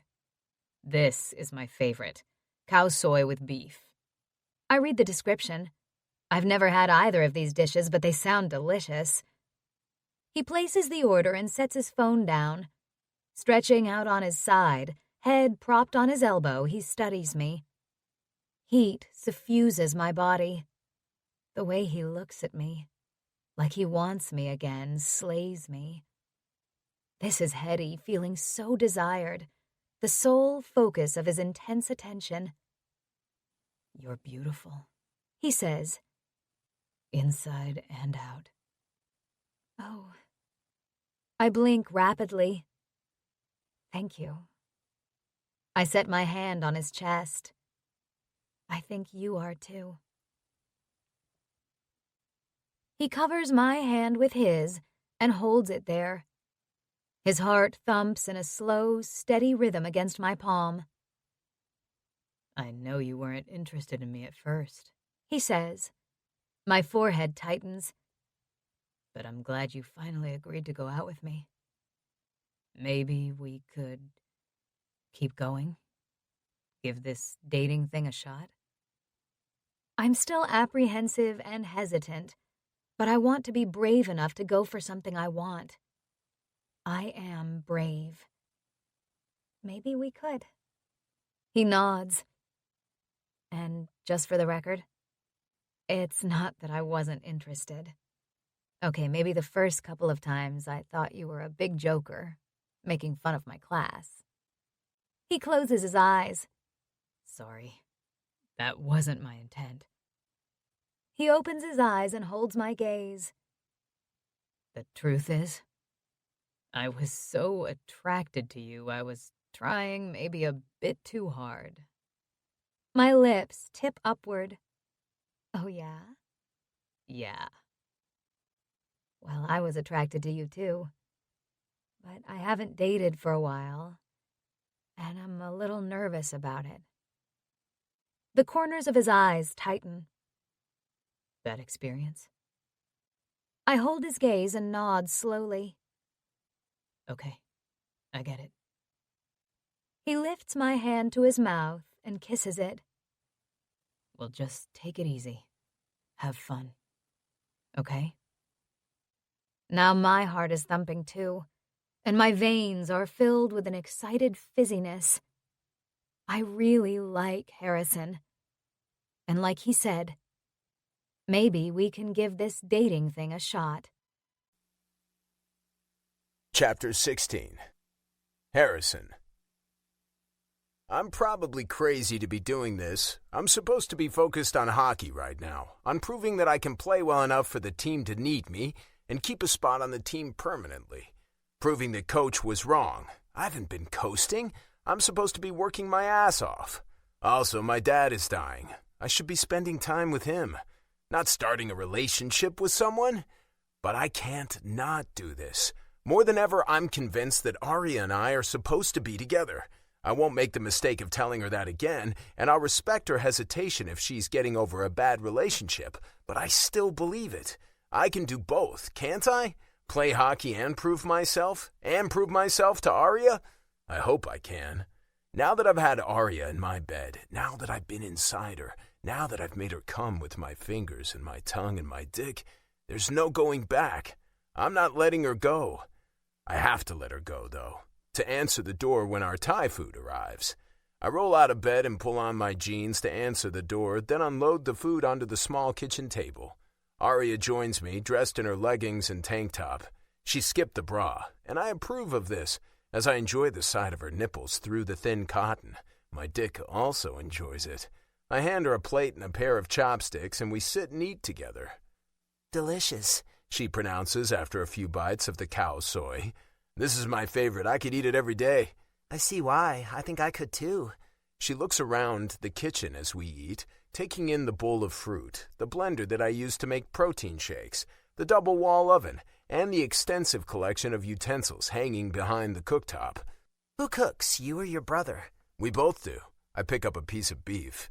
He eats more junk food than I do, but he still likes to work out and eat healthy. He still plays hockey in a rec league. That's good. Is he working tonight? Guess so.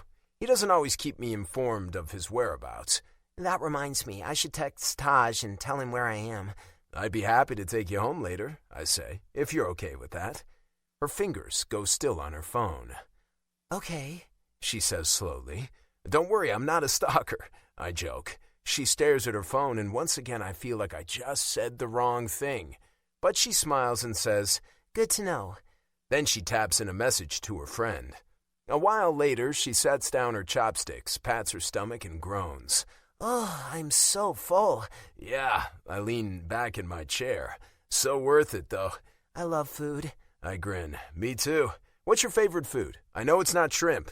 She laughs. I have too many faves. Pizza, cake, ice cream. Oh, hell yeah. I love ice cream. What kind of ice cream? I'd eat pretty much anything, but there's a little place not far from Prana, Leo's Creamery, and I love everything they make. English toffee, lemon curd, matcha green tea. They make everything themselves. Sounds amazing. I'll take you there. I fucking love the sound of those words. I want to pump a fist in the air and cheer. Sounds good, I say casually. What are other favorite foods? I love burgers and fries and... Okay, you might think this is weird. Sparkling blue peeps up at me through long eyelashes. What? My favorite comfort food, if I don't have ice cream, is sweetened condensed milk. Out of the can. I stare. What? She grins. Don't knock it until you try it. Just open up the can and get a spoon. It's delicious. I'm open-minded. I'll try anything once. That's good to know. She sounds flirty. I hope you're thinking about the athletic sex positions I've been fantasizing about us trying out. She chokes. Well, I wasn't, but... Her lips twitch. I'm open-minded too. I lean forward and say softly, good to know. I reach for her hand and pull her out of her chair. I think we need to start researching. She laughs and lets me tuck her down the hall and back into my bedroom. We practice Tuesday, and it's a pretty laid-back, easy practice with lots of joking around. Everyone's feeling good as we head into the playoffs, even though we got our asses handed to us last game. I laugh my butt off when Scotty and Eddie are bitching at each other, apparently about Eddie's lack of dental hygiene, but then it's my turn to get pranked. I pick up a bottle of Gatorade, tip my head back, and squeeze it to direct the beverage into my mouth. We don't touch the bottles with our mouths, since we all share them. But when I squeeze it, the cap pops off and Gatorade spills all over my face and down onto my practice jersey. Some asshole had loosened the cap. This cracks up a bunch of guys, of course. Nicky falling down on the ice, he's laughing so hard. Come on, that's not even original, I grouse at him. Still funny, though. Coach calls me out when I'm skating around in my own little world when we're supposed to be working. Fucking pay attention, he yells at me. He's thinking about his future wife, Scotty says. Coach frowns. Shit, I need to focus. We have 2 home games left to play. Tomorrow night, we're motivated to salvage our pride by beating Calgary. Then our last game is against the Long Beach Golden Eagles, ending the season with a beach barn battle.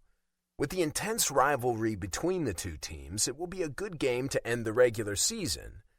We both made the playoffs, though, and could face each other in the second round, depending on what happens in the first round. I convinced Arya to come to the game. She's going to bring a friend, maybe Janie, who I haven't met, or Taj. The game is ostensibly sold out, but there are always tickets for the players. The ones we don't use are released for sale to the public on game day. Wednesday, after our morning skate, I go see Dad in his office. I don't do this very often, but I haven't seen him since that day Mom told us about the diagnosis. I need to go home for my nap, but I have time to check in on him. I find Dad in his office with Theo, talking about meeting up with Vancouver in the first round and our potential travel schedule. "Hey, come on in," Theo says, waving a hand. "You here to see Grandpa?" "Yeah." I feel shitty keeping stuff from Theo. Of all the family members, he needs to know what's going on. He needs to make sure Dad's not making bad decisions or doing anything to embarrass the team, like forgetting the name of the commissioner of the league or publicly calling him an asshole. I need to talk to the rest of the family about this, especially Mom, I guess. "How's it going?" "Good." Dad smiles at me. "How was your morning skate?" "Fine. We're feeling good about the game tonight." "I hope so. They killed us in Calgary. What the hell happened?" I grimace. "No excuses." "You don't seem all in," Dad says, frowning. "Is everything okay?" I stare at him. No, everything is not okay. Jesus Christ. My heart drops to my feet. I try not to look at Theo. "A rumor has it there's a new woman in his life," Theo says. "Ah!" Dad crows. "I knew it! Who is she?" Now I slide my gaze over to Theo and lift my eyebrows. He grins. "Tell us, man." "It's just, we've only gone out a couple of times," I mumble. "I heard it's serious." I narrow my eyes at him. He's yanking my chain. And fuck the guys who are gossiping about me to my nephew. Ah, I know who it is. Belzy. He lives in the same building as Theo, and Everly and Lacey are friends. I'm gonna punish him. Maybe the old cutting the skate laces trick. "Have I met her?" Dad asks. That stops me short. I close my eyes. He doesn't know. I clear my throat. "No, Dad, not yet. She's coming to the game tomorrow night, but you won't see her then." "My birthday's coming up," Dad says. "Your mom is planning a party." "She is?" I don't know if this is a good idea. I'll talk to her about it. "She's here," Dad says. "She's with Kate." "Oh." I remember Mom's been coming to the office with him so she can drive. Has she taken away his car keys? Ugh. That could be another disaster if he was driving and got in an accident or, God forbid, killed someone. We do need another family meeting to deal with some of these issues. And when are they going to talk to Mark and Matthew so we can tell everyone else, especially Theo? Maybe I'll see her before I go. I force a smile. Need my nap. "You're the most superstitious of my kids," Dad says, shaking his head. "Make sure you wear your lucky cup." Jesus, that was when I was 8 years old. Now I wear lucky socks. "Okay, Dad." I turn to the door. "I'll see you guys later." They'll both be at the game tonight and Thursday's season finale. Instead of looking for Mom, I go to Everly's office. I find her and Belzy all snuggled up there. Well, not literally. He's there, and they're talking in low voices, heads together. "Hi." Everly lifts her head and smiles. "Hey, Guy, what's up?" "I just checked in on Dad. What's happening?" Her smile fades, but doesn't totally disappear. Belzy watches her with a look on his face that's sympathetic and protective. He rubs her back. It's weird seeing him with my sister like this, but I have to say I'm really happy for her.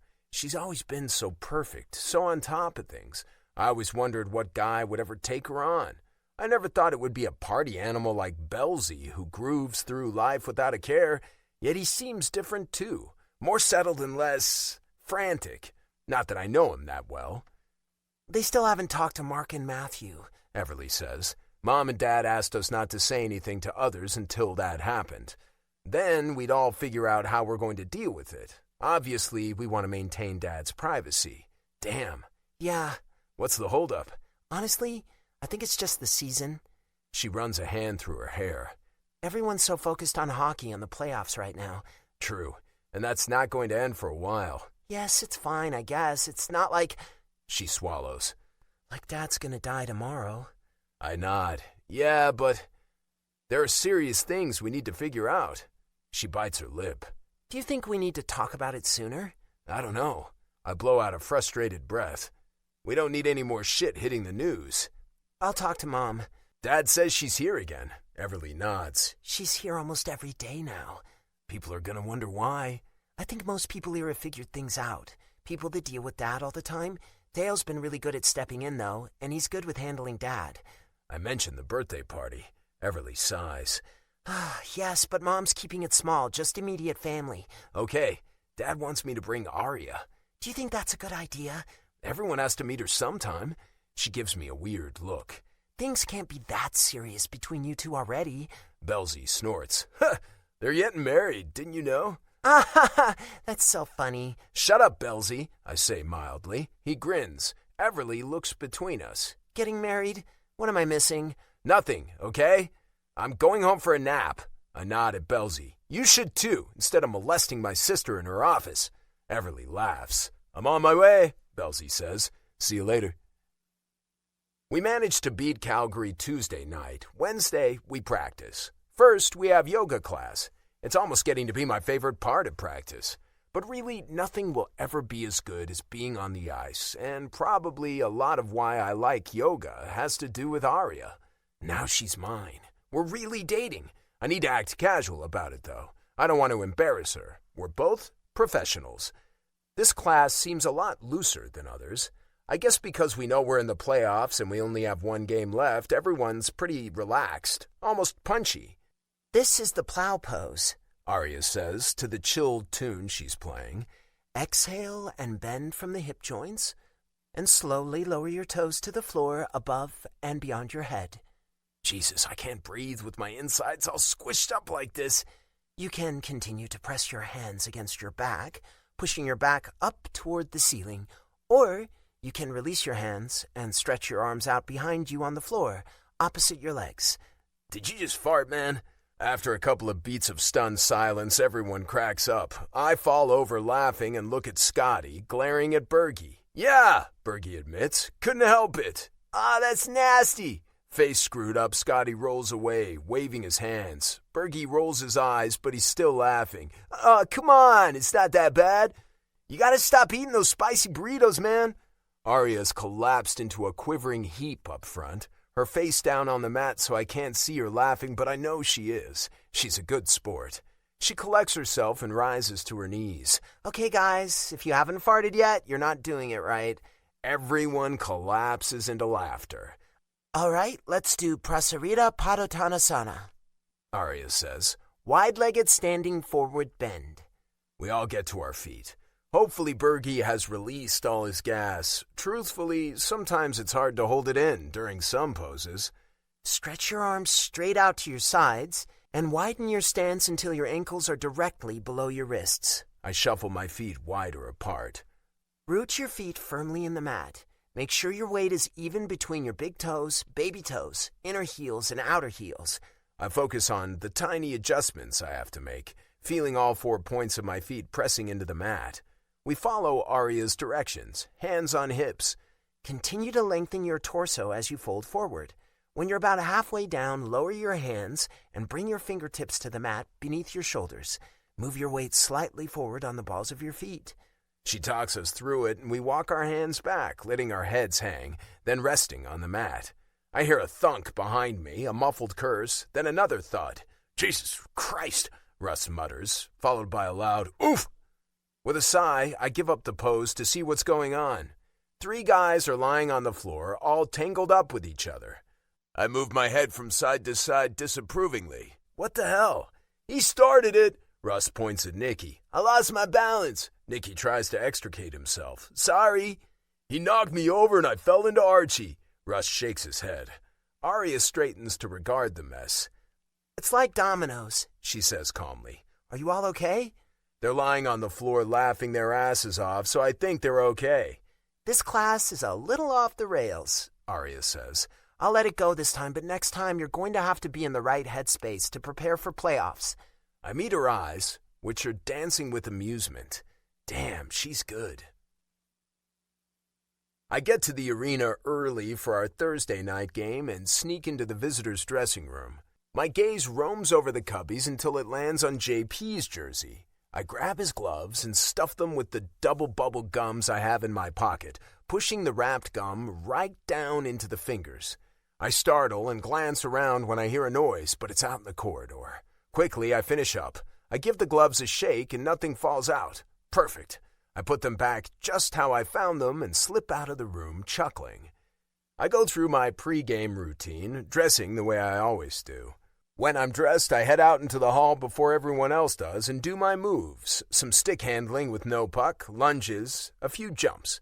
Then Teddy opens the door and the other guys start coming through.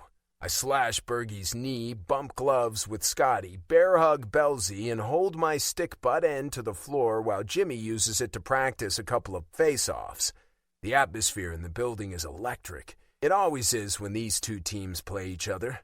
A lot of Eagles fans travel to their team's away games here, so things can get a bit rowdy in the stands. Glenn, our announcer, calls out the intro. And now, here they are, your California Condors! Lights are flashing, and there's smoke and deafening noise from the sound system, and a cheering crowd as we all take the leap onto the ice and do a lap. Glenn announces the starting lineup, we stand for the anthem, and then Jimmy takes the face-off and wins it. Chapter 17. Arya. Janie and I arrive at the Coliseum. Harrison gave us directions yesterday about where to park and which entrance to use. I'm more familiar with the Coliseum since I've taught classes there, and I lead the way inside. Making our way through the crowded concourse, we find a small shop selling Condors clothing and memorabilia, and I purchase a Condors baseball cap. In case someone gets a hat trick, the guy behind the sales register says with a grin. I laugh. Right. Don't worry, if it happens, hats will be on sale after that so you can get another one. Good to know. We pick up popcorn and beers and find our seats. They're in a corner about the middle of the lower bowl, so we have a pretty good view. The players are on the ice warming up. Okay, where is he? Janie asks, dipping her hand into the bucket of popcorn. I scan the ice. It's hard to find him among all the Condors jerseys and helmets, but I know he's number 20. I spot him before I can see the number, though. I recognize the size and shape of him. There, number 20, I point. With Jumpman by Drake blasting through the arena, we watch the players skate around and shoot the puck at the goalie. It's been a while since I went to a live hockey game, and I forgot how electric and exciting the atmosphere is. My head bobs along with the beat of the music. I search out number 13 for the Golden Eagles at the other end of the ice. That's JP, Harrison's nephew, I tell Janie, pointing. He told me almost his whole family will be here tonight, since they're playing each other. His half-brother is the coach of the Eagles. I look at the bench, but I wrinkle my nose as I don't know who he is. I've told Janie a few things about Harrison's big, crazy family. Harrison takes a lap around behind the goal, and as he does so, he looks up, right at me. A smile breaks across his face, a smile large enough for me to see behind his visor, and he lifts a big, gloved hand as he glides around the curve of the boards. He saw you, Janie says. She bumps me with her shoulder. Yes. I tamp down my urge to squeal. The horn sounds to end the warm-up, and the players slowly start leaving the ice. Harrison takes one more shot at the now empty net, hitting the back of it with the puck, then hops off the ice. I think he glances my way before he disappears. I shove popcorn in my mouth and look around the arena as we wait for the game to start. I wonder where the rest of Harrison's family is. Probably Everly is here. Oh, her boyfriend was out there too. I completely forgot about that. We have to watch for him when the game starts. I know nothing about hockey, Janie says. You'll have to tell me what's going on. I don't know that much either. I went to games in college, but that was a few years ago. I flipped through the game day program we were handed as we entered the section where we're sitting. There's Harrison, an unsmiling official photo. He looks fierce. The game gets off to a fast and physical start, both teams immediately slamming each other into the boards. My eyes pop open wide when I see it's JP hitting Harrison. Whoa. Janie and I exchange looks of alarm. They rough each other up a little bit, but it looks like they're smiling. Then they slap each other's backs and skate toward their own bench. What was that? I wonder aloud. The play resumes, fierce and heated. The Condors are heading down the ice toward the Eagles' net when two players collide. It happens so quickly I'm not really sure who hit whom, but a Condor player is lying face down on the ice. The whistle blows and every Condor on the ice converges around the Eagles player involved in the hit. There's a lot of pushing and shoving. The refs jump in and start separating people, and a guy from the Condors bench runs over to the player on the ice. The fans behind us are shouting to take that motherfucker out, I guess referring to the player who hit the Condors guy. Eep, bloodthirsty. I watch, my breathing suspended, my attention darting from the guy on the ice, who I quickly determine is Scotty, damn it, I hope he's okay, and the melee of players near the net. Harrison is in that melee, and I chomp on my lip as I observe the scuffle. Eventually, things settle down, Scotty gets up and skates off, and the coach of the Condors is standing on the bench, shouting. The ref goes over to talk to him. I have no idea what they're saying, but it's certainly a heated discussion. On the scoreboard, a video of the hit is playing, slowed down, and the crowd roars in disapproval as we all see the hit in slow motion. The Eagles get a penalty, which makes the crowd happy, but I'm still anxious about Scotty. He's on the bench, bent over, shaking his head. I hope he's okay. I forget that you know all these guys now. Janie leans into me. I know. I'm not sure this is good. I might have a heart attack before the game is over. It's really physical, Janie says. I love it. The Condors score a goal on that power play, so yay. It's a goal by the young kid Edvin Rintala, assisted by Harrison and Ollie Larson. Janie and I high-five each other as the fans cheer around us, nearly blowing the roof off the Coliseum. I'm watching Harrison more than I'm watching the game. Even when he's on the bench, I'm fascinated, seeing him wipe down the inside of his visor after one of the trainers hands him a towel, lean into the guy next to him, Nicky, I think, and gesture as they talk intently, then leap to his feet when his team gets control of the puck and flies toward the Eagles' goal. The red light goes on, the horn blasts, the crowd cheers, and Harrison is celebrating with his teammate on the bench. Seeing him like this reminds me of the day I watched him practice and decided I'd go out with him. He's so engaged in everything that's happening, so focused, and clearly very damn talented when he's on the ice. And yet off the ice, he's kind, gentle, thoughtful, maybe a little overeager in some respects, but not aggressive. I want to believe that. I want to trust my instincts about him. After the game, which the Condors win following an overtime shootout, I'm exhausted. Janie and I stop by the Golden Fish. We hang out with Taj and Ziggy, Arlo and Indigo, and have a drink. I didn't even play the game, I say, laughing at how stressful it was. Imagine how the players feel, Taj says. Wow, no kidding. They work so hard. I'm in awe of their fitness and stamina, their toughness, both mental and physical. Can I really teach them anything? I'm questioning that now. Taj is going to Ziggy's place tonight, so Janie drives me home. Thanks for inviting me, she says, her voice alive with enthusiasm. I think I'm a new hockey fan. Well, good. I'm glad it wasn't too boring for you. Not at all. We should go to the playoff games. Okay, great. Inside, I lock the door, turn on the lights, and pull my phone out of my small purse. I send Harrison a text congratulating him on the overtime goal he scored. It didn't win the game, that was Rintala's goal, but still, he scored and I'm happy for him. I don't know where he is. He probably had to do stuff after the game. Maybe he's out with his friends. It's a Friday night. He texts me back to say thanks. Then I ask, are you coming to SUP yoga tomorrow? He's done a couple of water classes when he can. Sorry, can't. We have a team meeting. Okay, no worries. I'll have a busy day tomorrow. Maybe we can have dinner? Sure, sounds good. After my Saturday classes, which end at 2 o'clock, I decide to ride down to the beach. It's definitely spring now. The sun's stronger and warmer, the air soft. I pedal along the path, gazing across the wide expanse of pale sand toward the glistening ocean. Lots of other people are enjoying the warm weather too, sitting on the sand, walking, biking. A vast feeling of well-being expands inside me, and I smile as I ride. At this moment, I feel so lucky.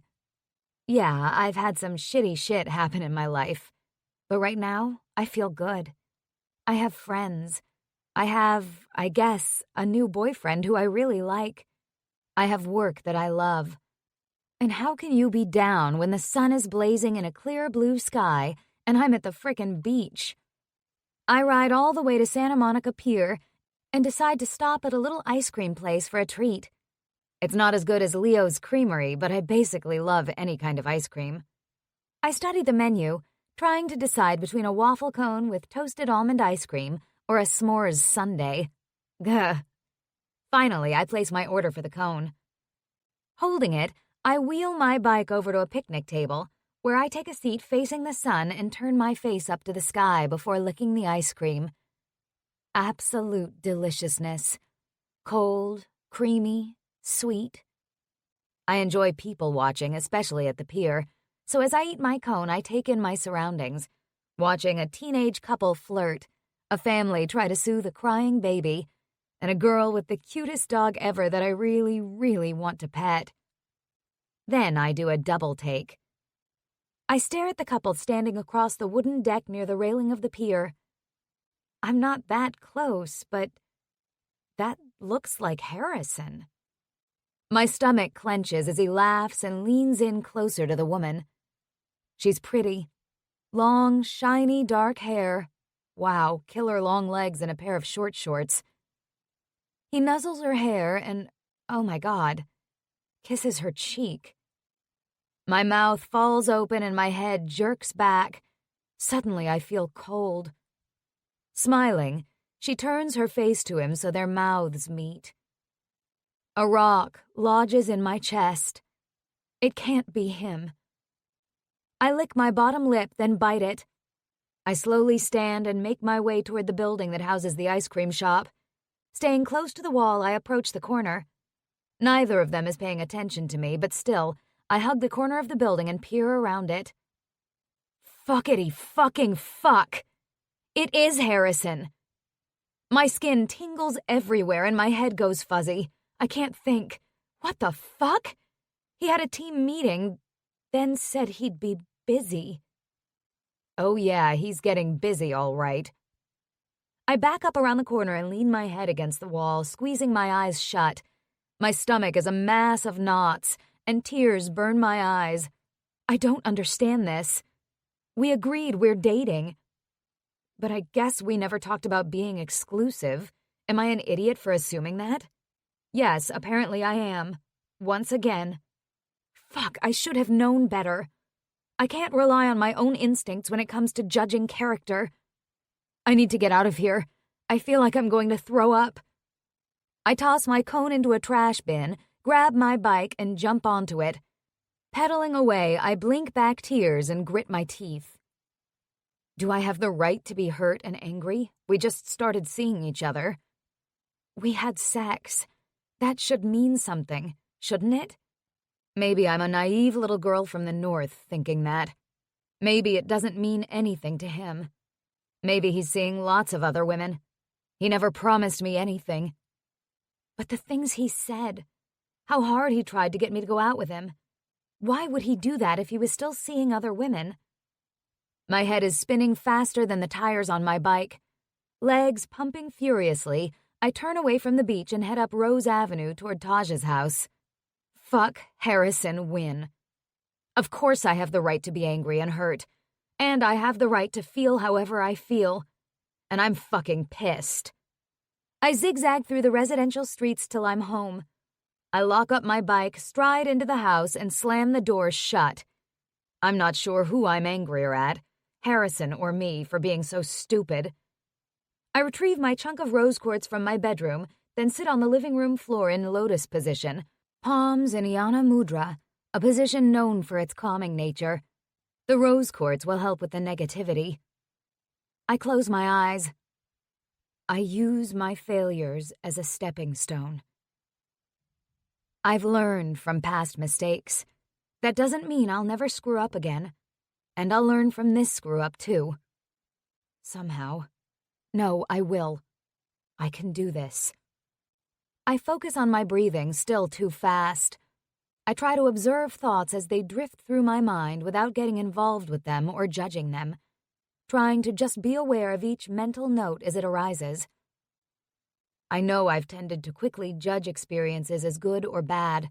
I need to balance my thoughts. Thoughts of Harrison. His smile, his words, the fun I had with him. That's a good thing. We can learn from everything. I sit like that for about 20 minutes, I think. Then I open my eyes. My mouth droops glumly.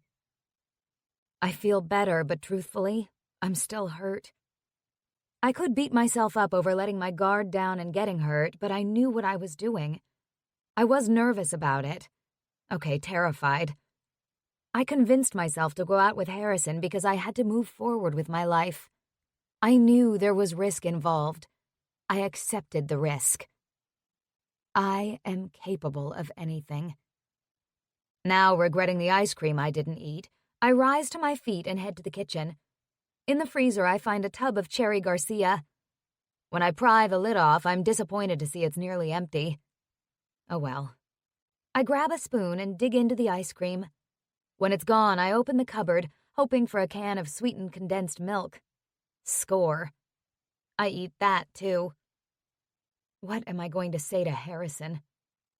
What am I going to do? He said maybe we'd go out for dinner tonight.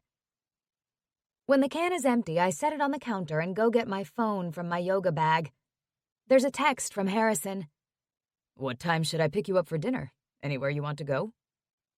My bottom lip pushes out sadly. Ending things by text is shitty. On the other hand, I don't really want to go for dinner with him. We need to talk. Good. I'm a breakup cliché. I wait for his response. Okay. I don't feel up for dinner, but maybe you could come by for a few minutes? My phone rings. I scrunch up my face, then answer it. Hi. Hi, beautiful. My heart bumps. What's going on? I don't answer right away. I haven't had time to figure out exactly what I'm going to say. I want to be honest, but it's hard to admit how hurt I am. Finally, I say, I think we may have had a misunderstanding about this dating thing. Silence. Then, I'll be over in 10 minutes. I swallow. Okay. I'm still in my leggings and tank top from my classes earlier. I look down at myself. I should change. But it doesn't matter what I'm wearing. I change. Wearing jeans and a pink t-shirt that says Namaste Bitches on the front, I splash cold water on my face, then swipe on mascara and pink lip gloss. A few minutes later, I open the door to Harrison. Wings flutter wildly in my belly, trying to climb up my esophagus. He gives me a look, steady, inquiring, solemn. Hi. Come in. I twist a piece of hair between my fingers as I follow him into the living room. He doesn't sit but turns to face me. He tilts his head. Misunderstanding? I drop my butt onto a chair since my knees feel like pudding.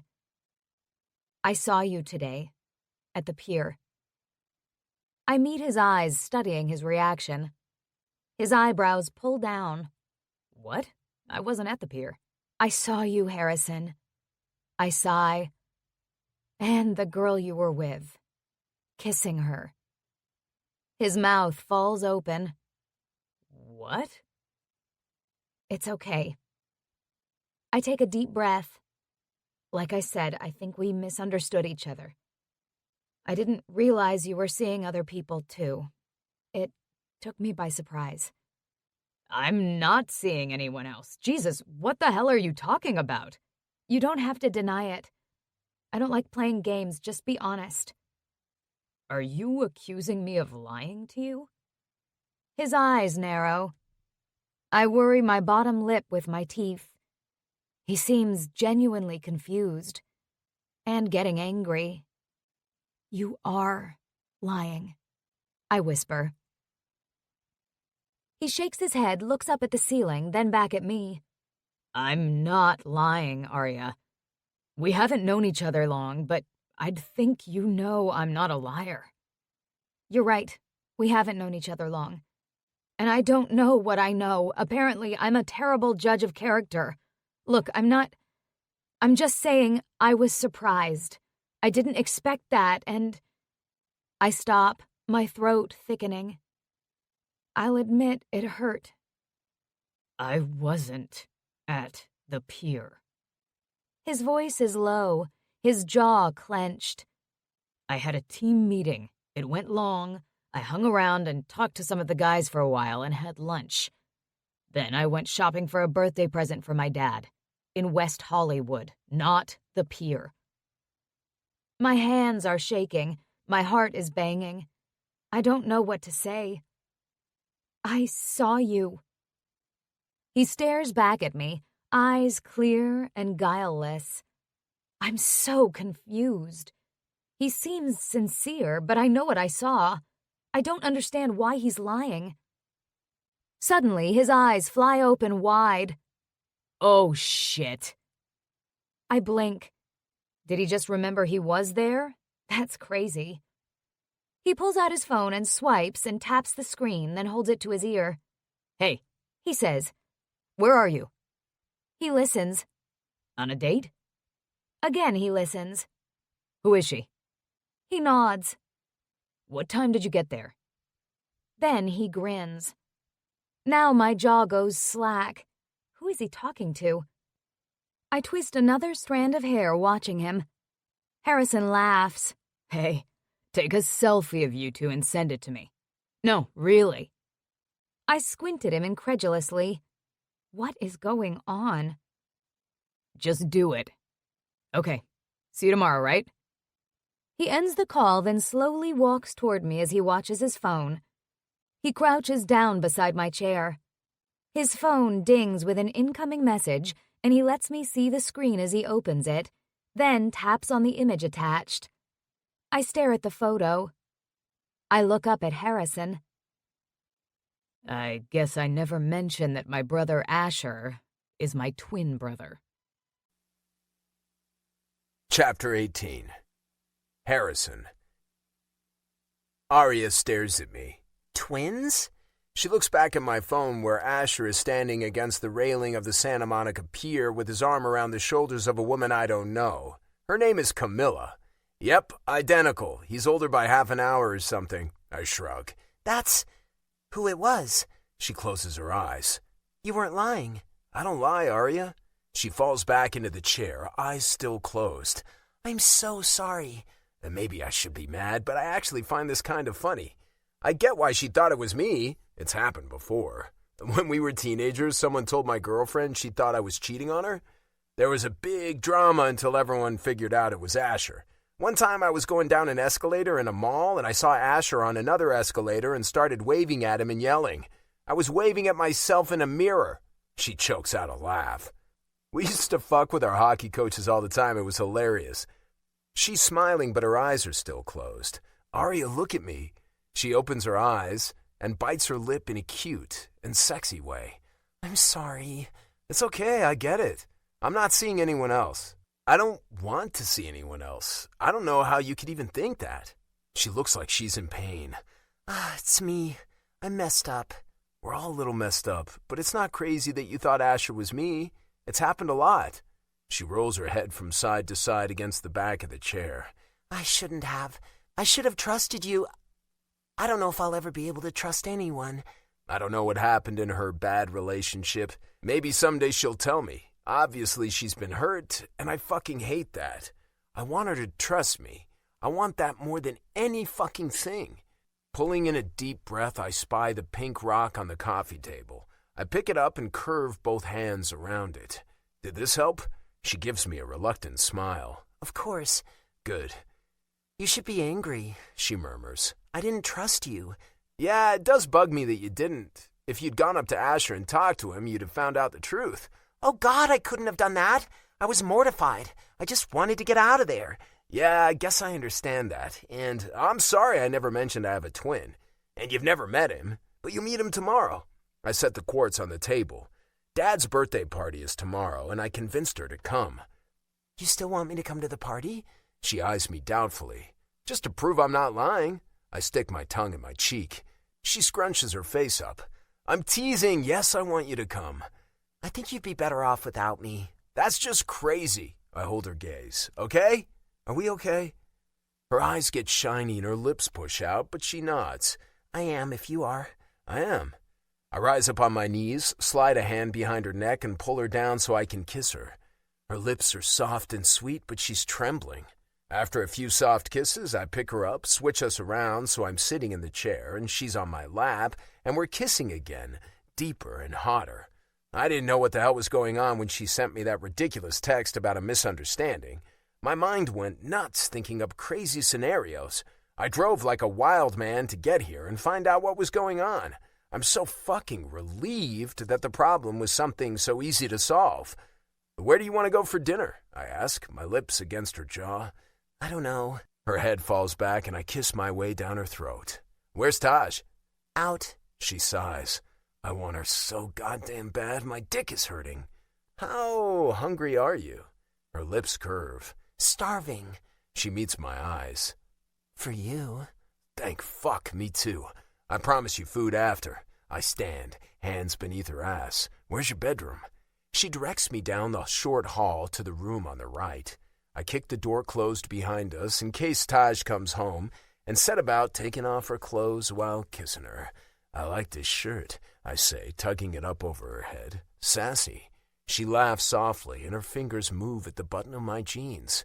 I want her naked, but I also want to explore, dragging my hands over her shoulders and down her arms, up her sides. I cup her breasts through her bra, a barely there pink number, then stroke up over her collarbones, neck, and cup her face as I kiss her again. She reaches behind her and unfastens her bra, letting it fall down her arms, and I lift my head to pull it off, studying her sweet curves, her nipples puckered into gorgeous rosy buds. I brush my palms over them, back and forth, and she sucks in a sharp breath. With my fingertips, I tease them more, watching them flush an even deeper pink. A flush that spreads up over her chest and neck and into her face. Like that? Love it. She has my jeans undone now and they drop to the floor. Hers take more work to get off. Much as I love your ass in these tight jeans, I mutter, they're kind of hard to get off. She huffs out a laugh and drops to the side of her bed. I know. I peel them off, leaving her in pink lace panties. I'm about to reach for her to hoist her farther onto the bed, but she curls her fingers into the elastic waistband of my boxer briefs and tugs them down, freeing my straining, aching cock. There, she murmurs, curling her soft fingers around my shaft, right at her face level.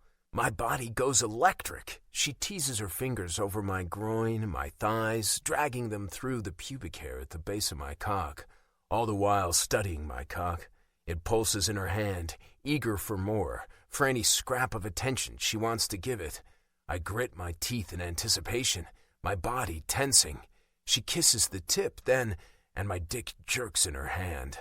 She smiles, and her little tongue comes out to lick all around the head, then swirl over the top. Christ! I slide my fingers into her hair gently, holding her head as she licks everywhere, getting me wet, then opens her mouth and takes me. A groan rumbles in my chest. Her wet lips slide up and down my shaft, her fingers curled at the base, and when her other hand caresses my balls, the top of my head nearly blows off as my body surges with pleasure. Okay, I rasp. Enough. I want to fuck you. Want to come inside you. She eases back with a sultry smile, her lips swollen and shiny. I step out of the briefs tangled at my ankles and reach for her, flipping her onto her belly. The pink thong panties don't cover much. I palm her ass cheeks and squeeze them gently before dragging the thong down her legs and tossing it aside. Lifting her hips, I take in the view. Sweet Jesus, it's heaven. Pink and perfect, plump and juicy. I caress her cheeks again, then drag my hand between her plump outer lips. Fuck, so wet, I marvel, sliding my fingers back and forth. Face pressed to the bed, she mumbles something I don't understand. Need a condom, babe, be right back. I nearly fall off the bed trying to get to my jeans. As soon as I'm suited up, I kneel behind her again. I glide the head of my cock around her wetness to make it easier to slide into her. Watching my cock enter her pussy is the hottest thing ever. So are her moans and soft, wordless cries as I fill her, penetrating her slowly, deeply. I pulse in her tight channel once I'm fully in, holding back the instinct to pound into her until she's screaming and I'm shouting. My skin buzzes, heat pumping through my veins. Carefully, I slide in and out, then I pick up the pace. She pushes up onto her hands, arms straight, tossing a sexy glance at me over her shoulder. I fuck her harder, my hands gripping her waist. I slide a hand up her back to her shoulder and pull her up higher, then hold both her arms behind her as I drive into her. Her breath is coming in fast pants and soft cries. Yes, yes! Her long hair flows down her back. I hook my arm through both of hers to clasp her shoulder again, sliding it around to her throat so gently and carefully. She lets out a little sob that encourages me. My cock tunnels in and out of her, her body jolting with each impact. So tight, I growl in her ear. So wet for me. Yes, God, yes, fuck me. I release her arms and her throat, cup one breast and reach around to the front of her to find her clit. I nuzzle her ear, her hair, whispering, I stop. I love fucking you. Love that pussy squeezing me. Are you close? 'Cause I want to make you come so hard. I circle wet fingers over her clit. A stream of do me harder sounds falls from her lips as she covers my hand with hers. On her knees in front of me, my cock filling her again and again. Sensation pours through me, racing up my spine, tightening my balls. I squeeze her tit, pinch her nipple, suck on the skin on the side of her neck, my fingers still working. She presses on them to adjust them just a bit, then tenses against me, her spine arching. Oh, God! There. That's it, gorgeous girl. Come all over my fingers and my cock. Oh, yeah. She's squeezing me, and it's like lightning bolts to my balls. Oh, Christ! Excitement pounds through me, robbing every thought, taking over everything. I need her. Christ, I need her. She falls forward, on her elbows, head to the bed, and I pound into her as my release roars over me. Tingles grow at the base of my spine. Pleasure corkscrews inside me. My balls tighten even more. White-hot electricity burning from them up my cock and exploding. Sensation swamps me in huge, suffocating waves. I shout my release, then slump over her, my breathing harsh and ragged, my heart racing. I really don't know about this. I smile at Arya when I'm back at her place the next day to pick her up. It'll be fine, it's not that big of a deal. Her face tells me she remains unconvinced. You know Everly and Belzy. I mean, Wyatt. I never know who you're talking about, she grins. You hockey players and your nicknames. I shrug. Your mom's name is Chelsea, right? Yes. She nods. I just don't want to forget. And your brothers are Noah and Asher? Yep. Do I look okay? She looks amazing. She's wearing a casual dress, flowered cotton, that leaves her shoulders and legs bare. Her hair is down in long, sexy waves that make me want to run my hands through it. You look gorgeous. Perfect. Do you have your swimsuit? Yes. She grimaces and holds up a tote bag. Great. Mom and Dad have a nice pool. We might want to jump in. She swallows. Okay. I move closer and set my hands on her smooth shoulders. Don't be nervous. I brush my lips over her cheek. It's just a fun afternoon to celebrate Dad turning 73.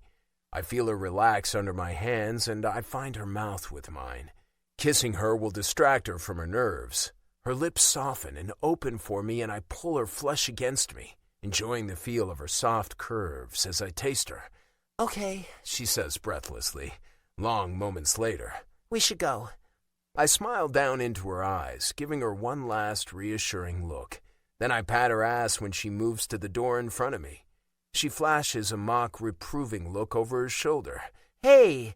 Couldn't resist. "You have such a sweet little ass." She pauses to lock the door, looking up at me from beneath her eyelashes. "Well, okay then." I laugh and sling my arm around her shoulders to walk out to the street. I'm trying to reassure her that this will all go well, but truthfully, I'm not 100% sure of that. When my family gets together, things tend to go screwy.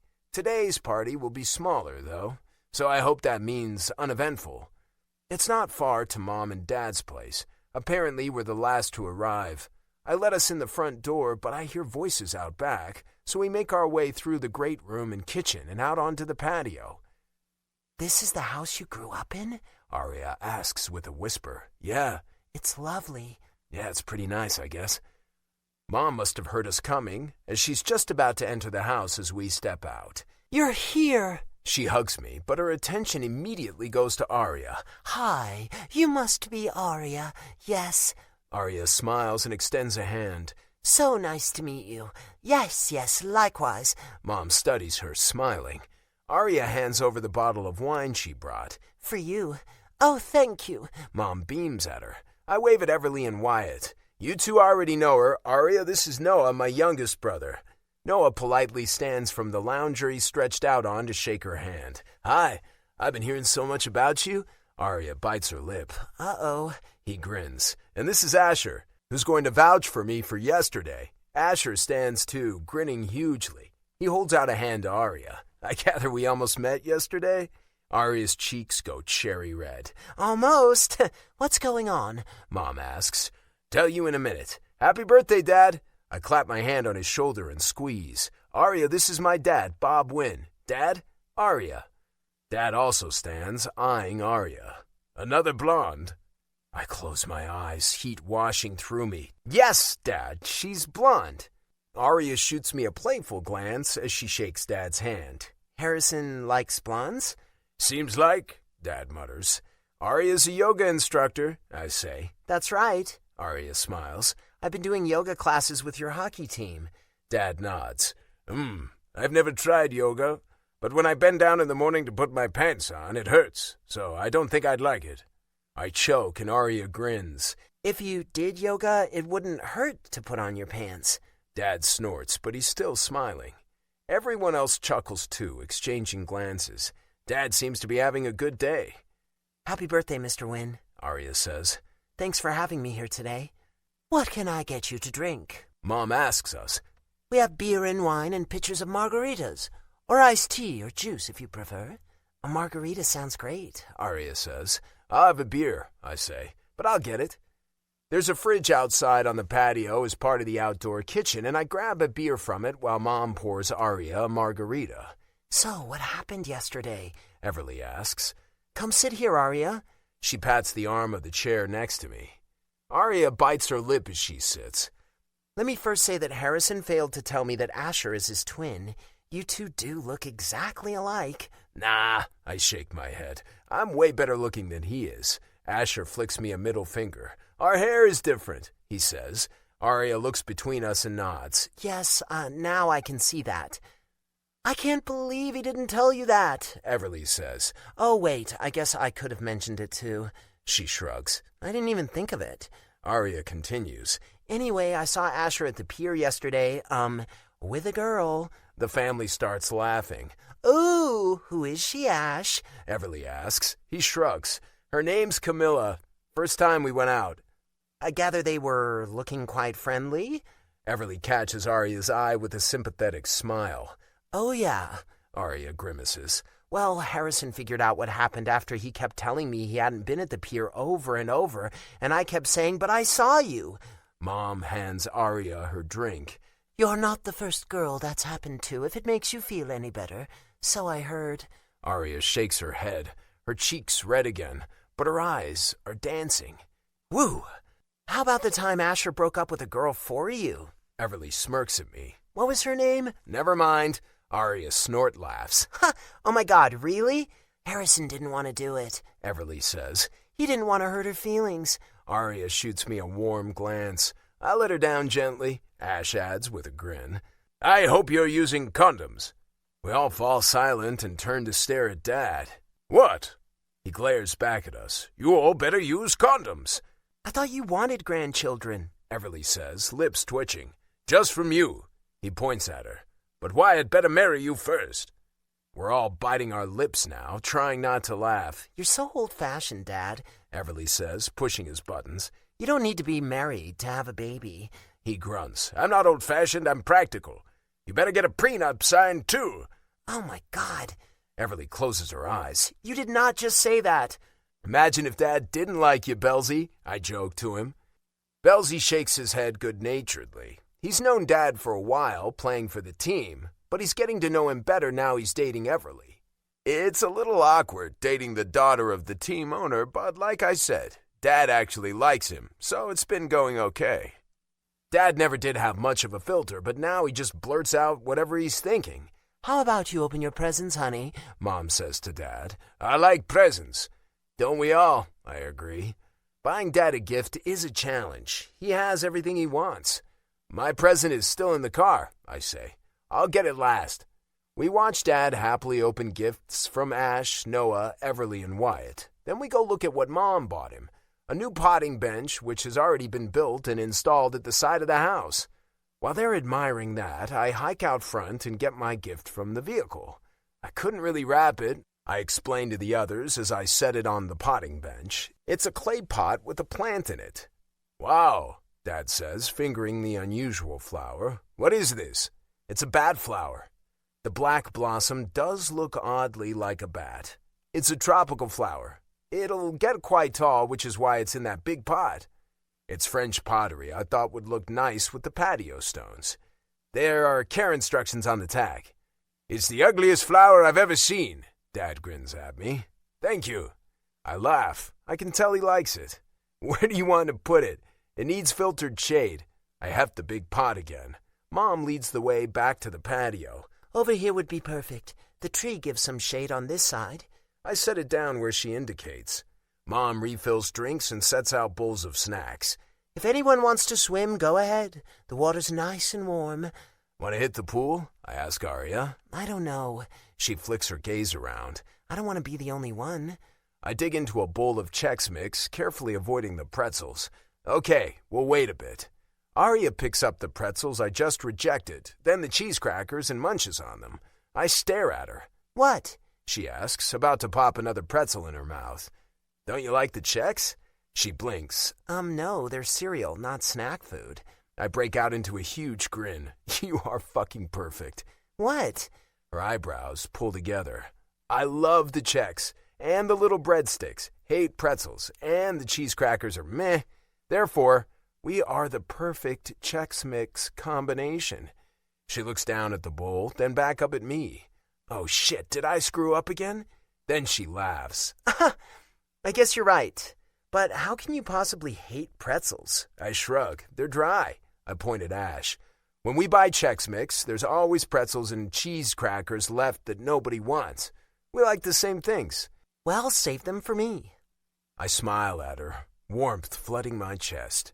Are you talking about me? Ash says. Yeah. I gesture at the snack bowl. Arya likes the pretzels and cheese crackers. Ash laughs. Ha! How does she feel about hard-boiled eggs?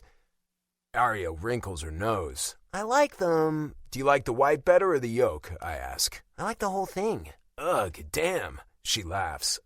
Why? Ash and I love the egg white, not so much the yolk. When we were kids, we'd give all the yolks to Noah. He loved them. Still do, he says. You guys are weird. Arya's looking more and more relaxed, laughing at our stories and jokes. Okay. She says to me, here's one for you. Do you like to eat the half-popped kernels left in the bottom of a popcorn bowl? What? I gape at her. Who would do that? She points at herself. This girl. I start laughing. Well, okay then. More support for my position. What position is that? I lean in closer to her ear and whisper, any position you want, baby. She gives a strangled little laugh and pushes at my shoulder. My siblings are watching with amusement. Luckily, my parents are standing over at the counter where the grill is, getting food ready for dinner. I'm ready for a swim, Noah announces. He pulls off his t-shirt, runs over to the deep end of the pool and does a somersault into the water in his shorts. What a guy. Chapter 19. Arya. My mouth falls open as Noah leaps into the pool. The others shake their heads and laugh. Good idea. Everly stands and sets down her margarita glass. I'll go change. Did you bring a bathing suit, Arya? Yes. Come on, I'll show you where you can change too. I follow her, grabbing my bag where I left it near the door. There's a bathroom right here. She opens the door and flicks on the light. I'll go to my old bedroom to change. Thanks. The bathroom is small but lovely, with black and white patterned ceramic tile on the floors, white subway tiles on the walls, and black cabinets. There's a full-length mirror on the back of the door that I use to inspect myself once I have my bikini on. I turn to check out the cellulite on my ass and tug the suit down. It's my favorite. Multicolored stripes with a halter top. I slip on a sheer tank dress cover-up and slide a hair tie onto my wrist so I can pull my hair up when I get into the water.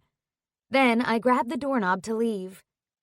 The knob comes off in my hand. I stare at it. What the? I drop my bag again and study the door and the broken knob. I try to pull on the door, but it won't open. Shit. Maybe I can fix it.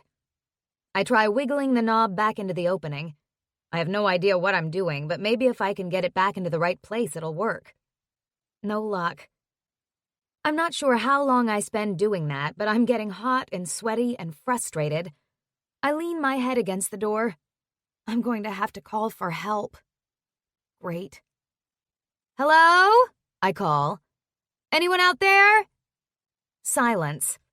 I don't know if Everly's still in her room or if she's gone back out. I call again, louder. Hello, help! I'm stuck in here! Then I bang on the door. Still nothing. My head drops forward. Fuckity fuck. I sit on the closed toilet seat and slump over. How long am I going to be stuck here? Harrison will come looking for me eventually, won't he? But how long will it take? I sigh. I eye the window at the end of the room. I'm pretty sure it's next to the patio where everyone is. I jump up and rush over to hammer on the frosted glass. Nothing. I let out another expulsion of air. Shit. I eye the window again.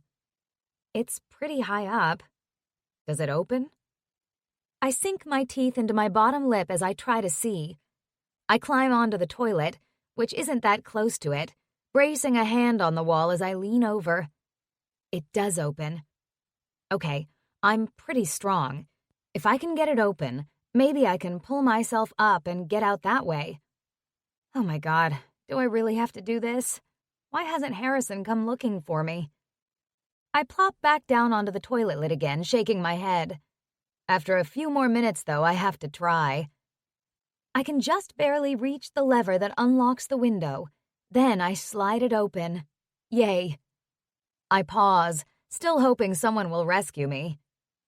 With a sigh, I turn to the wall.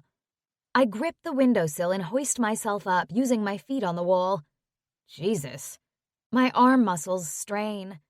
I'm determined to do this, so I grit my teeth and keep working until I'm high enough to rest my boobs on the sill. I pause, panting. Okay, I got this. I can do it. I wriggle myself through the window. Now I'm half hanging out, but I'm head first, and I don't want to take a dive into the shrubs beneath me. I peer through bushes and palm trees to see the patio. I can vaguely hear them talking over there. I really don't want to make a scene, but... Help! I wait, then call again. Help, over here! A moment later, Harrison's face appears through the shrubbery. Arya? What the hell are you doing? I'm locked in the bathroom, help! He starts to thrash through the shrubs toward me. Oh, thank God, I'm going to live. Just as he nears me, I hear the bathroom door open.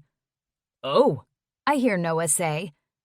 I am now painfully aware that my cover-up is scrunched around my waist, and my bikini bottom is firmly wedged between my ass cheeks. Heat flames in my face, and I kick my feet in frustration and embarrassment.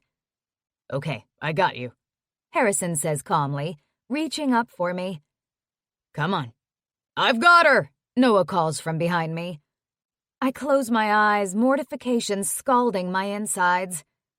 Should I go out or back in?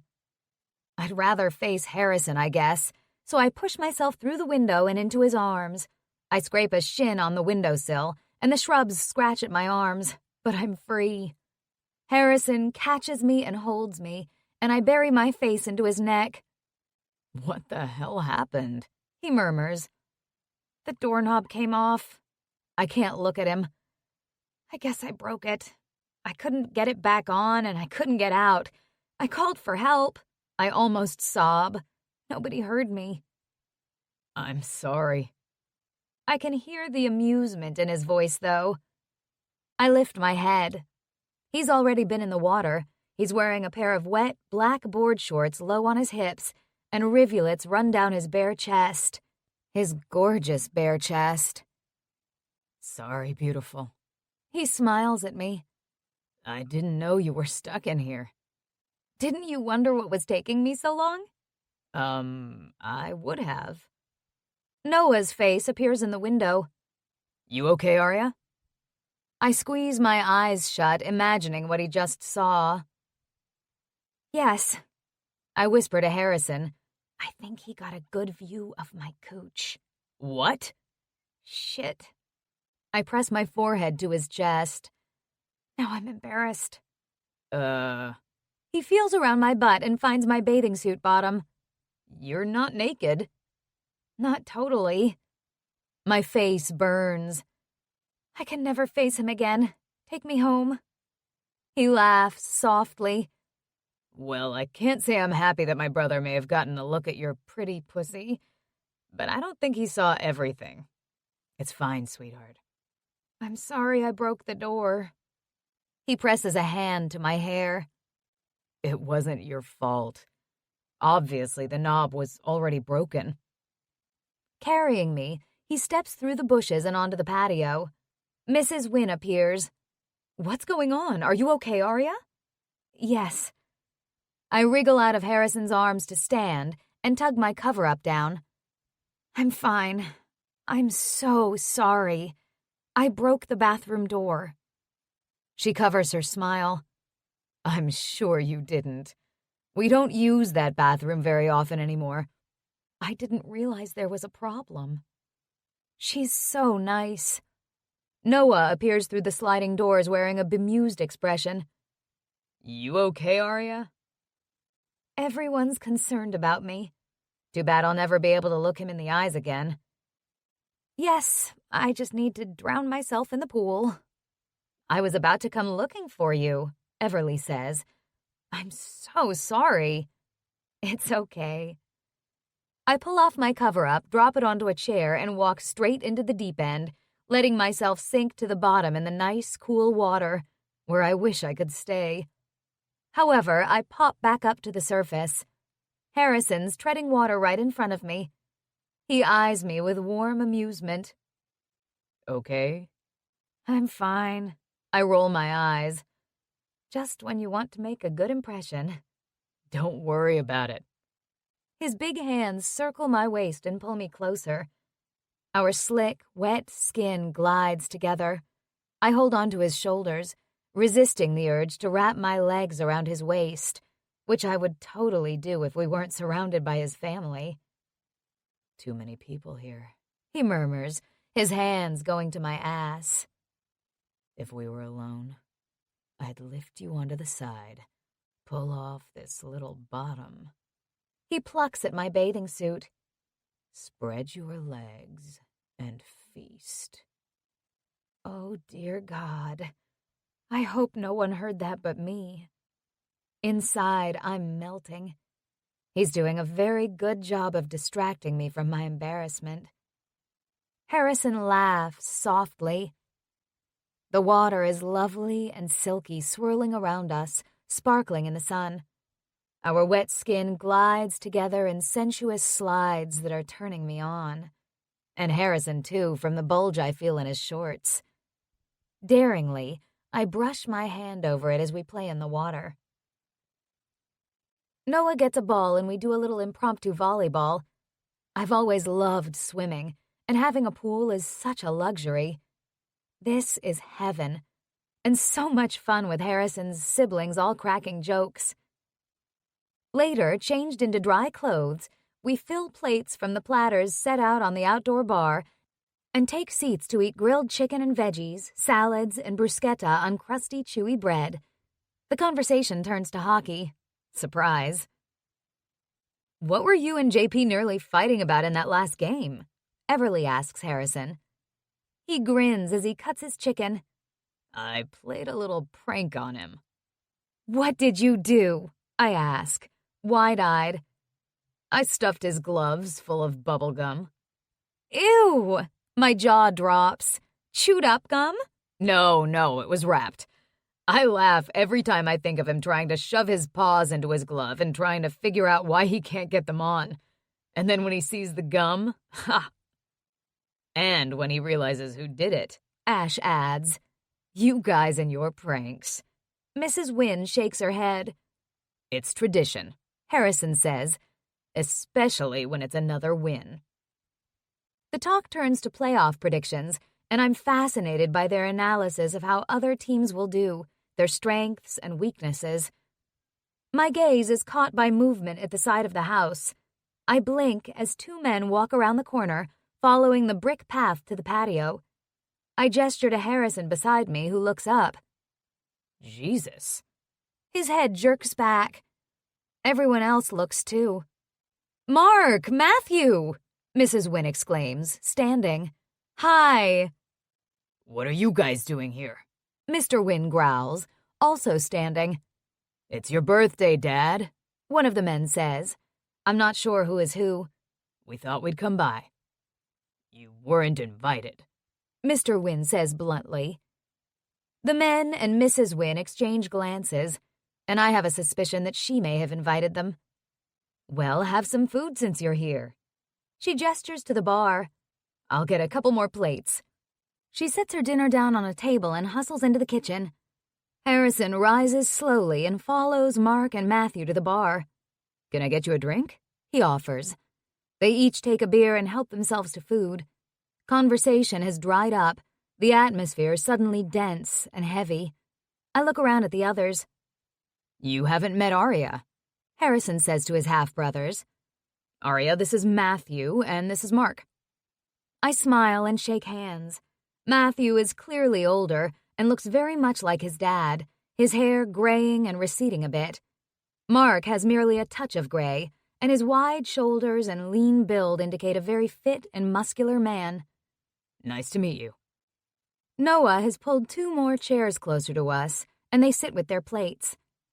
"Happy birthday, Dad," Mark says, echoed by Matt. Well, Mrs. Wynne sits and looks around the group. She doesn't look fazed by the unexpected appearance of her stepsons, which is a little weird to think about, because her stepsons are about the same age as her. She smiles serenely. This is a good chance for us to all talk. Mr. Wynne frowns. "About what?" There's another tense exchange of glances. "I feel like I shouldn't be here," I whisper to Harrison, leaning over. He sets a hand on my back and rubs a small circle. "You're probably going to wish you weren't." He sighs. My stomach tightens. This seems like it's going to be a very personal family discussion. "Let me start," Everly says. "Mark, Matthew, I'm sorry that I blurted out all that stuff that night at the game. Actually, I'm not sorry I said it. I'm sorry I said it there. That wasn't the appropriate place for that discussion." "I missed it," Mark murmurs, "but Matt filled me in." "We're worried," Everly continues, shooting her dad a glance. "This family needs to come together, now more than ever." "You need to know," Mrs. Wynne adds. "The doctors have confirmed that your dad has Alzheimer's." I watch Matthew and Mark. Mark's throat works. Matthew's jaw tightens. Are you absolutely sure about that? Matthew asks. What about a second opinion? We've seen several doctors, Mrs. Wynne replies. They're all in agreement, and they're excellent doctors. There's music playing from an outdoor speaker, but it seems to fade in the midst of the opaque silence that descends over us. I poke at a piece of grilled zucchini, wishing I could go get locked in the bathroom again. I'm not questioning the doctors, Matthew says, his voice rough. You're in denial, like the rest of us, Everly says quietly. She swipes a finger under one eye but lifts her chin. What are you talking about? Mr. Wynne asks irritably. The doctors said I'm fine. Everly's lip trembles. Harrison closes his eyes briefly. Mark and Matthew look to Mrs. Wynne. She shakes her head, her expression pinched. This lawsuit has to be settled. Everly speaks up. Now you know why. Mark and Matthew exchange glances and slowly nod. I have some information put together, Mrs. Wynne says to them. This isn't the time, but if we could sit down and go through it, I have, She stops. A proposal, I suppose. After the playoffs, maybe? You didn't steal that girl from your brother, did you? Mr. Wynne suddenly demands. He's looking at Harrison. And me. My mouth falls open. I turn to Harrison, confused. No, Dad, he says. Good, because that's a dick move. I know. Harrison leans closer to me. He's thinking of JP. He pauses. I don't think it's worth getting into. JP stole his brother's girlfriend? Yeah, long story. Evidently, Dad's still pissed about it. Then Mr. Wynne starts into a story about one of the years he won the Stanley Cup. It's a little rambling and doesn't entirely make sense, but I can tell that it's based on something that really happened. Everyone listens and reacts appropriately, smiling and commenting, but I can tell their hearts are breaking. And I kind of feel like that too, because I hate seeing Harrison hurting. I finish my meal, set my plate on a small table, and reach for Harrison's hand. I curl my fingers around it, and he reciprocates, twining our fingers together, and we sit like that. I want to think, from the way he's clasping my hand, that I'm helping in some tiny way. Mrs. Wynne serves birthday cake that I can see nobody wants to eat, but everyone's acting cheerful. Matthew and Mark are quieter than the others, moving to sit beside their dad to talk to him in low voices while they pretend to eat cake. You okay? I ask Harrison, without looking up from my chocolate cake. No. He slants me a crooked smile. I'm fucked up. I know. I reach for his forearm and squeeze it. It's okay. You ready to go soon? Sure, anytime. He takes my empty plate a few minutes later and carries it into the kitchen. Following him, I say, we should stay to help clean up. Yeah. He surveys the mess of dishes on the counter. Let's get these into the dishwasher. We set about rinsing and filling the dishwasher. I toss crumpled aluminum foil and plastic wrap into the trash while Harrison finds storage containers, and we move leftover chicken and veggies into them and store them in the fridge. Mrs. Wynne comes in as I'm wiping the counter.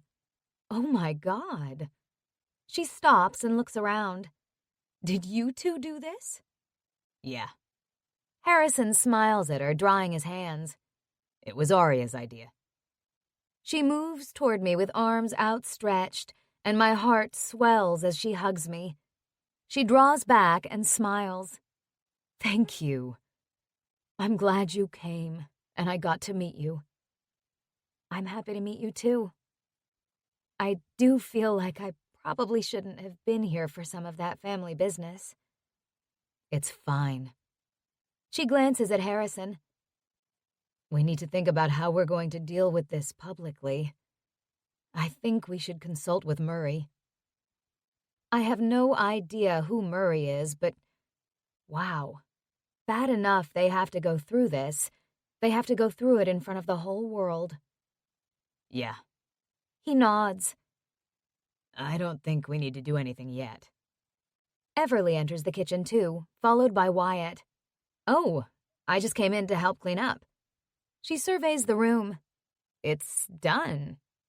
Perfect timing, Harrison says dryly. She rolls her eyes. We're out, he says. Thanks, Mom. That was a great dinner. He hugs his mom while I hug Everly. Let's do drinks and appies again one day, she says to me.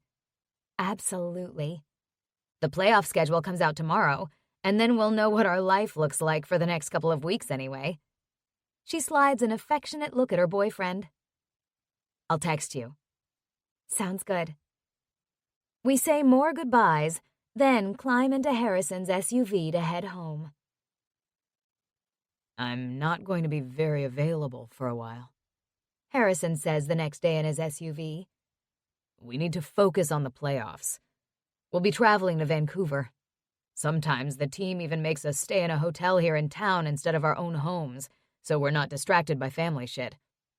And you have a lot of family shit going on. True that. His smile is rueful. Anyway, I want to spend time with you as much as I can the next few days, if you're okay with that. I smile. I'd love that. I don't want to be a distraction for you. I know how important this is. Yeah. He reaches over and squeezes my hand. I just don't want you to think I'm ignoring you when things get going. I'm okay with it. Seriously. I have my friends. I have my work. In fact, I just got offered a great opportunity. Oh yeah? What's that? I'm going to do a rooftop sunset yoga class downtown once a week. He shouts a laugh. No shit, that's awesome. I know, right? I just heard about it this morning. I'm excited. It's a cool thing. So, where are we going? He's taking me out somewhere, but he's been mysterious about where. You're gonna love this. He grins and twists his hands on the steering wheel in excitement. Puppies and pints. What? Puppies and pints. We're going to Last Glass Brewers. Once a month they have these Puppies and Pints evenings where they bring in rescue dogs, and you can go and have a drink and play with the dogs. Oh my God. I press a hand between my breasts. Seriously? Yeah. He slants me a smile. I thought you'd like it. Dogs. I miss my Roxy so much. I know you do. And I know you want a dog of your own someday. Maybe it won't be one of these ones, but you can enjoy them anyway and get some dog time. He frowns. That sounds weird. No, it doesn't. I need dog time. I need puppy hugs. I'm so excited. I clap my hands. The event is being held on the patio at Last Glass Brewers. The hostess shows us out there and seats us at a table. Before we even order drinks, I'm eyeing the dogs. My heart. I can't resist. I have to go see them. I'll have whatever you're having, I tell Harrison, leaving him to order. I cross the patio and crouch down beside a beagle. Hello, my sweetie. This is Buster, the girl holding his leash says. He's 2 years old. He's very affectionate and friendly. I hold out my hand palm down, which he sniffs. Then I rub his chin. Hi, Buster. You're a handsome boy, aren't you? He looks up at me with big brown eyes, and I'm melting into a puddle of puppy longing. Another dog comes over, tail wagging, eager for attention. She, is smaller, so I scoop him up. He lays puppy kisses all over my chin. I'm laughing as the girl from the shelter tells me this is Vita, an indeterminate mix of breeds who's only 8 months old. You are so sweet. I cuddle him against me. Harrison comes over with a plastic cup with beer in it for me. I set down Vita and take the beer. Thank you. I beam up at him. He crouches beside me and holds out a hand for Vita to sniff. Hey, little dude. I introduce them, earning an amused glance from Harrison. He rubs a hand down Vita's back. Vita moves closer, eyes closing, nuzzling into Harrison. My heart trips again, watching him rub the dog and smile at him. This is heaven. Harrison and I play with the dogs and drink beer and laugh a lot. I squeeze puppy bodies and boop noses and rub bellies. Harrison seems to enjoy it too, even though he's apparently never had a dog. At one point, I catch him watching me as I plant a kiss right between the eyes of Buster the Beagle. My skin tingles everywhere at the heat I see in his eyes, and for a few seconds, I actually forget the puppers.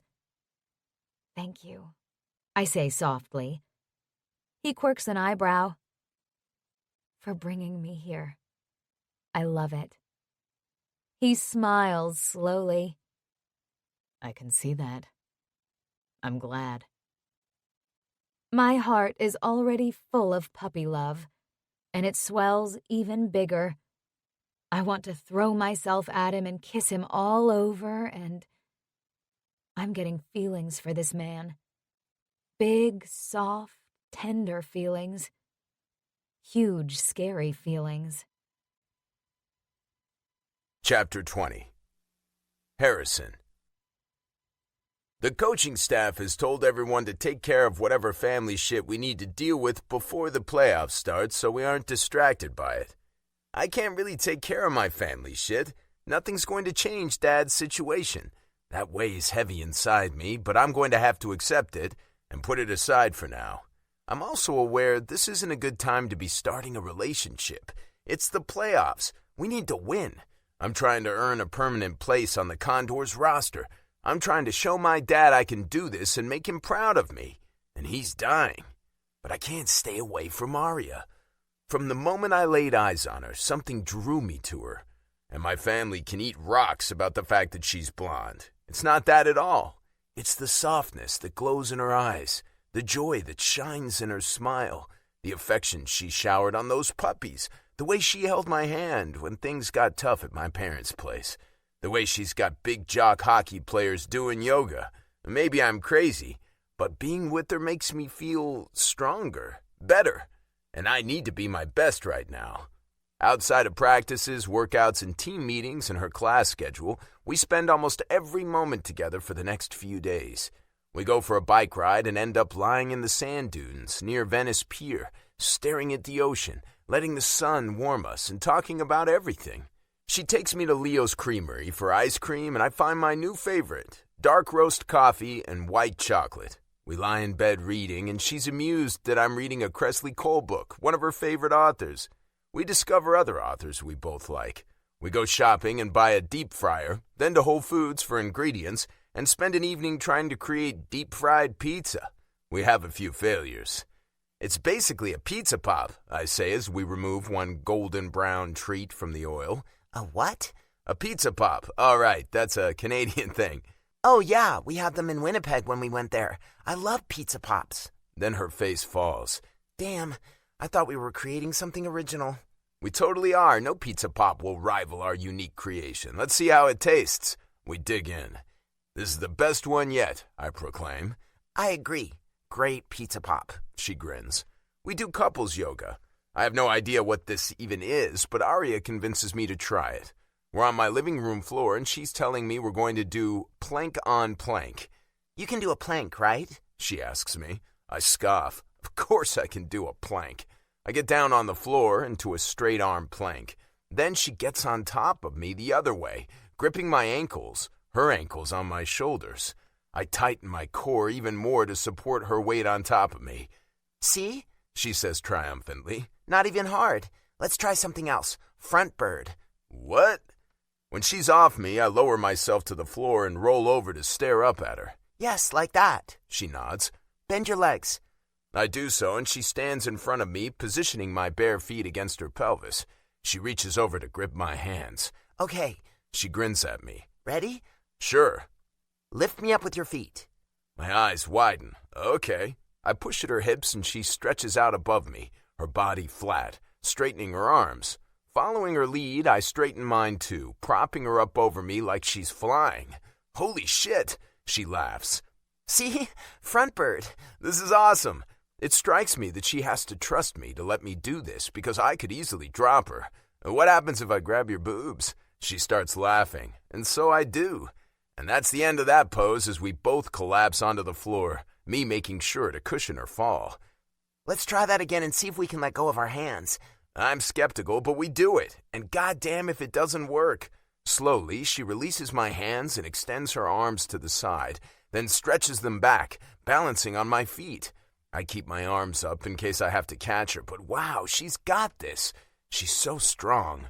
Our eyes meet and we smile and focus on each other and on the pose, a connection drawing out between us. Fuck, she's amazing.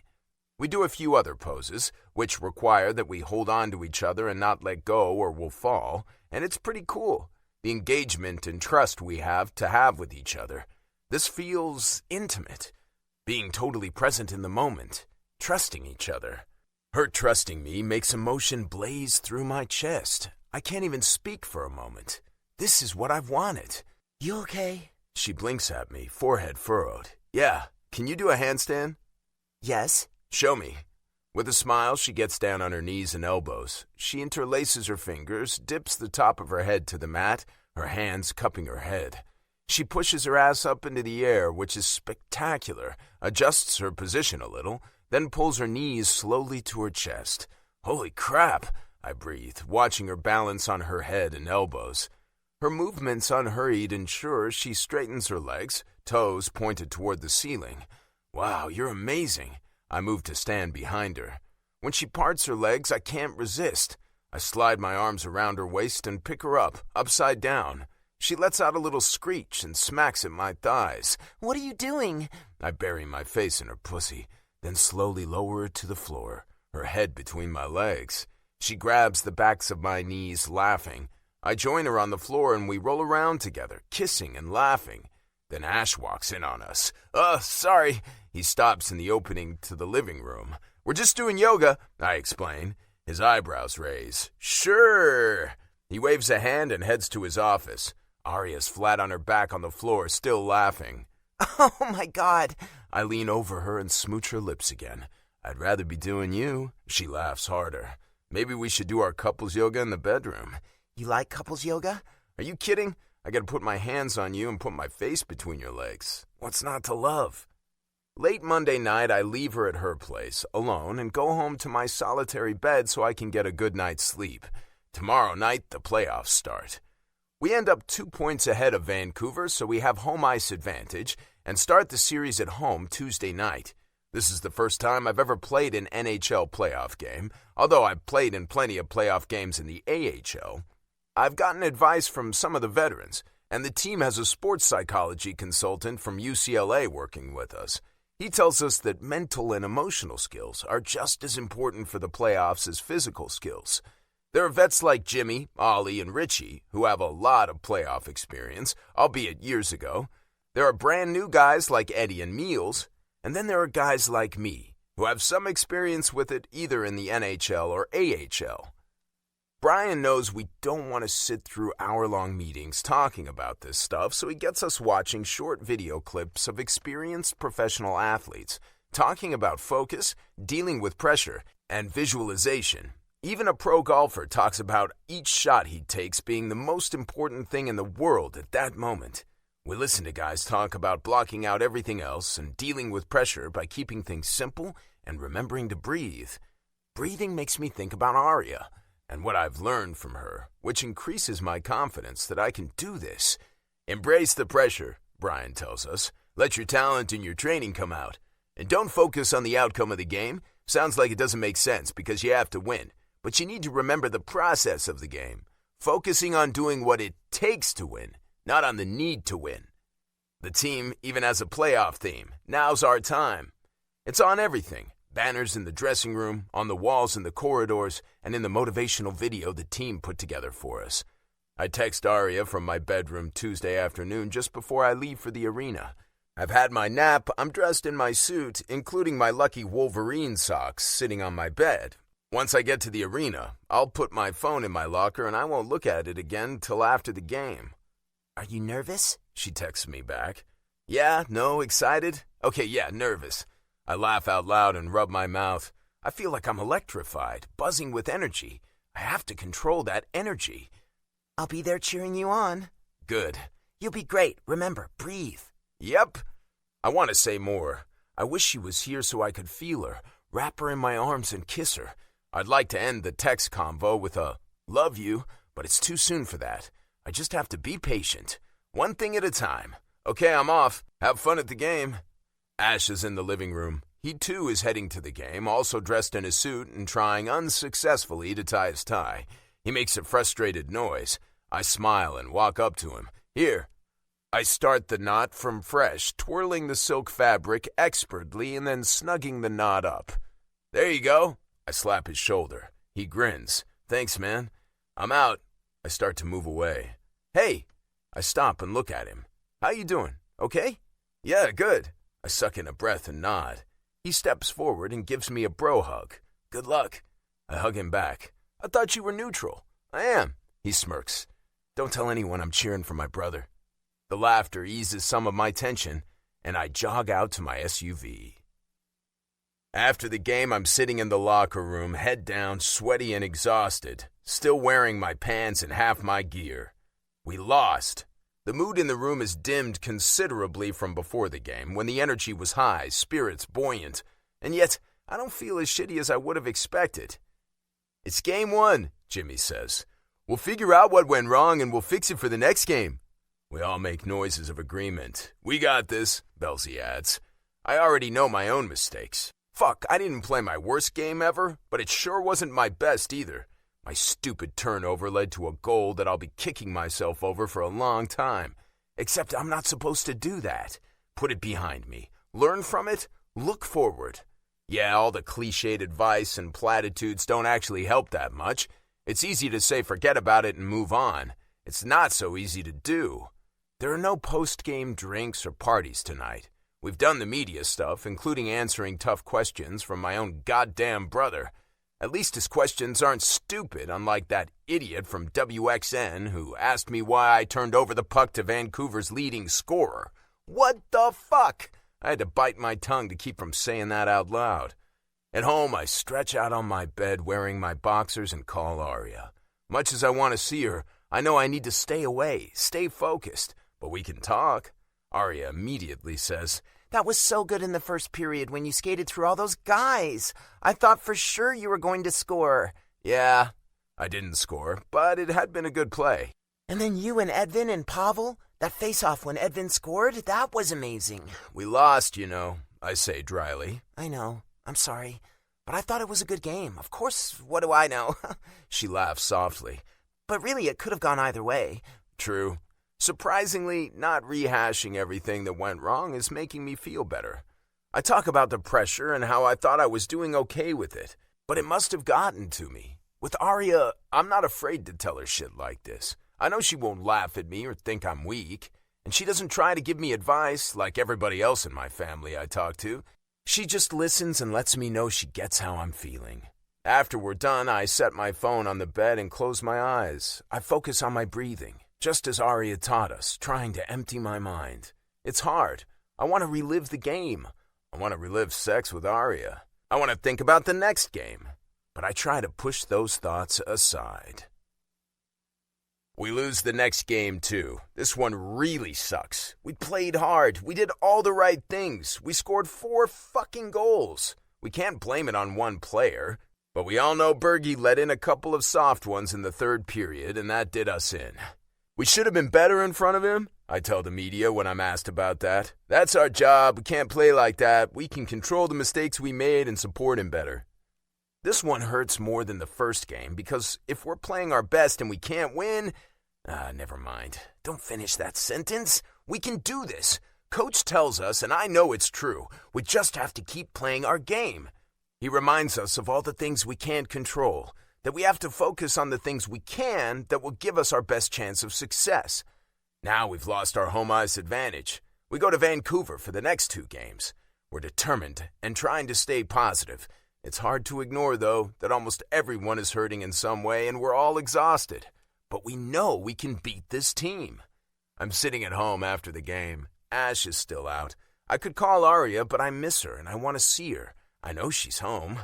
I sit and debate whether it's a good idea for about 10 seconds, reminding myself that we're leaving in the morning for Vancouver. But I don't want to wait until we get back to see her. I need to see her now. Flushing my good judgment down the toilet, I grab my wallet and keys and jump into my vehicle. Arya's place is only a few minutes away. I pull up in front of the house. The light over the front door glows, and lights are on inside. Smiling, I jump out and stride up the sidewalk to the small yellow house. I lean against the wall after I ring the doorbell, waiting. I get a little lost in thought, thinking about Arya, and then realize a minute has passed and she hasn't answered the door. I ring the bell again, frowning. I can hear it, so I know it's working. When there's still no answer, I pull out my phone and text her. Hey, answer your door. After a few seconds, the little dots start jumping around and then her reply arrives. What? Is that you? Yeah. A few seconds later, I see her peer through the small window and then slowly open the door. Hi. She stares at me. My smile fades. Her eyes and mouth are drawn tightly, eyelashes fluttering. What's wrong? I ask. What are you doing here? I missed you. I wanted to see you. I just thought I'd drop by. She's decent, dressed in leggings and a sweatshirt, so it's not that I've caught her naked, having a bath or something. She presses a hand to her heart. You scared the crap out of me. I gnaw on my bottom lip briefly. I did? She closes her eyes, looking like she's going to cry. Yes. I'm sorry. Her jaw tightens, and she opens her eyes to glare at me. My insides squeeze up. Why the hell did you come over here without telling me? She demands. I blink. I don't move. What? You can't do that! She cries, shaking her head and frowning. Calm down. I hold up my hands, palms out. Her eyes widen. Right. Telling women to calm down is the wrong thing to say. I mean, frantically, I try to think of what to say. Can we sit down and talk? No! She's trembling now. No, we can't. Arya, come on, I just stopped by to see you. It's no big deal. If it's not a good time... No, it's not a good time. I gape at her. What the fuck? I didn't do anything wrong. I dropped by to see her without calling ahead of time. That's not crazy. When we've been seeing each other and sleeping together and... What the fuck? My belly churns with a toxic mess that burns its way up to my chest. Okay, I bite out. Fine. I spin and walk back to my vehicle. Chapter 21. Arya. I feel so stupid. I know I totally overreacted to Harrison showing up at my house the other night. First, someone showing up at the door at night when I was home alone scared the shit out of me. I thought I was doing better being home alone at night, but someone at the door I wasn't expecting had visions of Lucas flashing in front of my eyes, his erratic behavior and his threats coming back to haunt me. Then, as I was cowering in my bedroom with my phone in hand, I discovered it was Harrison, and I was so relieved I almost started crying. And then I was mad at him for scaring me like that, and mad at myself for being so scared. I didn't handle it very well. And I made him angry with my irrational response. I sink down onto a chair in the living room, staring into space. If I'd told him what happened to me with Lucas, maybe he wouldn't have been so pissed. I didn't want him to know about it, but it dawns on me that I probably should have told him. I remember why I told Everly and the others. Because making friends and building connections with people requires honesty, vulnerability. I didn't do that with Harrison, and he's the one I most want a true connection with. He's in Vancouver now with a game tonight, so I can't even see him to apologize. I don't know when is a good time to call him. I don't want to distract him. So I don't do anything while I figure that out. I keep myself busy all day with classes, but when I get home that night, Taj is out and the house is quiet and empty. I am so messed up. There's no way I deserve a boyfriend like Harrison. I don't know what to do about this. I check the time, but I don't know why because I don't know his schedule. I have no idea what he's doing on the road. have to do something. I have to at least apologize to him. So I opt for a text. I overreacted last night, and I'm sorry. I don't get a response, but I didn't think I would. I'm obsessively checking my phone like a teenage girl waiting for her crush to call. Luckily, I can't bring it into classes with me on Saturday, so that distracts me for a while. I go for a bike ride between afternoon and evening classes, finding the spot where Harrison and I made out in the sand near the Venice Pier. I sit with my arms wrapped around my knees and stare at the ocean, the wind blowing my hair around. I really screwed up, and the timing was the worst. Normally, I could have tracked Harrison down and apologized and explained to him. He's off playing for the biggest championship in his sport, and I'm a jerk. I can only hope he's more focused and together than I am, because I won't be able to bear the guilt if I've messed up his head before an important game. But he's a professional. I'm sure he's fine. I get home a few minutes before Taj and we make a late dinner together. We haven't done this for a while. I've been spending so much time with Harrison. You're really quiet, he comments as he cuts tofu into cubes. You okay? Yeah. I pause, then sigh gustily. No. I tell him what happened the other night. He pauses in his slicing, tilts his head, and gives me a long look. I know. I freaked out. I press my fingers to my mouth for a few seconds. I was scared someone was at the door. But even when I saw it was him, I was so pissed at him for doing that, it just brought back memories. Yes. I dropped my head forward. Oh my God, yes, I was terrified. All I wanted was to get away from him, to make sure the door was locked and I was safe. I ended up in bed with the covers wrapped around me, shaking like we were having an 8.0 earthquake. Ari. His tone is gentle. It's okay. It's not okay. I pause. I should have told him about Lucas. He frowns. You haven't? No. I hang my head. Another screw-up. If he knew, he probably wouldn't have dropped by like that. Or at least he would have understood why I freaked out.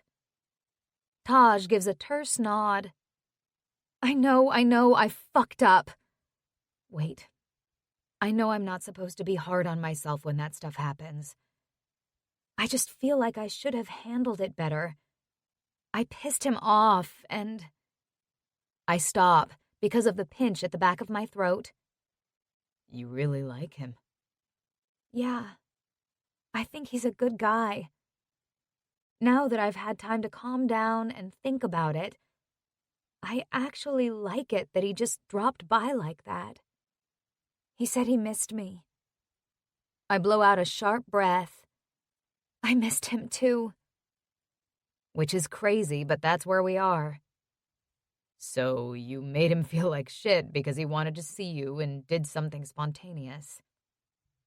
I drop my head forward. I'm an asshole. I didn't say that. His voice gentles. But I know why you reacted that way. He doesn't. True. Sighing, I meet Taj's eyes. What are you going to do about it? I texted him an apology, but I haven't heard back. My voice quivers. You need to tell him what happened. Oh yeah, that'll make him feel better. If he can't deal with it, then it's for the best. But you can't have any kind of relationship without honesty. That's true. I purse my lips. But I can't tell him now. He's out of town, and when he gets back... I pause. Unless they lose these 2 games in Vancouver, then they'll be out of the playoffs. Shit. I slump against the counter. But if they're still in the playoffs, I don't want to distract him. He hasn't even read my text. Taj grimaces. I'm sure he's just trying to focus. Yeah, I nod. I thought of that. We make dinner, then watch the game together. I've been so distracted by what happened that I forgot to be nervous about the game. They need to win this game, I tell Taj, who already knows this. I wriggle around on the couch, waiting for the opening puck drop. You need a glass of wine. Okay, not going to argue with that. Taj fetches us each a glass of Merlot from the kitchen. I settle in cross-legged with a cushion on my lap. Taj used to go to hockey games with me in college, but hasn't watched much since then, like me. But we basically know what's going on, groaning when the Condors take a penalty, sitting on the edge of the couch when there's a scrap behind the Condors' net, throwing our hands in the air when they score. Yes! Harrison assisted on that goal by Eddie Rintala. Whoop! It's not a pretty game, with lots of skirmishes and quite a few penalties. My insides are knotted. The Condors are coming out hard, but I hope they aren't going too hard and risking the game with their physical play. They have to feel the pressure of this third game. They come through with a win, though, the score 4-3. I throw myself back into the couch cushions and blow out a long breath. Woo! Pulled that one out of their asses, Taj says colorfully. Wasn't sure they were going to do it. I know. Now we have hope again. They play again in Vancouver, right? Yeah. I catch my bottom lip between my teeth. I wish Harrison wasn't so far away after I screwed up. We watch some of the post-game coverage, interviews with players I know like Jimmy and Bergie and Eddie. I'm proud when they replay the first goal and one of the TV guys talks about how well Harrison has been playing for the Condors since being called up. Then Taj changes to the Disasters at Sea episode he's recorded. I give my phone a long look. I refill my wine glass. I try to watch Disasters at Sea. I don't hear from Harrison that night. I don't hear from him Sunday or Monday, the day of their next game. I do hear from Everly. She texts me an invitation to come to her place to watch the game with her friend Lacey, who I've learned is Teo Wynn's girlfriend. I don't know if I want to go. I know Harrison's angry and/or hurt. I talked to Taj about it, but I don't think I want to tell Harrison's sister how I screwed up. Except she knows why I freaked out. The fact that I haven't heard from Harrison, although the text message now shows that he's seen it, makes me feel sick. Of course, he is busy, and that's an understatement. I have no idea what it's like to be in his shoes with that much pressure. I should just go to Everly's and cheer him on, and we'll figure things out later. Taj is out with Ziggy, so I can use his car. I drive to the address Everly gave me. It's a beautiful complex of townhomes. She gives me a big smile and a hug when she opens the door. Hi, come in. Hi. I brought wine. I hold up the bottle for her. Perfect. Come and sit. You know Lacey. I smile. Hi, nice to see you again. You too. She pats the cushion next to her on the sectional. Would you like red or white? Everly asks, heading toward her kitchen. White, please. The TV is on, although the game hasn't started. Do you get nervous watching? I ask Lacey, sitting. Oh my God, yes. She bounces a bit. I'm a wreck. I'm scared as a rabbit in a foxhole. I hear Everly snort from the kitchen and I smile, relaxing a little for the first time since Harrison left my place. Everly hands me a glass of wine in a big, beautiful glass with a delicate stem.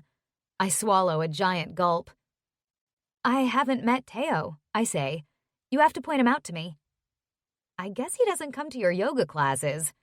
Lacey wrinkles her nose. He should do that. I'll point him out if they put him on camera, but he watches the game from the visitors' GM box. It's a playoff game. I'm sure they'll go to him a few times, Everly says, making herself comfy in a big armchair with her own glass of wine. Dad's there too. How's he doing? I ask. She sighs. Well, okay, I guess. But he's definitely changing. She presses her fingers to her mouth for a moment. Sorry. I didn't mean to make you sad. Everly grimaces. Don't apologize. It's not your fault. It's just hard. I'm sure it is. I could tell that day at his birthday party. I'm so sorry. Everly flashes a grateful glance. Thanks. It would be nice for him to see the Condors do well. Who knows if he'll even realize what's going on this time next year. That's so depressing. My chest aches with sympathy for her and her family, including Harrison. In fact, I ache for him the most. I hope they win then. It's not that I'm that much of a Condors fan, and I do care about Bob Wynn, although I hardly know him. What I really care about is Harrison. I want him to win. I want him to be happy. I want him to succeed, and for all his dreams to come true. Wow, we haven't even known each other that long, and I'm all invested in his life. What does this mean? Have I fallen for this guy? That's a really stupid question. Of course I've fallen for this guy. Hard. I finally got brave and took a risk with a man I'm now sure is a good man, and then because of my stupid hang-ups, I freaked out and pushed him away. A bunch of TV guys are talking about the game, and there is an exchange about the incredible chemistry between Harrison, Pavel, and Edvin, which makes me sit up straight and pay attention, my smile as big as a blimp. How important is chemistry for a line, Dawn? One dude asks the other. Well, Tim, chemistry is hard to define. Often it's because the players are familiar with each other, but these three have only been playing together a short time, so that's not it. I tend to think it's the type of players that are put together that makes the difference. They all have a great work ethic and good defensive responsibility. But when you combine Wynn's ability to set up scoring chances with Rintala's incredible shot and how Volkov gets in on the puck and sets the forecheck, they're a wicked combination. I meet Everly's eyes and she's beaming as much as I am. We both laugh. I love it that she's proud of her brother. Oh God, it's fun watching the game with these two. Lacey's extremely vocal and animated with a lot of cheering and swearing. A lot of swearing. It makes me laugh. Everly is more controlled, but she knows more about hockey, seeing things that Lacey and I don't. She seems to know when a player is going to score before the puck even goes in the net. I'm jealous. I need to learn more. Oh my God, cross-checking, she says in despair, falling back into her chair. Archie, you idiot. I didn't even see that, but we have a penalty. It's okay, she mutters. Our PK is really good. What? Penalty kill. I nod. That I get. To our delight, the Condors score a goal, shorthanded. We're up by 1 now. Sadly, before the penalty is killed, the Canucks tie it up. We all curse, even Everly. It's a back-and-forth game, but in the end, the Condors lose. By only 1 goal, but that doesn't matter. Lacey, Everly, and I all look at each other glumly. Damn. Everly holds up her empty wine glass. Who wants a refill? I better not. I have to drive home. I make a face. I'll have one, Lacey says. She looks at me. I'm staying here tonight since Teo's away. You should have too. Yeah, we should have planned a sleepover. Everly unfolds her legs and stands. Be right back. Arya, you want some pop or water? That's okay, I should go. It's bizarre how sad I am about this loss. I know I'm feeling it for Harrison. When Everly returns, we all exchange hugs. Thank you so much for inviting me. It was way more fun watching with you than alone. Of course it is. Lacey grins. But you can watch with us anytime. If they win their next game here, there'll be another in Vancouver. Are you coming to the home game on Wednesday? I'm not sure. I nibble my lip. I don't know what's going on with me and Harrison. We're not doing team yoga right now because their schedule is so intense with all the travel, so I don't know what will happen when he comes back tomorrow.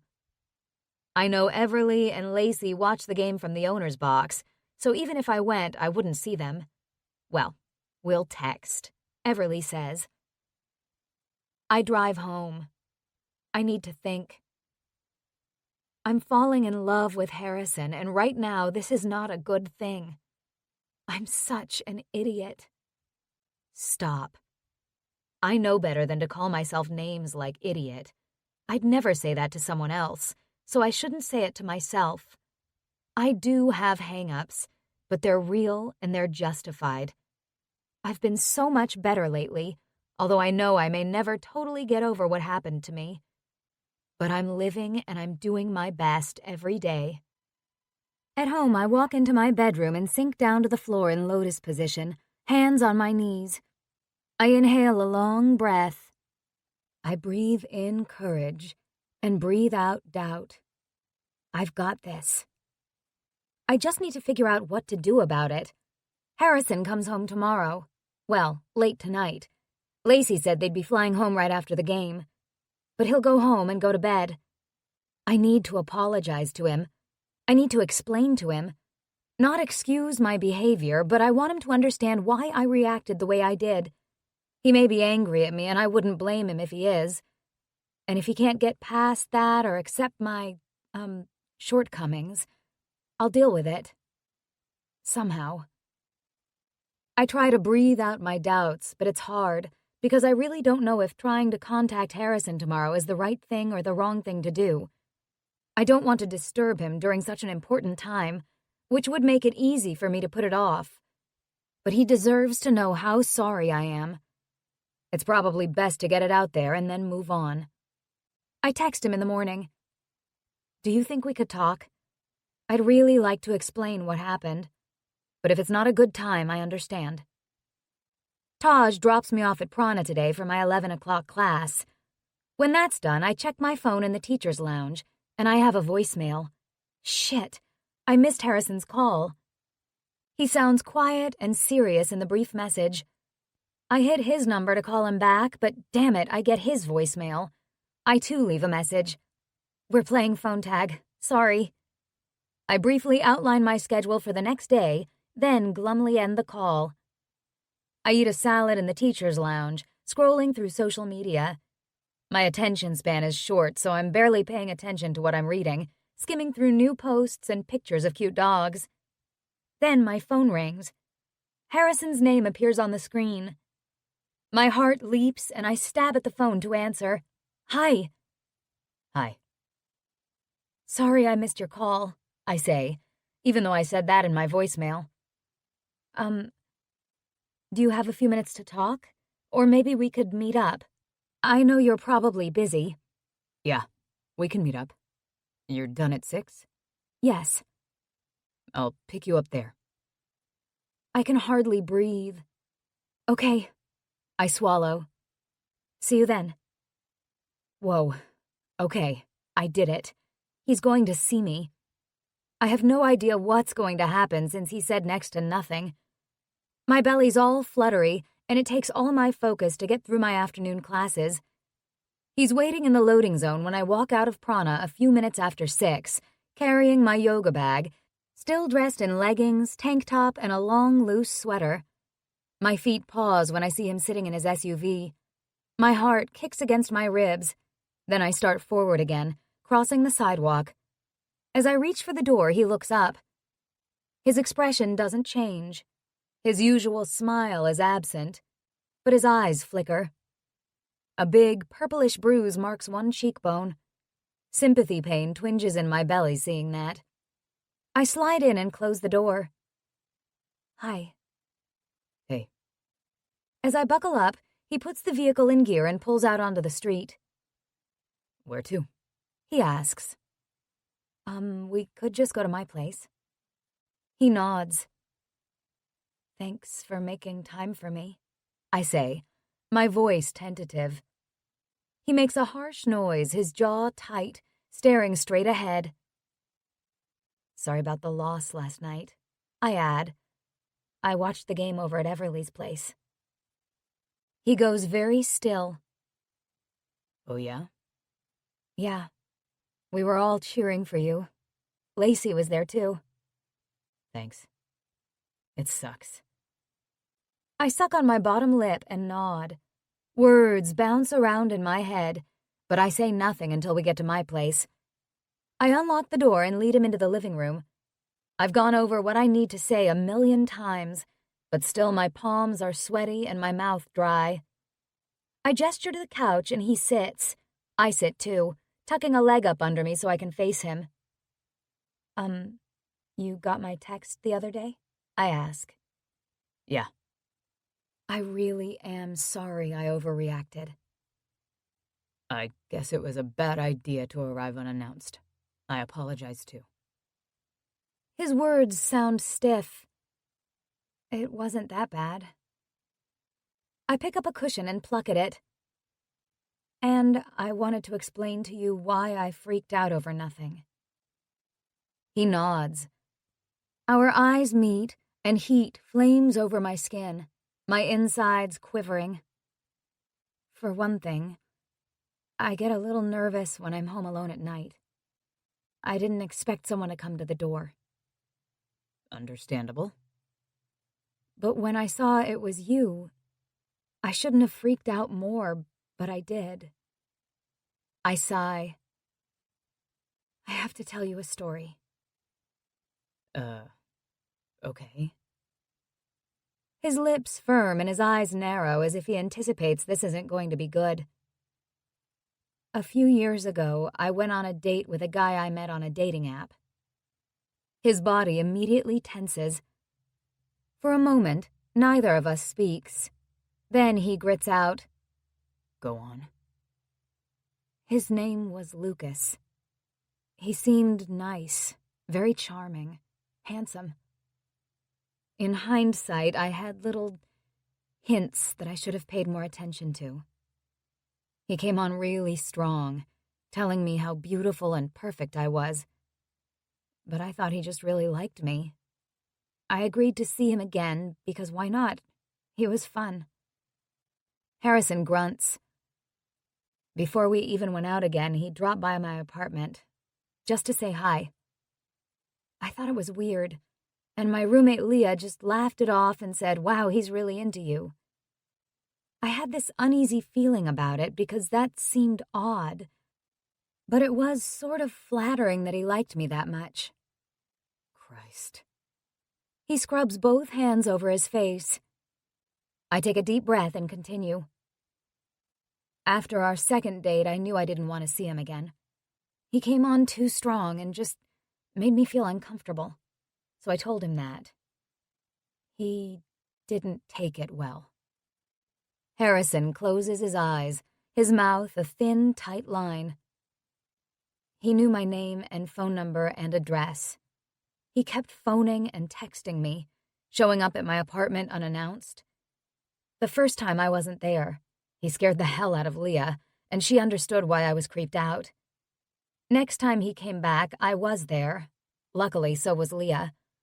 We got him to leave, but he kept doing it. My voice has started shaking with the memories of that time. He got weirder and more aggressive, and the things he said started scaring me. He thought we were... I pause. Meant to be together. After several beats of thick silence, Harrison says, "Fuck." I bite my lip. I am so sorry. He growls. Jesus, Arya. It's okay. You had no idea. I'm an idiot. He swallows. Go on. He was following me places. He'd show up at West Acres, the shopping mall, if I was there. Or if I was having dinner with friends at TGI Fridays, he'd walk in. It was freaking me out. I kept telling him to go away. At first, I tried to be nice. Stupid me. Then I got blunter, and he got creepier. My voice hitches. He started getting threatening. He texted me asking what I'd do if I was attacked. Would I scream? Fight back? Fuck me. Harrison reaches out for me, drags me against him, and presses my face to his chest. Fuck me. I nod against him, Still shaking both with memories and with the relief of being in Harrison's arms again, feeling safe enough to tell him the rest. I reported it to the police. They didn't seem all that worried. Then he slashed the tires on my car. Harrison makes a harsh noise in his throat and his arms tighten. I reported that too. They didn't do anything. He kept threatening me. I was so scared all the time. Scared to go to work, scared to go home, scared to be home alone. I didn't know how this was ever going to end. Then one night, I was going to the gym after work, and he followed me, grabbed me, and dragged me into a park. He had a knife. Harrison's body is shaking against mine now, his skin clammy. I was so lucky someone else saw it, and screamed for help and called the police. But he stabbed me a bunch of times, mostly my hands and arms. I was trying to defend myself. Fuck, he stabbed you? He jerks back to stare into my eyes. His are dark and anguished. I nod. The scar on your shoulder? Yes. I have a scar on my right arm, too. I hold up my arm and touch it. The ones on my hands have healed up, and you can't see them so much. Jesus fucking Christ. He takes one of my hands in his, turns it over, and inspects my palm. He's in prison now, I assure him. But it was an awful time. And it was hard to get over. You're not over it. No, I agree softly. I probably never will be entirely. After the trial, which was short mercifully since he pled guilty, I thought I'd feel closure, feel safe. But I didn't. That's when I decided to move here. I wanted to get away from where it all happened and start over. He nods. I'm working on it, I tell him. I went for counseling. Practicing yoga has helped. I can't. He stops, sounding strangled. I can't believe the things I said to you, and did. Showing up at your class, Christ. He shakes his head and lifts me away from him. Bowing his head, he leans forward, elbows on his knees. I'm so fucking sorry. It's okay. I rub his shoulder, his back. I'm okay. I'm working on being stronger. I have to live, take chances, learn to trust people again. He stands abruptly, shakes his head. Jesus, I must have scared the shit out of you over and over. Fuck. He faces me, standing there, fingers curled into his palms, tension making the veins of his arms stand out. My mouth falls open as we stare at each other. I'm sorry, Arya. So sorry. I'm so fucking pissed at myself. I can't. He shakes his head again. I better go. Chapter 22. Harrison. I'm the stupidest fuck in the world. I can't even deal with the rage that's boiling up inside me. I need to punch something, preferably my own face. I drive home. The house is dark. Looks like Ash is out somewhere. In my own room, I kick off my shoes violently and fall onto the bed. Hands curled into fists, I stare at the ceiling. I relive every stupid moment where I screwed up, things that seemed harmless and innocent. Well, they were innocent. I may be an asshole, but I'm not as much of a psycho as that Lucas fuckhead. The idea of her being threatened, afraid, attacked and hurt. Jesus, my chest feels like a blade is twisting inside it. I almost can't breathe with the pain. I can't fucking bear the fact that I scared her like that too. Even though I meant her no harm, it still scared her. I also can't stomach the fact that all along I was so oblivious to her distress. I just ignored it, telling myself I just had to try harder. You don't get what you wish for, you get what you work for. I thought I was being determined, working for what I wanted. In reality, I was being a fucking stalker. Who the fuck gave me that advice? Oh yeah, Coach. Thanks a lot, man. Unable to lie still, I roll off the bed and march into the kitchen. I open the booze cupboard and pull out a bottle of scotch. Leaning against the counter, I pour a generous amount into a glass and down half of it. I know this is a bad idea, but I have a feeling alcohol will ease the twisted knot in my gut. I swallow another mouthful. I pestered her, stalked her, told her we were meant to be. I remember her rushing out of that restaurant and then telling me she was triggered. I knew that meant something bad, but I just kept going, insisting on taking her back in there and seeing her again. I want to beat myself with a hockey stick for being such a nut waffle. I paced the house, walking from room to room, staring out the front window, then through the back door window into the small yard.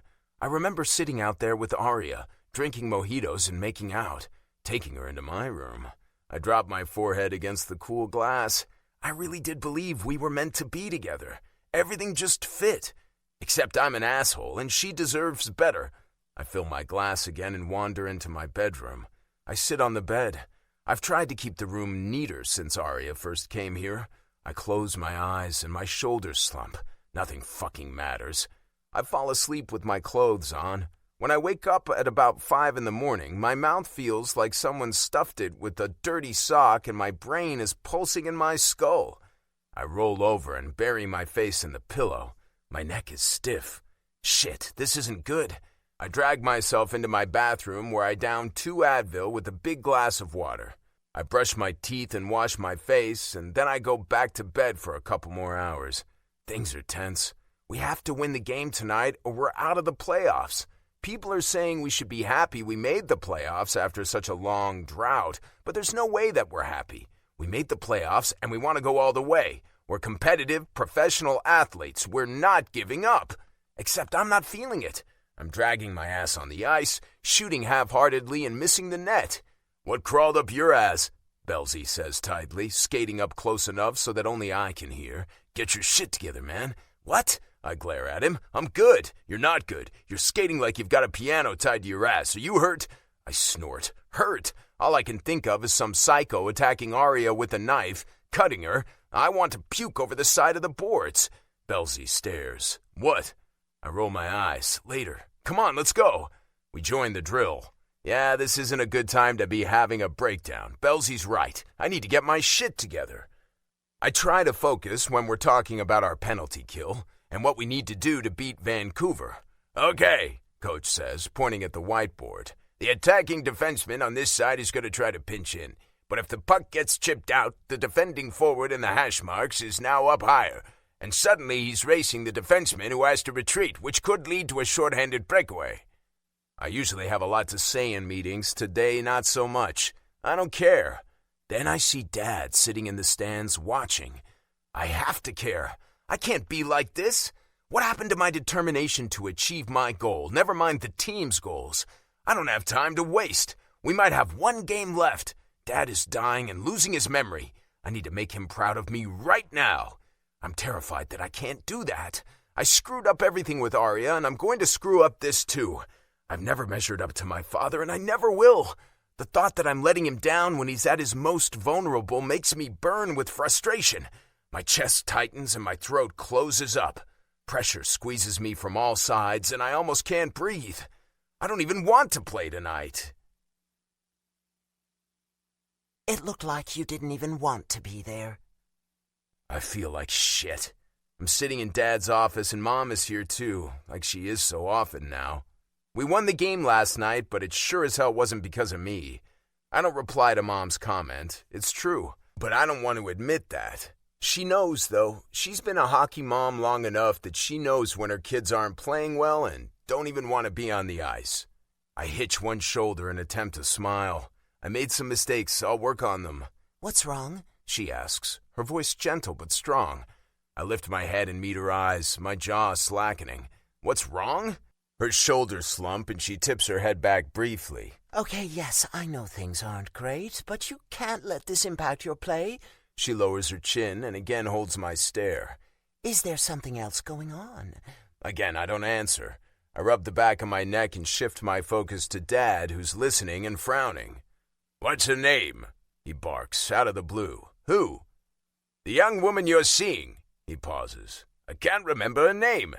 A burn hits my chest. It takes a few seconds to squeeze the word out. "Arya?" "Yes, her. What did you do?" I narrow my eyes at him. What did I do? I catch Mom trying not to smile. "Did something happen, Harrison?" She asks more tactfully. It's my turn to slump. I slide down in the office chair, legs stretched out in front of me. Sort of. "Do you want to talk about it?" Not really. "It might help. Obviously, something's getting to you. And yes, I know you're concerned about Dad. I understand that." "Do you?" My chin rests on my chest. "Do you really know what it's like, trying to live up to the king of hockey?" For a moment, the room is dead silent. Then she makes a soft noise. Oh, Harrison, is that what this is?" I blow out a breath. Partly. I stare at my track shoes. "Tell me." My dad was always the one I went to for advice. Hockey advice, women advice, money advice. Not that Mom and I aren't close, it's just different. But Dad's different now. And Mom's looking at me with a soft expression of love and concern and compassion. I remember Arya saying parents love being asked for advice. I don't know how much Dad understands, but I'm going to ask anyway. I tell them about what Coach said to me last month when I got called up, about how I've coasted through my career, how much I want to be a regular in the NHL, to live up to the Win reputation, to make Dad proud of me. My mom listens, nodding. At one point, she shifts her chair closer to me so she can set her hand on my shoulder and squeeze gently. Dad's still sitting behind his desk, but he stands and comes around it. "Look, son, there's a lot of pressure in this league, yeah? And I guess even more so if you're a Win." I meet his eyes. I nod slowly. "Pressure's hard to handle," he continues. "Nobody can teach you how to deal with it. You have to learn yourself." That's probably the most real advice I've gotten. I thought I'd done pretty good with the pressure, but yeah, it got to me. "Sorry, Dad." He frowns. "Sorry? For what? I don't want to let you down. I don't want to let the team down. You only let us down if you aren't trying." "Harrison," Mom speaks up. "what Dave said about coasting..." I frown at her. "Yeah?" "He may have a point." I scowl. "I work hard." "I know you do," she says quickly. "but there have been times where I think you haven't really given your all." "Shit, that's just what Coach said."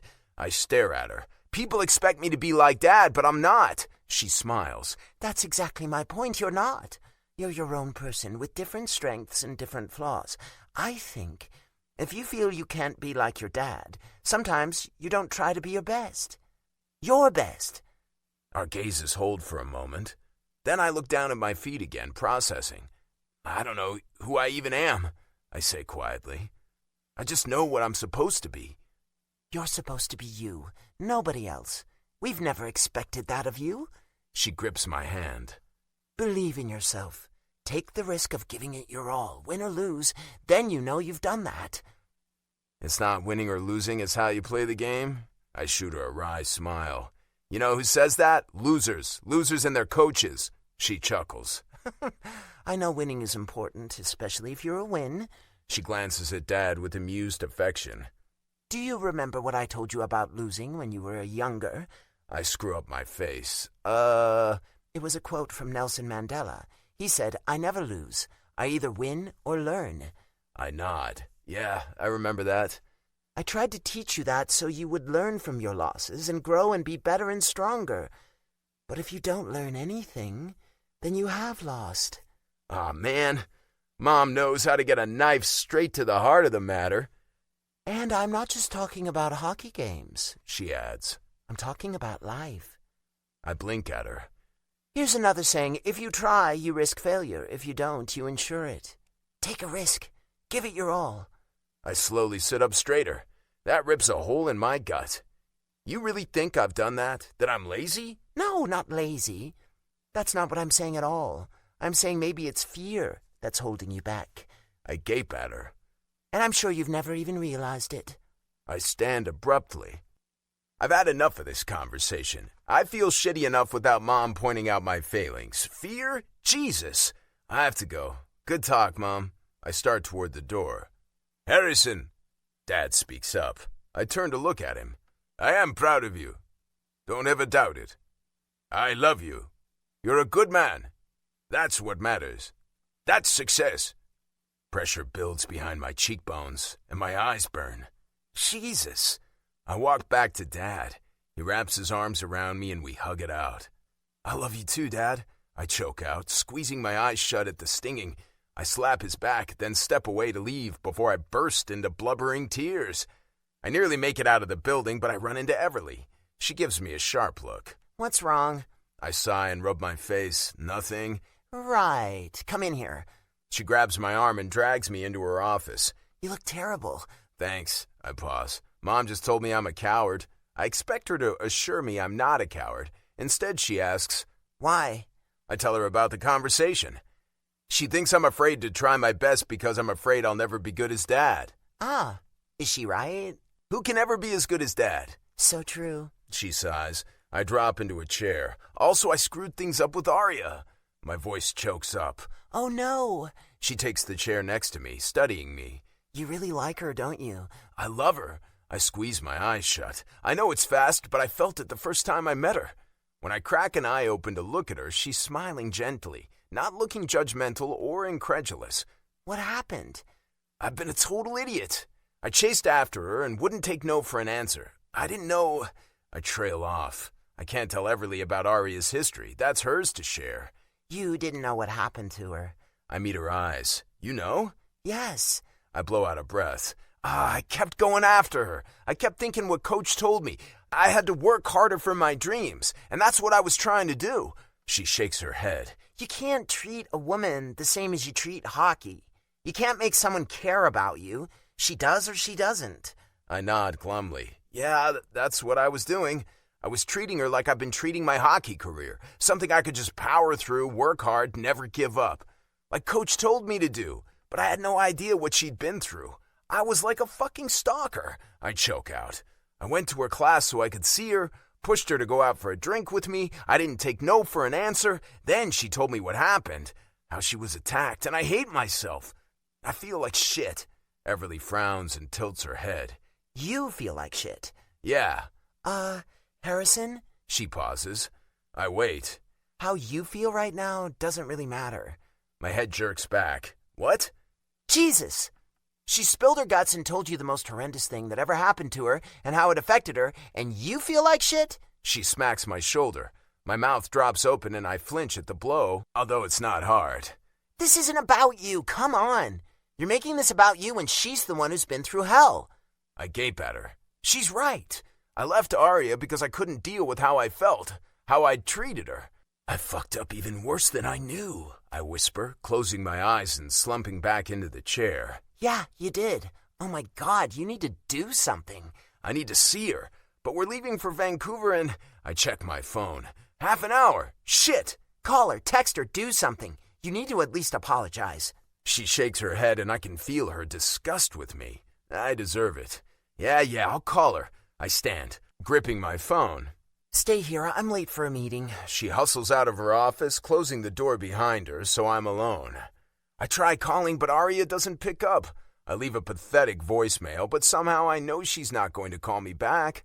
I try again on the plane, and again get voicemail. This time I leave a longer message. I need to see you, I say in a strangled voice. I need to apologize. I'm an asshole, and I don't blame you if you never want to see me again, but please just let me tell you how sorry I am. It's not good enough. I know it isn't. While the guys chirp and joke around the entire flight to Vancouver, I'm collapsed in a window seat, head against the wall of the plane, staring at nothing, thinking about everything that happened today. Mom's honesty, Dad telling me he's proud of me for being a good man when I'm not a good man. I'm so far from that. Then Everly giving me shit for being a selfish jerk. Shame burns a hole in my gut. Chapter 23. Arya. You were right. I sniffle a little, staring down into my cocktail. It's lime and pineapple juices with a hint of ginger. And vodka. A lot of vodka. Taj rubs my shoulder. I'm sorry. I told him what happened, and he couldn't handle it. You were right. How could we have a relationship if he couldn't deal with it? He sighs. I actually didn't think that's how it would turn out. He seems like a decent guy. Other than the stalking. Come on. He gently chides me. You know he wasn't stalking you the same way Lucas was. I know. I was nervous at first, but I wanted to be brave, and it didn't take me long to realize he's a good guy. I sigh. And I'm working on not beating myself up over taking the chance. I thought I was ready for it. Turns out I was. But he wasn't. I sip my drink. This is going down like water on a hot summer day after a 10K run. They won last night, though. Yay. You don't sound very happy. He picks up his beer. I am happy. For him. They needed to win to stay in the playoffs, so that's good. He didn't play very well, though. Not that I know much about hockey, but he seemed invisible. He didn't seem to be on the ice much, and when he was, he didn't do anything. Shit. I know. I was worried about talking to him during the playoffs in case it distracted him. I don't want to be the reason they lose. They won. Right. Also, that's giving yourself a lot of credit. The whole team losing because of you? He lifts an eyebrow. I snort laugh. Oh my God, you're totally right. I'm being a drama queen. Thanks for keeping me real. Then I sigh again. I just want him to do well and be happy. He was probably happy they won. Yeah. I nod. Yet somehow I know he wouldn't be satisfied with his performance last night. You haven't heard from him since? He called me earlier, twice. I was in class, but he left voicemails. He says he wants to apologize. For... I don't know. Call him.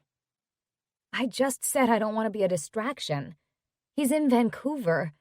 At least it's not a do-or-die situation for them, but it is for Vancouver, so I'm sure they'll be fighting hard. Don't leave him hanging. Slowly, I move my head up and down. You're right. I'll text him. I need to think about what to say. We hang out at the Golden Fish for a while, and I drink way too many Mexican mules and try to smile when Indigo and Arlo and Ziggy join us. Inside, I'm cold and weary, with an uncomfortable heaviness in my chest. When we get home, I make myself some tranquility tea, and holding my mug, I sit cross-legged on my bed, my phone in front of me. I still don't know exactly what to say. As usual, though, just being honest is the best thing, painful as it is. I finish my tea, then tap in my message and read it about 10 times. Then I send it. Chapter 24. Harrison.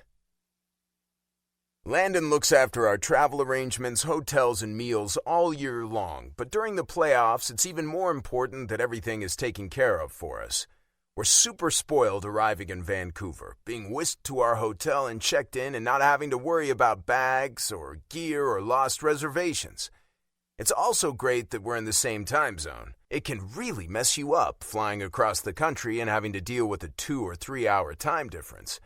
Our bus takes us to the Rogers Arena for a practice, then back to the hotel. A bunch of us go out for a walk before the team dinner. From our hotel, we can walk to Gastown. The weather is cool and damp. The area is bustling with people. We pass bars and restaurants and funky shops, meander the brick pavement of Maple Tree Square past the statue of the man this neighborhood is named for, Gassy Jack Dayton, and move on to the famous clock. I don't really hear what the guys are yammering about as we walk into the restaurant we're meeting at for dinner, Boucher.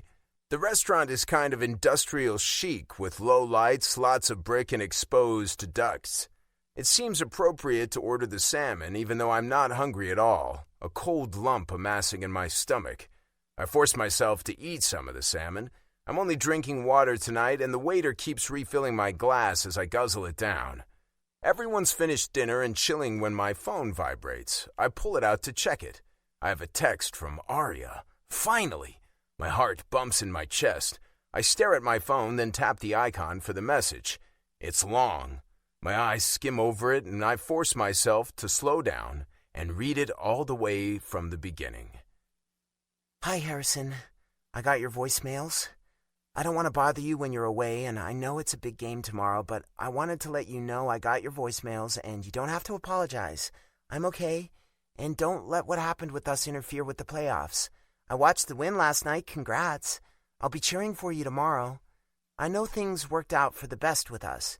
What happened to me was terrible, and I'm working on getting past it, but I know it's a lot for other people to deal with. I understand. Going out with you was scary for me because you're the first guy I've wanted to go out with since Lucas, but I wanted to be brave and take the risk. I've learned that fear means I'm doing something that matters, and even though those things didn't work out, I know I'm stronger because of it. So thank you, and good luck. I read it again and again. Harry's picking up the tab for all of us tonight. My head snaps up to stare at Bergie. What? He grins. What the hell, man? Pay attention. Sorry, just got a text. Ah, the future wife? I haven't said anything about what happened because it's embarrassing that I'm such an idiot. Plus, I know Arya wouldn't want me telling the guys about her stalker. Going out with me was scary for her, but she wanted to take the risk. My throat clogs up, and I hear my mom telling me, Take a risk. Give it your all. maybe I have been holding back.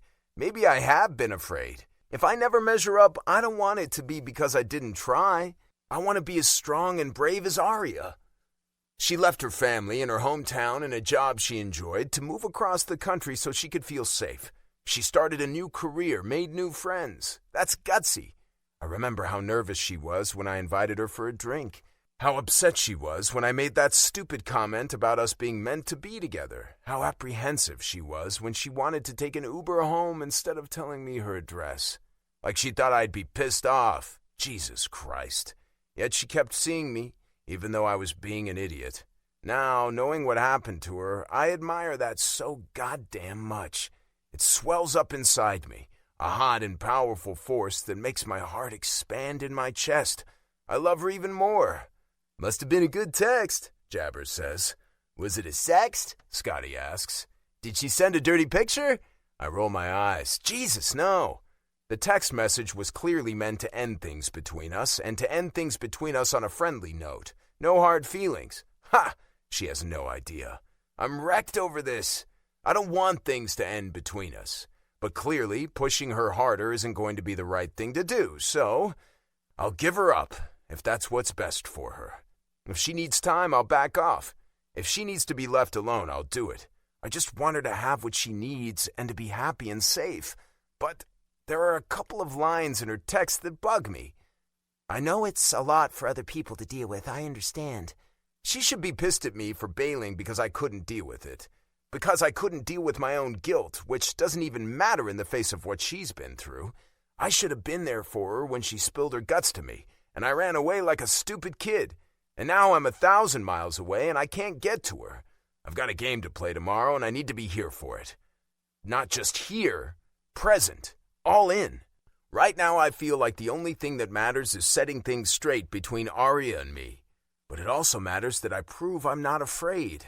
And now it's not about showing my dad I can do it, or my mom, or even Arya, although I want her to be proud of me. It's about proving it to myself. The score is tied 2-2. One of those goals is mine, and I assisted on Eddie's. I fucking love playing on this line with him and Pavel. We've really clicked and our styles complement each other. Adrenaline courses through my veins while I sit on the bench, watching the play as the third period nears closing. Christ, looks like we're going into OT.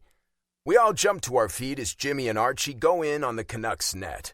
There's a bunch of whacking and smacking, but the whistle blows as their goalie covers the puck. I hop over the boards for a line change along with Eddie and Pavel. Eddie takes the face off, but loses the puck to their center, who flicks it over to his winger, and they're off up the ice. We race after them, Belzy and Jabber defending. Bergie's alert, standing tall in the goal as a Canuck player skates toward him. The Canuck player tries to shoot the puck, but Belzy tips it away from him, except another Canuck is there and pokes at it. I see it squeak through Bergie's legs behind him. Shit! I don't know if the puck has enough momentum to cross the line, but I'm not taking that chance, so I dive for it, my stick outstretched, and sweep it away only an inch from the goal line as I slide on my belly. My shoulder and hip smash into the post, but I don't even care. I've got to get back up and make sure the Canucks don't have the puck again. Just as I'm on my feet, my body throbbing, the horn sounds to end the third period. The guys are mobbing me, slapping my back and my helmet, and thanks for saving that goal. That would have been the game, Belzy cries. Holy fuck!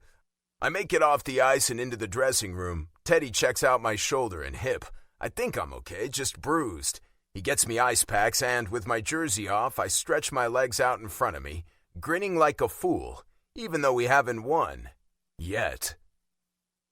We play a whole period of overtime with no scoring. We're dying. The winner will be the team that doesn't literally die on the ice. Both teams are playing great. Both goalies are like goddamn brick walls. Now we're into the second OT period. We have to finish this. My legs are seizing up, my shoulder is stiffening, but I keep going. We have to fucking do this. Belzy has the puck at the blue line and takes a shot at the net. There's a crowd in front, and somehow the puck is deflected to the corner. Pavel goes in and scoops it out as Eddie and I both go to the net. I look up at Pavel. He's looking at Eddie, and so is the Canucks goalie, but I know, somehow I fucking know that puck is coming to me. In perfect timing and reading, Pavel slides the puck over to me, and I tip it in as the Vancouver goalie watches Eddie. I'm fucking jumping up and down, stick in the air, laughing. Holy fuck! Holy fuck! I'm immediately mobbed, the entire team coming off the bench.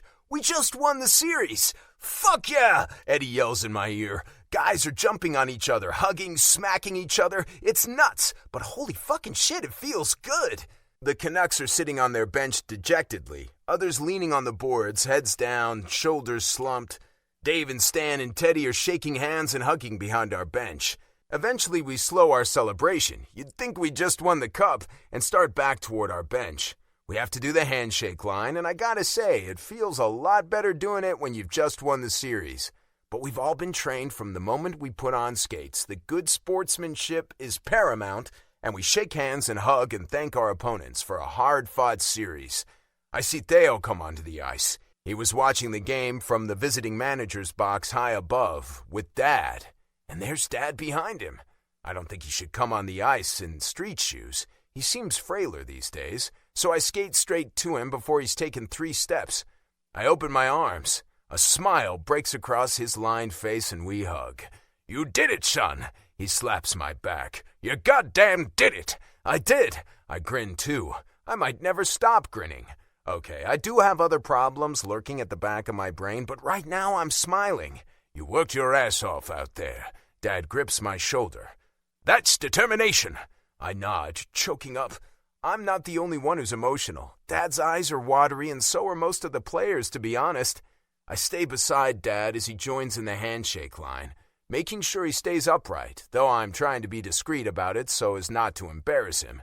My chest is bursting with pride that I had a role in getting this team to the next round of the playoffs. I'm also feeling relief and satisfaction. I fucking did it. Chapter 25. Arya. I'm considering starting rage yoga classes. We could drink beer and swear and yell, let go of all our anger and frustrations. The idea is really appealing to me right now. We could be zen as fuck. But the reality is, I'm ready to do a Saturday SUP class at the marina. Everyone would probably be taken aback if I yelled at them to release all the fucking tension in their neck and shoulders. An alternate way to higher peace and motherfucking acceptance. Ha. There's an ache in my chest because I miss Harrison, and I'm so sad that things are over between us. But after watching the game last night and what he did, I feel happy and proud and satisfied. I still don't know if I did the right thing sending him that text. He didn't respond, which I didn't expect, but it didn't negatively impact how he played, so that's good. They won their game, and they're going on to the next round of the playoffs. It might even be against the Golden Eagles if they too win their next game. So I feel at peace with how things are. I'll just try not to think about Harrison and how much fun we had together, and what an honest and honorable, determined and talented man he is. And even though it didn't work out with us, I had that time with him. I'm really using those affirmations, repeating them over and over. I can't compare how I feel now to how I felt after Lucas assaulted me. It's totally different. But damn, it hurts. It hurts a lot. I am capable of anything. I lead the class outside. The clear blue sky and sparkling water help ease the heaviness inside me. Not completely, but a little. I turn my face up to the sun and let its warmth seep into me as we paddle away from shore. Despite the beauty all around me, an aching longing fills my chest, a wish that things could be different. We find our places and drop our anchors, and I begin the class. Stand-up paddleboard yoga is a great way to develop mindfulness, focus, balance, and breath skills. These are all important for being present during this practice. Let's start in mountain pose, holding your paddle like so. I demonstrate. Feet together, big toes touching. Inhale and lift your paddle above your head, using it to keep your arms level. Exhale as you bend your knees, bringing your thighs as low and as parallel to the board as you can. As I bend my knees, I look straight ahead and see someone paddling toward us, apparently a latecomer to the class. Except the class is full, and my eyes widen as I take in the size and shape of the man on the board. Harrison. He's wearing shorts and a t-shirt, his biceps bulging as he digs his paddle into the water in rows in strong, even strokes, the board skimming across the ocean toward me. Sunglasses hide his eyes, but I recognize him. He finds a spot not far from me, drops his anchor, and slides his sunglasses up onto his head, revealing dark circles beneath his eyes. His eyes meet mine.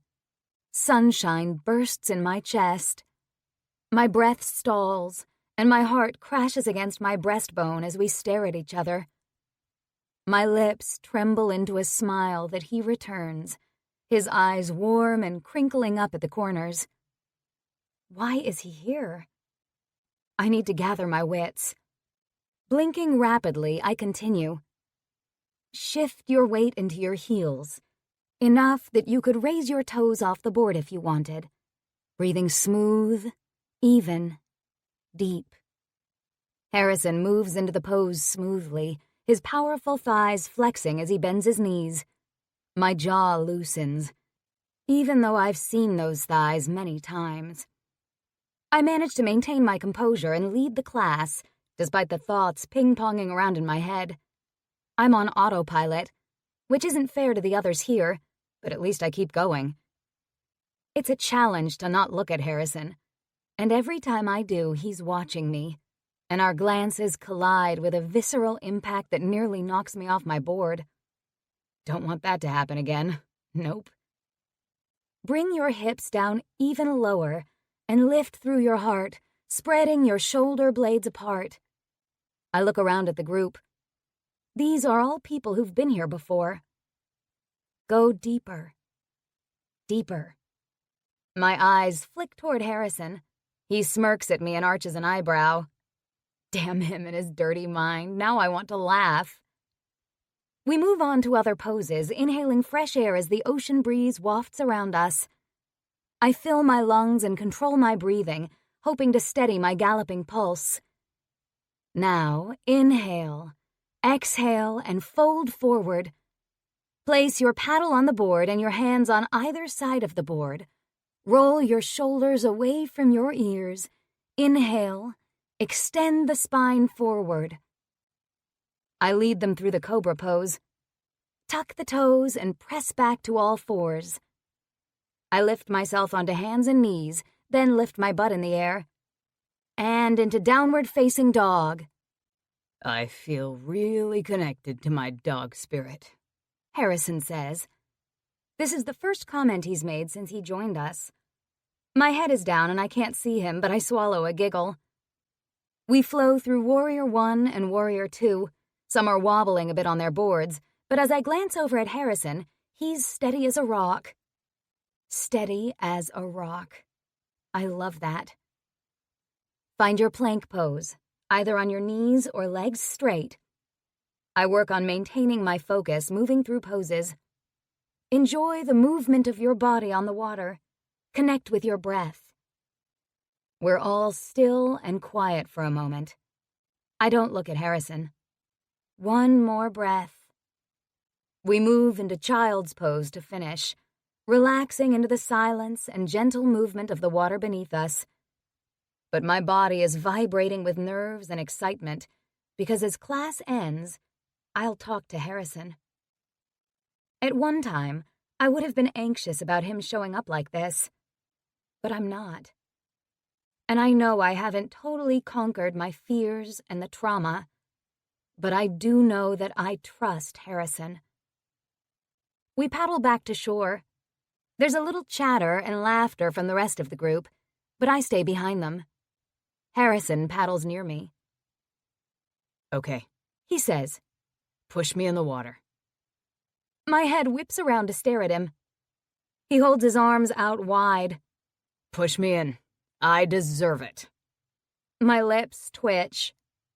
I'm not pushing you in. He grins, and it's the most gorgeous, uplifting smile I've ever seen. I can't help but smile back at him, my heart jumping in my chest. You should. You're crazy. Yeah. I tip my head, eyeing him. I dip my paddle and push, and I'm nowhere even close to touching his board, but he wobbles as if he's losing his balance, windmilling his arms dramatically, and then he falls backward into the water with a shout and a splash. My mouth drops open and my eyes pop wide. Oh my God! He comes up spluttering. I'm okay. I cover my smile with my fingers. What are you doing? The other people in the class are at the shore and have turned to watch. I deserved that, He says loudly. Don't apologize. Now I'm really laughing and in danger of falling in myself. Harrison, you nut, get back on your board. The water is shallow enough for him to walk, and he tugs his board along, grinning. Inside stand-up guy paddleboards and Makara yoga, everyone returns their boards and disperses. Harrison's gone too. My shoulders slump and I look around in confusion. Then he appears from the men's changing room dressed in dry clothes, a pair of jeans and a t-shirt, his hair still damp. He approaches, his gaze fixed on me with solemn focus, and stops in front of me. Can we talk? I nod, my heart hammering. I'm not stalking you. He assures me. I know. And I didn't come here to pressure you. Just to talk. If that's okay. I nod slowly. Maybe we can go over to Bandits for a drink. Sure. Let me grab my things. I head into the changing room for my bag. I slide my feet into flip-flops and check my appearance in the mirror. Not that I can do much about it. My cheeks and nose are a bit pink from the sun. My hair's in a ponytail that's coming loose. Whatever. I rejoin Harrison and we walk outside to cross the parking lot to the restaurant. Are you limping? I ask, stopping short. Maybe a bit. He rubs his left hip. Had a run-in with a goalpost last night. I saw it. I catch my lip between my teeth. Are you okay? Oh, yeah. Stiff and bruised. That's all. He rolls his left shoulder, too. My stomach clutches at the thought of him in pain. We resume walking. Congratulations on the win last night. Thanks. He beams a big, wide grin. You played fantastic. I did. Then he laughs. It was a team effort. When does the next series start?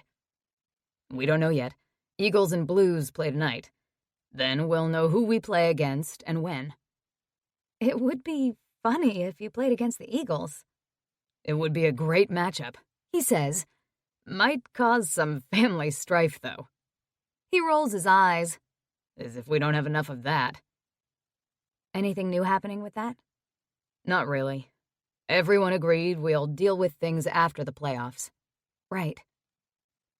We sit outside on the patio since it's a nice afternoon. A potted palm flutters near my head as I settle into my chair, taller palms outside the patio swaying in the ocean breeze. Are y'all eating today or just having drinks? The server asks us. Just drinks, Harrison says, then looks at me. Unless you want food? No, I'm good. I'll have a margarita, please, on the rocks. You bet. She looks to Harrison, who orders a beer. This beer is gonna taste great.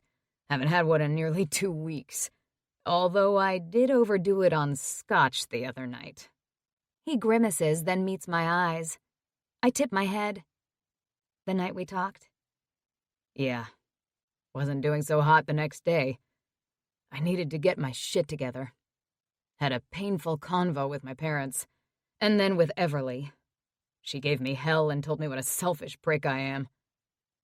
My eyes widen. I am so sorry, Arya.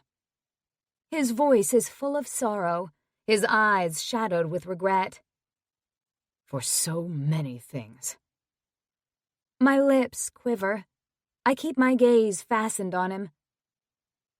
I did awful things to you, he goes on, his voice deep and thick. I thought I was being determined, going after what I wanted. I wanted you. He meets my eyes, his dark and sorrowful. I blink rapidly. I know. The server brings our drinks, pausing our conversation for a moment. But that wasn't the right way to do it, he continues. I had no idea what you'd been through, and I was an idiot, showing up at your classes, pushing you to go out with me. I want you to know that I didn't leave because I can't handle what happened to you. I left because I realized what an asshole I'd been to you, and then the worst thing, which I didn't even realize until Everly kicked my ass, was freaking out when you told me what happened to you.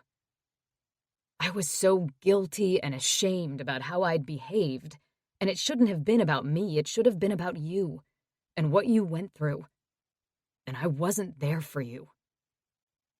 Oh, Harrison. My throat aches, and I swallow painfully. You said I scared you, and I'll never forgive myself for that. His voice catches on the last word. No! I sit up straight and reach out a hand to cover his. You didn't scare me. You said that you were scared. I didn't say that. I grip his hand tightly. I was scared because I didn't trust myself. I didn't trust my judgment. I wanted to go out with you. I really liked you. I mean, I was nervous about it, but it wasn't you who made me nervous. It was myself. I pause. I don't know if I'm making any sense. Please don't think that you scared me. Our eyes meet and hold as I beg him not to think that. The air thickens and pulses around us. One of the things I've had to work on is trusting myself. I continue in a low voice. I blamed myself for misjudging Lucas when I first went out with him. I was afraid I'd never be able to have a relationship with someone because I was too stupid to know when someone wasn't a good person. Christ, Arya, you're not stupid. I roll my eyes. I felt stupid. And since then, I've been afraid to trust my own instincts. I was so horribly wrong that time. My instincts were telling me you were a good guy. But I was afraid to believe that. He lifts his chin. That night I showed up at your place, I did scare you. I close my eyes. Okay, yes. I know your intentions were good, though. You didn't mean to scare me. That's the difference between you and... I don't even want to say something that compares him to Lucas because there's no comparison. It was my hang-up, and I know I overreacted. I told you that. He nods slowly, then lifts his chin. Okay, I get it. I should have told you. My throat squeezes. I should have told you what happened, and then you'd understand why I was so cautious and nervous. I'm sorry. Oh, fuck, Arya, this isn't your fault. I guess we were both messed up. Yeah. He picks up his beer and takes a few big gulps. I understand, though. I understand if you're not ready for a relationship. You've been through a lot. I'm not here to pressure you. I sure as hell don't want to do that. I just wanted to apologize. If you need to be left alone, I accept that. I stare at him. Oh. There's another stretched-out silence weighted with uncertainty and unspoken questions. Is that what you want, Arya? He asks quietly. My mouth goes soft and my chest aches. I press a hand there. Is there still a chance for us? Once again, I need to be brave. I need to be honest. No, I whisper. That's not what I want. I blink at the prickle in my eyes. I want you. His eyes widen and his jaw loosens. For a moment, he says nothing. I'm aware of my chest rising and falling with shallow, rapid breaths, but everything else has faded away. The people around us, the seagulls crying, the boats moving in the marina. Really? He finally says. He sets down his beer and reaches across the table for my hands. I give them to him, our fingers curling together tightly. Really? He closes his eyes. I study his face. He's so handsome.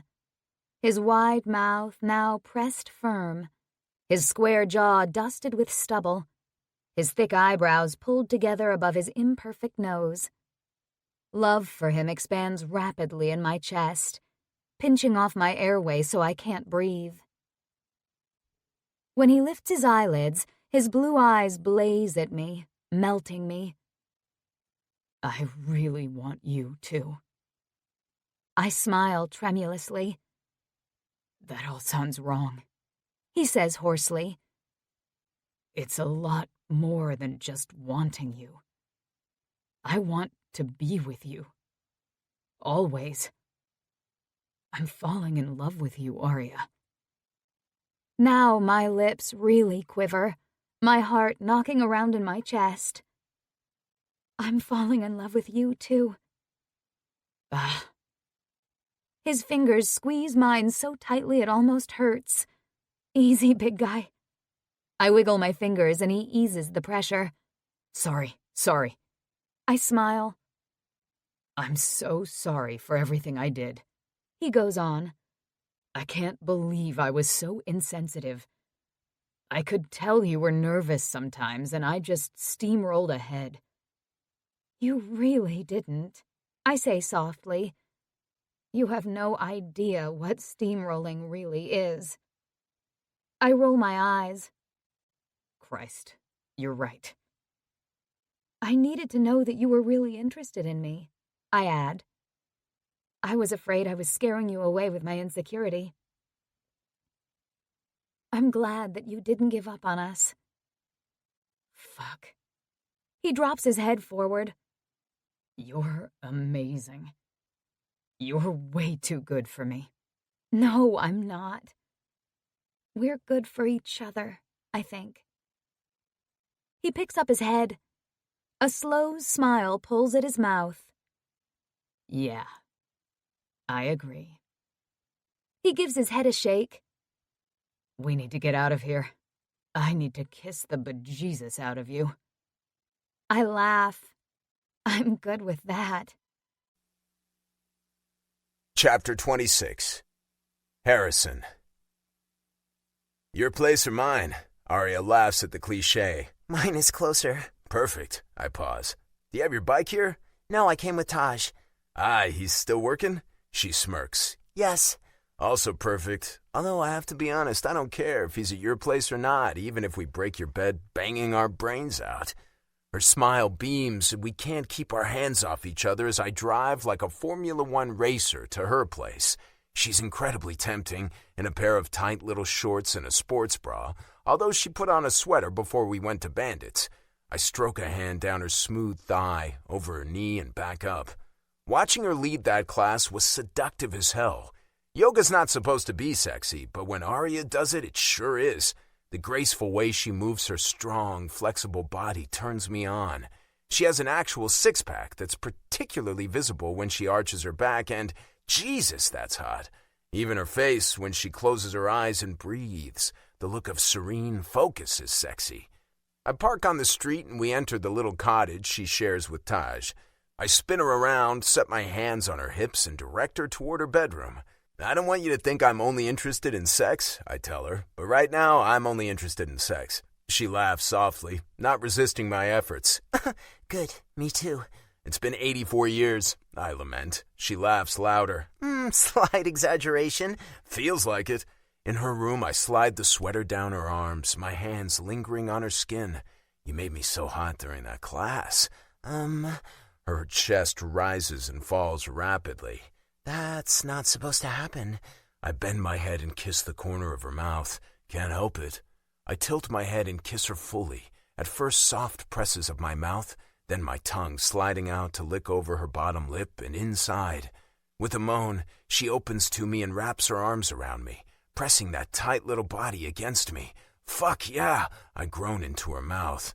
I tug her hair tie off her ponytail, then gather up fistfuls of her hair in my hands. My blood rushes scalding hot through my veins, lust pulsing in my balls.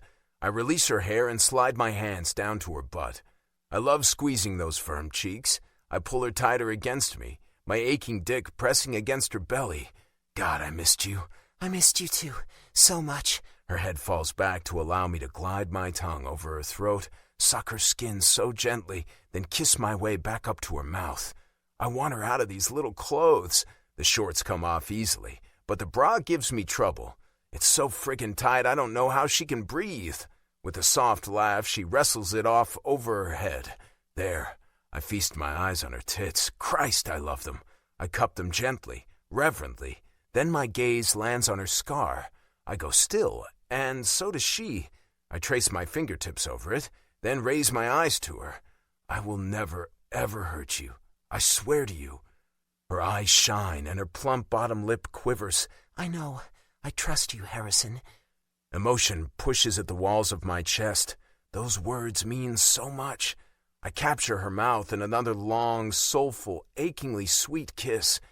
Her hands slide up under my t-shirt, up my sides, over my pecs, which makes my dick twitch. I release her long enough to pull my shirt off, then she pushes my athletic shorts down. She pauses, gentle fingertips lingering on the bruises coming to color on my hip. I back up toward the bed, bringing her with me, still kissing her. I kneel on the bed and pull her onto her knees too, and I bend to take a nipple in my mouth.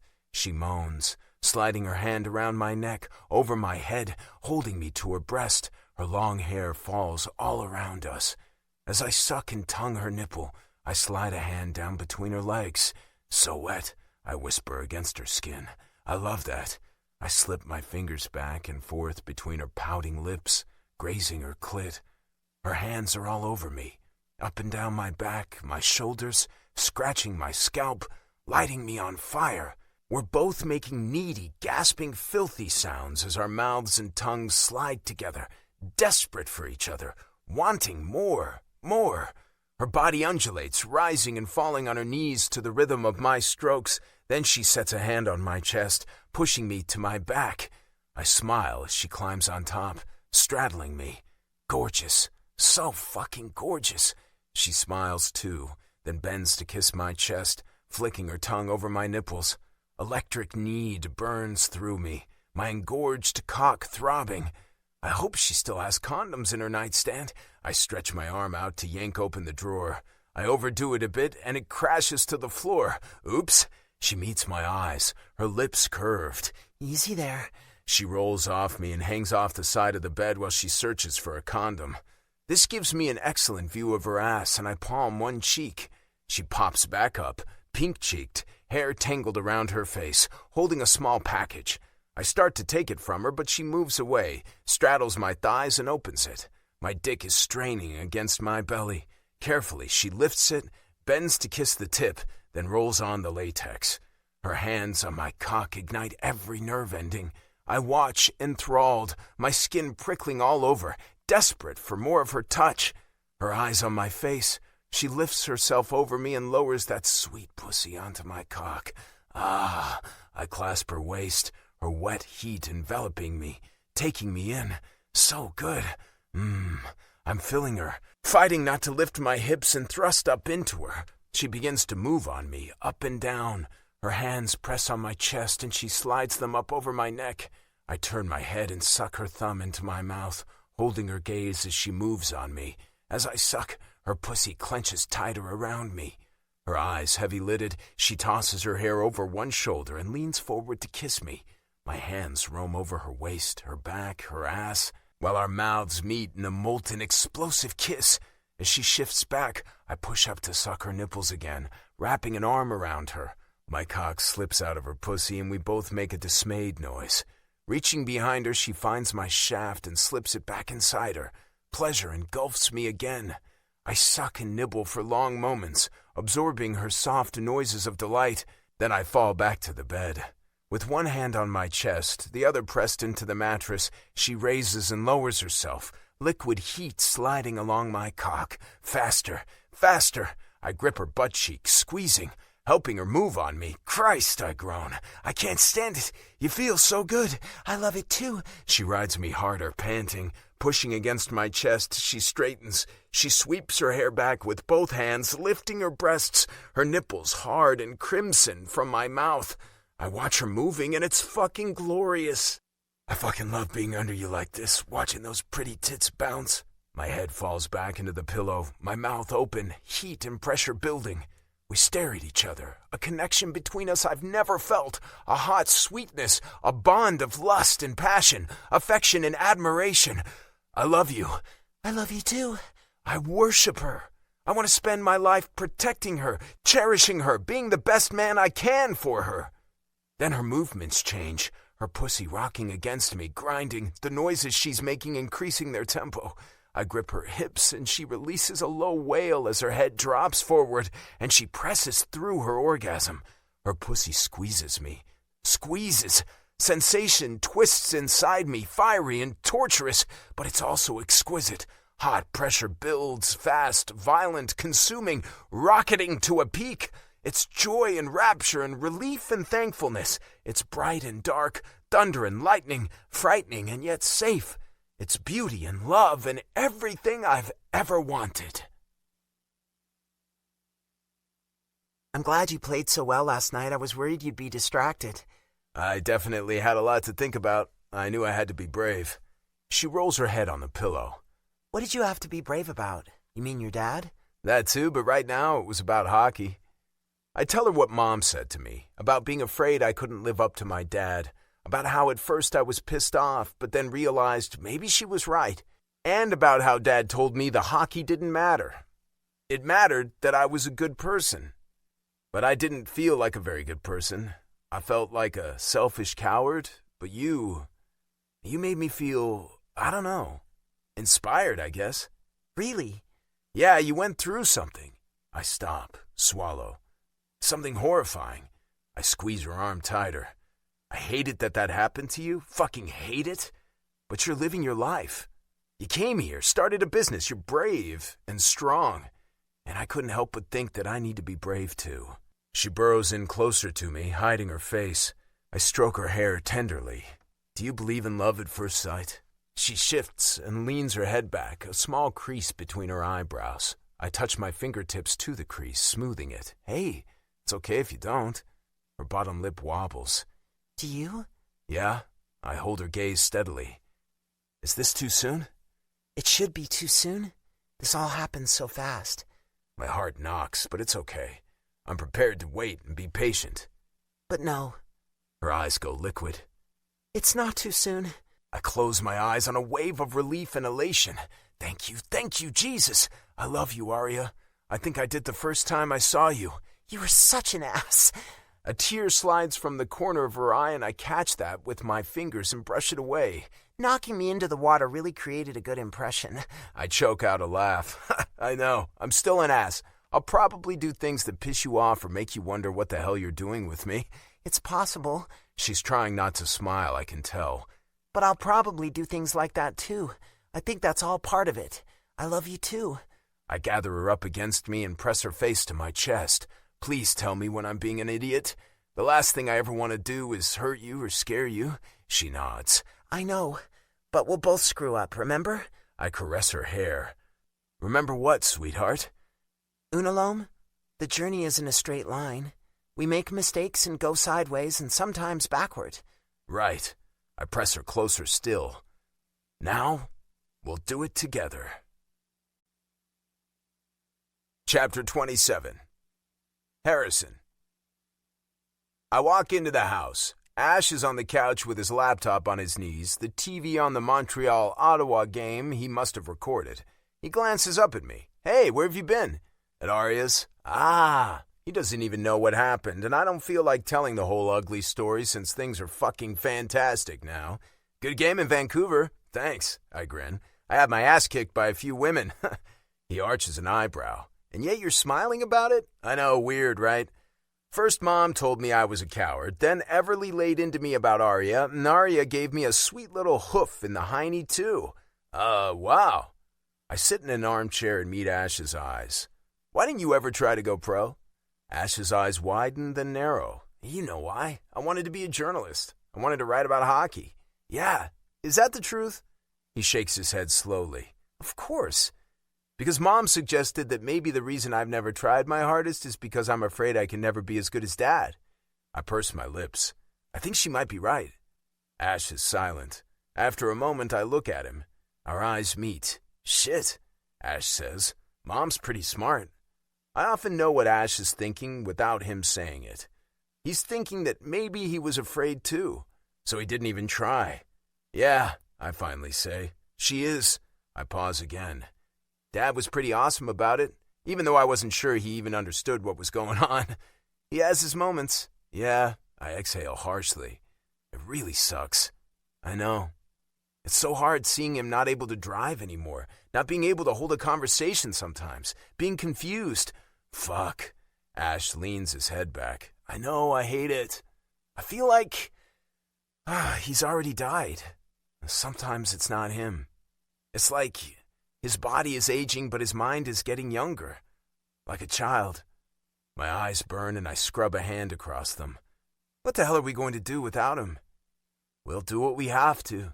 We don't have a choice. Ash's quiet wisdom calms me. Yeah, I guess that's true.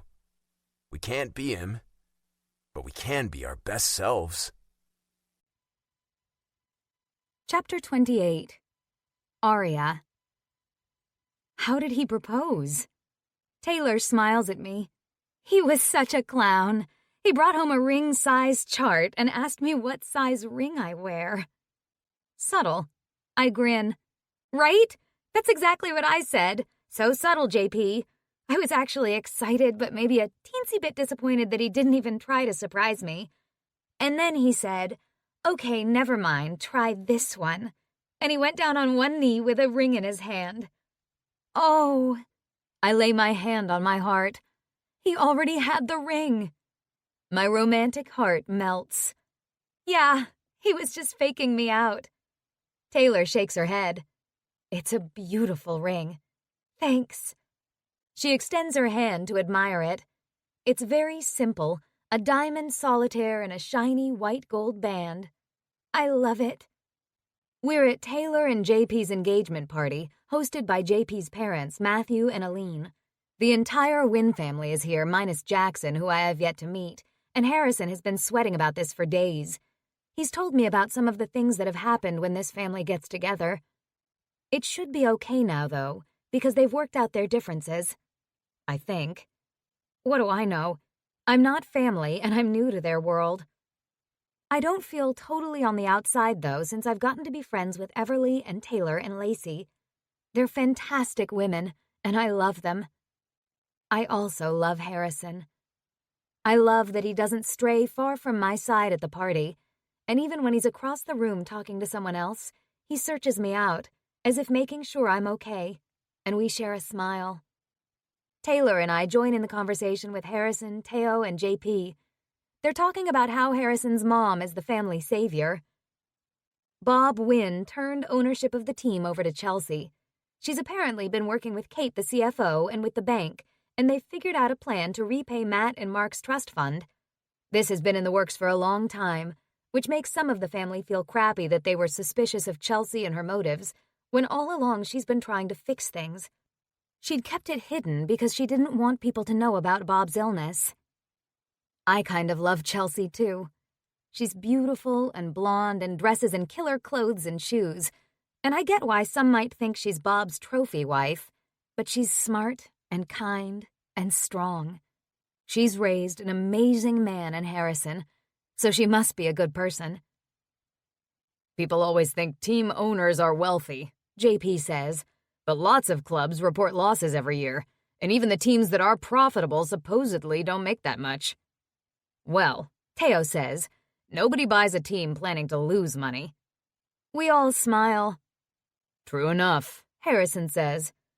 The truth is, Teo continues, hockey-related revenue is defined to maximize the appearance of losses on the hockey side.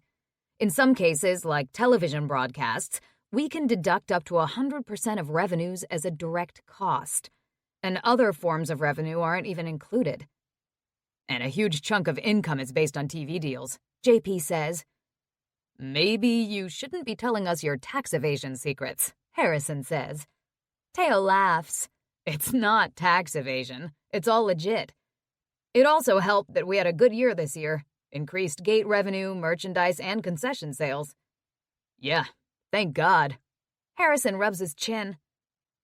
We also doubled our local TV rights deal to $25 million. That's fantastic, JP says. All because we were winning and made it 2 rounds into the playoffs. Teo adds. Thanks to you, man, Harrison says. I watch him talk to his nephew, who's actually his boss. The respect between them is obvious. Not just me, Teo says. The players are the ones who win the games. You picked the players. Teo grins. It's a team sport. We all have our roles to play. That's a hockey player for you, unwilling to take all the credit for success, sharing it with the team. Too bad it wasn't more than 2 playoff rounds. Teo elbows his brother JP. JP grins. Sorry, man. All's fair in love and hockey. The Eagles beat the Condors in the second round and moved on. They lost in the next round, though, so the Stanley Cup isn't back in California. Yet. Teo snorts. Yeah. It could have caused another family feud, I suppose, but this is a hockey family, and sportsmanship is in their blood. Also, the fact that the patriarch of the family is dying may have given them all a new perspective on what matters. I glance over at Bob Wynn, seated in a chair talking to his sons, Mark and Matthew.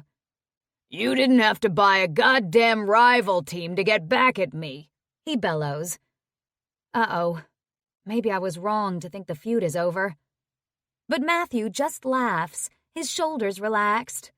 Maybe I wanted to own a team, Dad. Maybe I hoped that someday you'd include me in running the Condors. Bob stares at his son. Instead, you stole from us and cut us out. Now Bob looks really confused. He doesn't even know what he did. And we're not sure that he ever did. Chelsea doesn't even know. Not repaying those loans could have been deliberate, or it could have been something he lost track of. And I'm pretty sure Mark and Matthew feel a lot of guilt about how they dealt with it. Matthew sets a hand on his dad's shoulder and squeezes. It's all good, Dad. Whew. Harrison was right. Going through some tough times has helped this family figure out who they are and what they really want. There's been some guilt and some remorse and forgiveness. Everly pauses next to her half-brother Matthew and briefly leans her head against his shoulder. "Thank you," she says quietly to him. He smiles at her. She then moves over to join us. Well, at least they're not coming to blows over it anymore. Dad still has some hard feelings, but doesn't remember his own role in the whole mess. "It's fine," Harrison says. "Everyone understands." "So, Teo," Everly says, "are you going to hire Arya again next year?" My eyes pop open wide, staring at Everly. This isn't the time for this. My cheeks heat as I flash Teo an apologetic smile. "You don't have to answer that. It's your business." Everly laughs. I'm just bugging him. "Thanks for passing on Arya's info," Teo says. "I heard great things about the yoga classes." I turn to Everly. "You?" She shrugs. "I gave Teo your card. I knew they were talking about yoga classes." She holds up a hand. "That was all I did." Oh my God. I close my eyes, my cheeks even hotter. "Don't think you didn't deserve that job," Everly adds. I open my eyes and meet hers, which are warm and admiring. "You're a great instructor, and perfect for the team because of your athletic style." "I agree." Harrison's arm around my waist squeezes. I sigh. "Well, thank you. And I'd definitely love to continue next season." I'm not sure where I'm going with my yoga career. I enjoy running my own small business with my SUP classes, but it's definitely work. I don't love the accounting and administrative stuff that goes along with it. I'm enjoying my weekly rooftop classes, and I still love prana and the people there. Surprisingly, I really enjoyed working with the team. Sometimes I feel I should have a bigger goal. But Harrison and I talked about goals and how to achieve them, and he didn't make me feel bad that I don't have a goal like he does. In fact, he made me feel better because he reminded me how far I've come since the attack and what I've accomplished. He reminded me about my tattoo. The journey isn't a clear, straight path. And I've learned that finding joy in the journey is what life is about. There's a commotion at the front door of Matthew and Aline's home as more people arrive. Everyone is shooting questioning glances at each other as Aline hurries to the door. "Oh my God! Jackson!" "What?" Riley pops up out of her chair where she's talking to Ash. "Jackson?" She darts across the spacious living room as her brother appears in the opening from the entrance hall. Another win. Taller than all of them, broader than all of them, with the same blue eyes and dark hair. He's wearing a huge grin. "Surprise!" he says. Riley throws herself at her brother in a big hug. "Oh my God! I can't believe you're here!" Mark approaches his son with an equally big grin. "Holy shit, what are you doing here, son?" Jackson shrugs, and I take note of the difference in his cool greeting to his father compared to the warm hug he gave his sister. "Thought I'd surprise you all by showing up a little sooner than I planned." He glances over his shoulder, turns, and nudges a woman forward. "Hey, everyone. This is Molly." The room goes silent, staring at the pretty strawberry blonde. She lifts a hand. "Hi, Wynn family. Nice to meet you all." This concludes For the Win by Kelly Jamieson.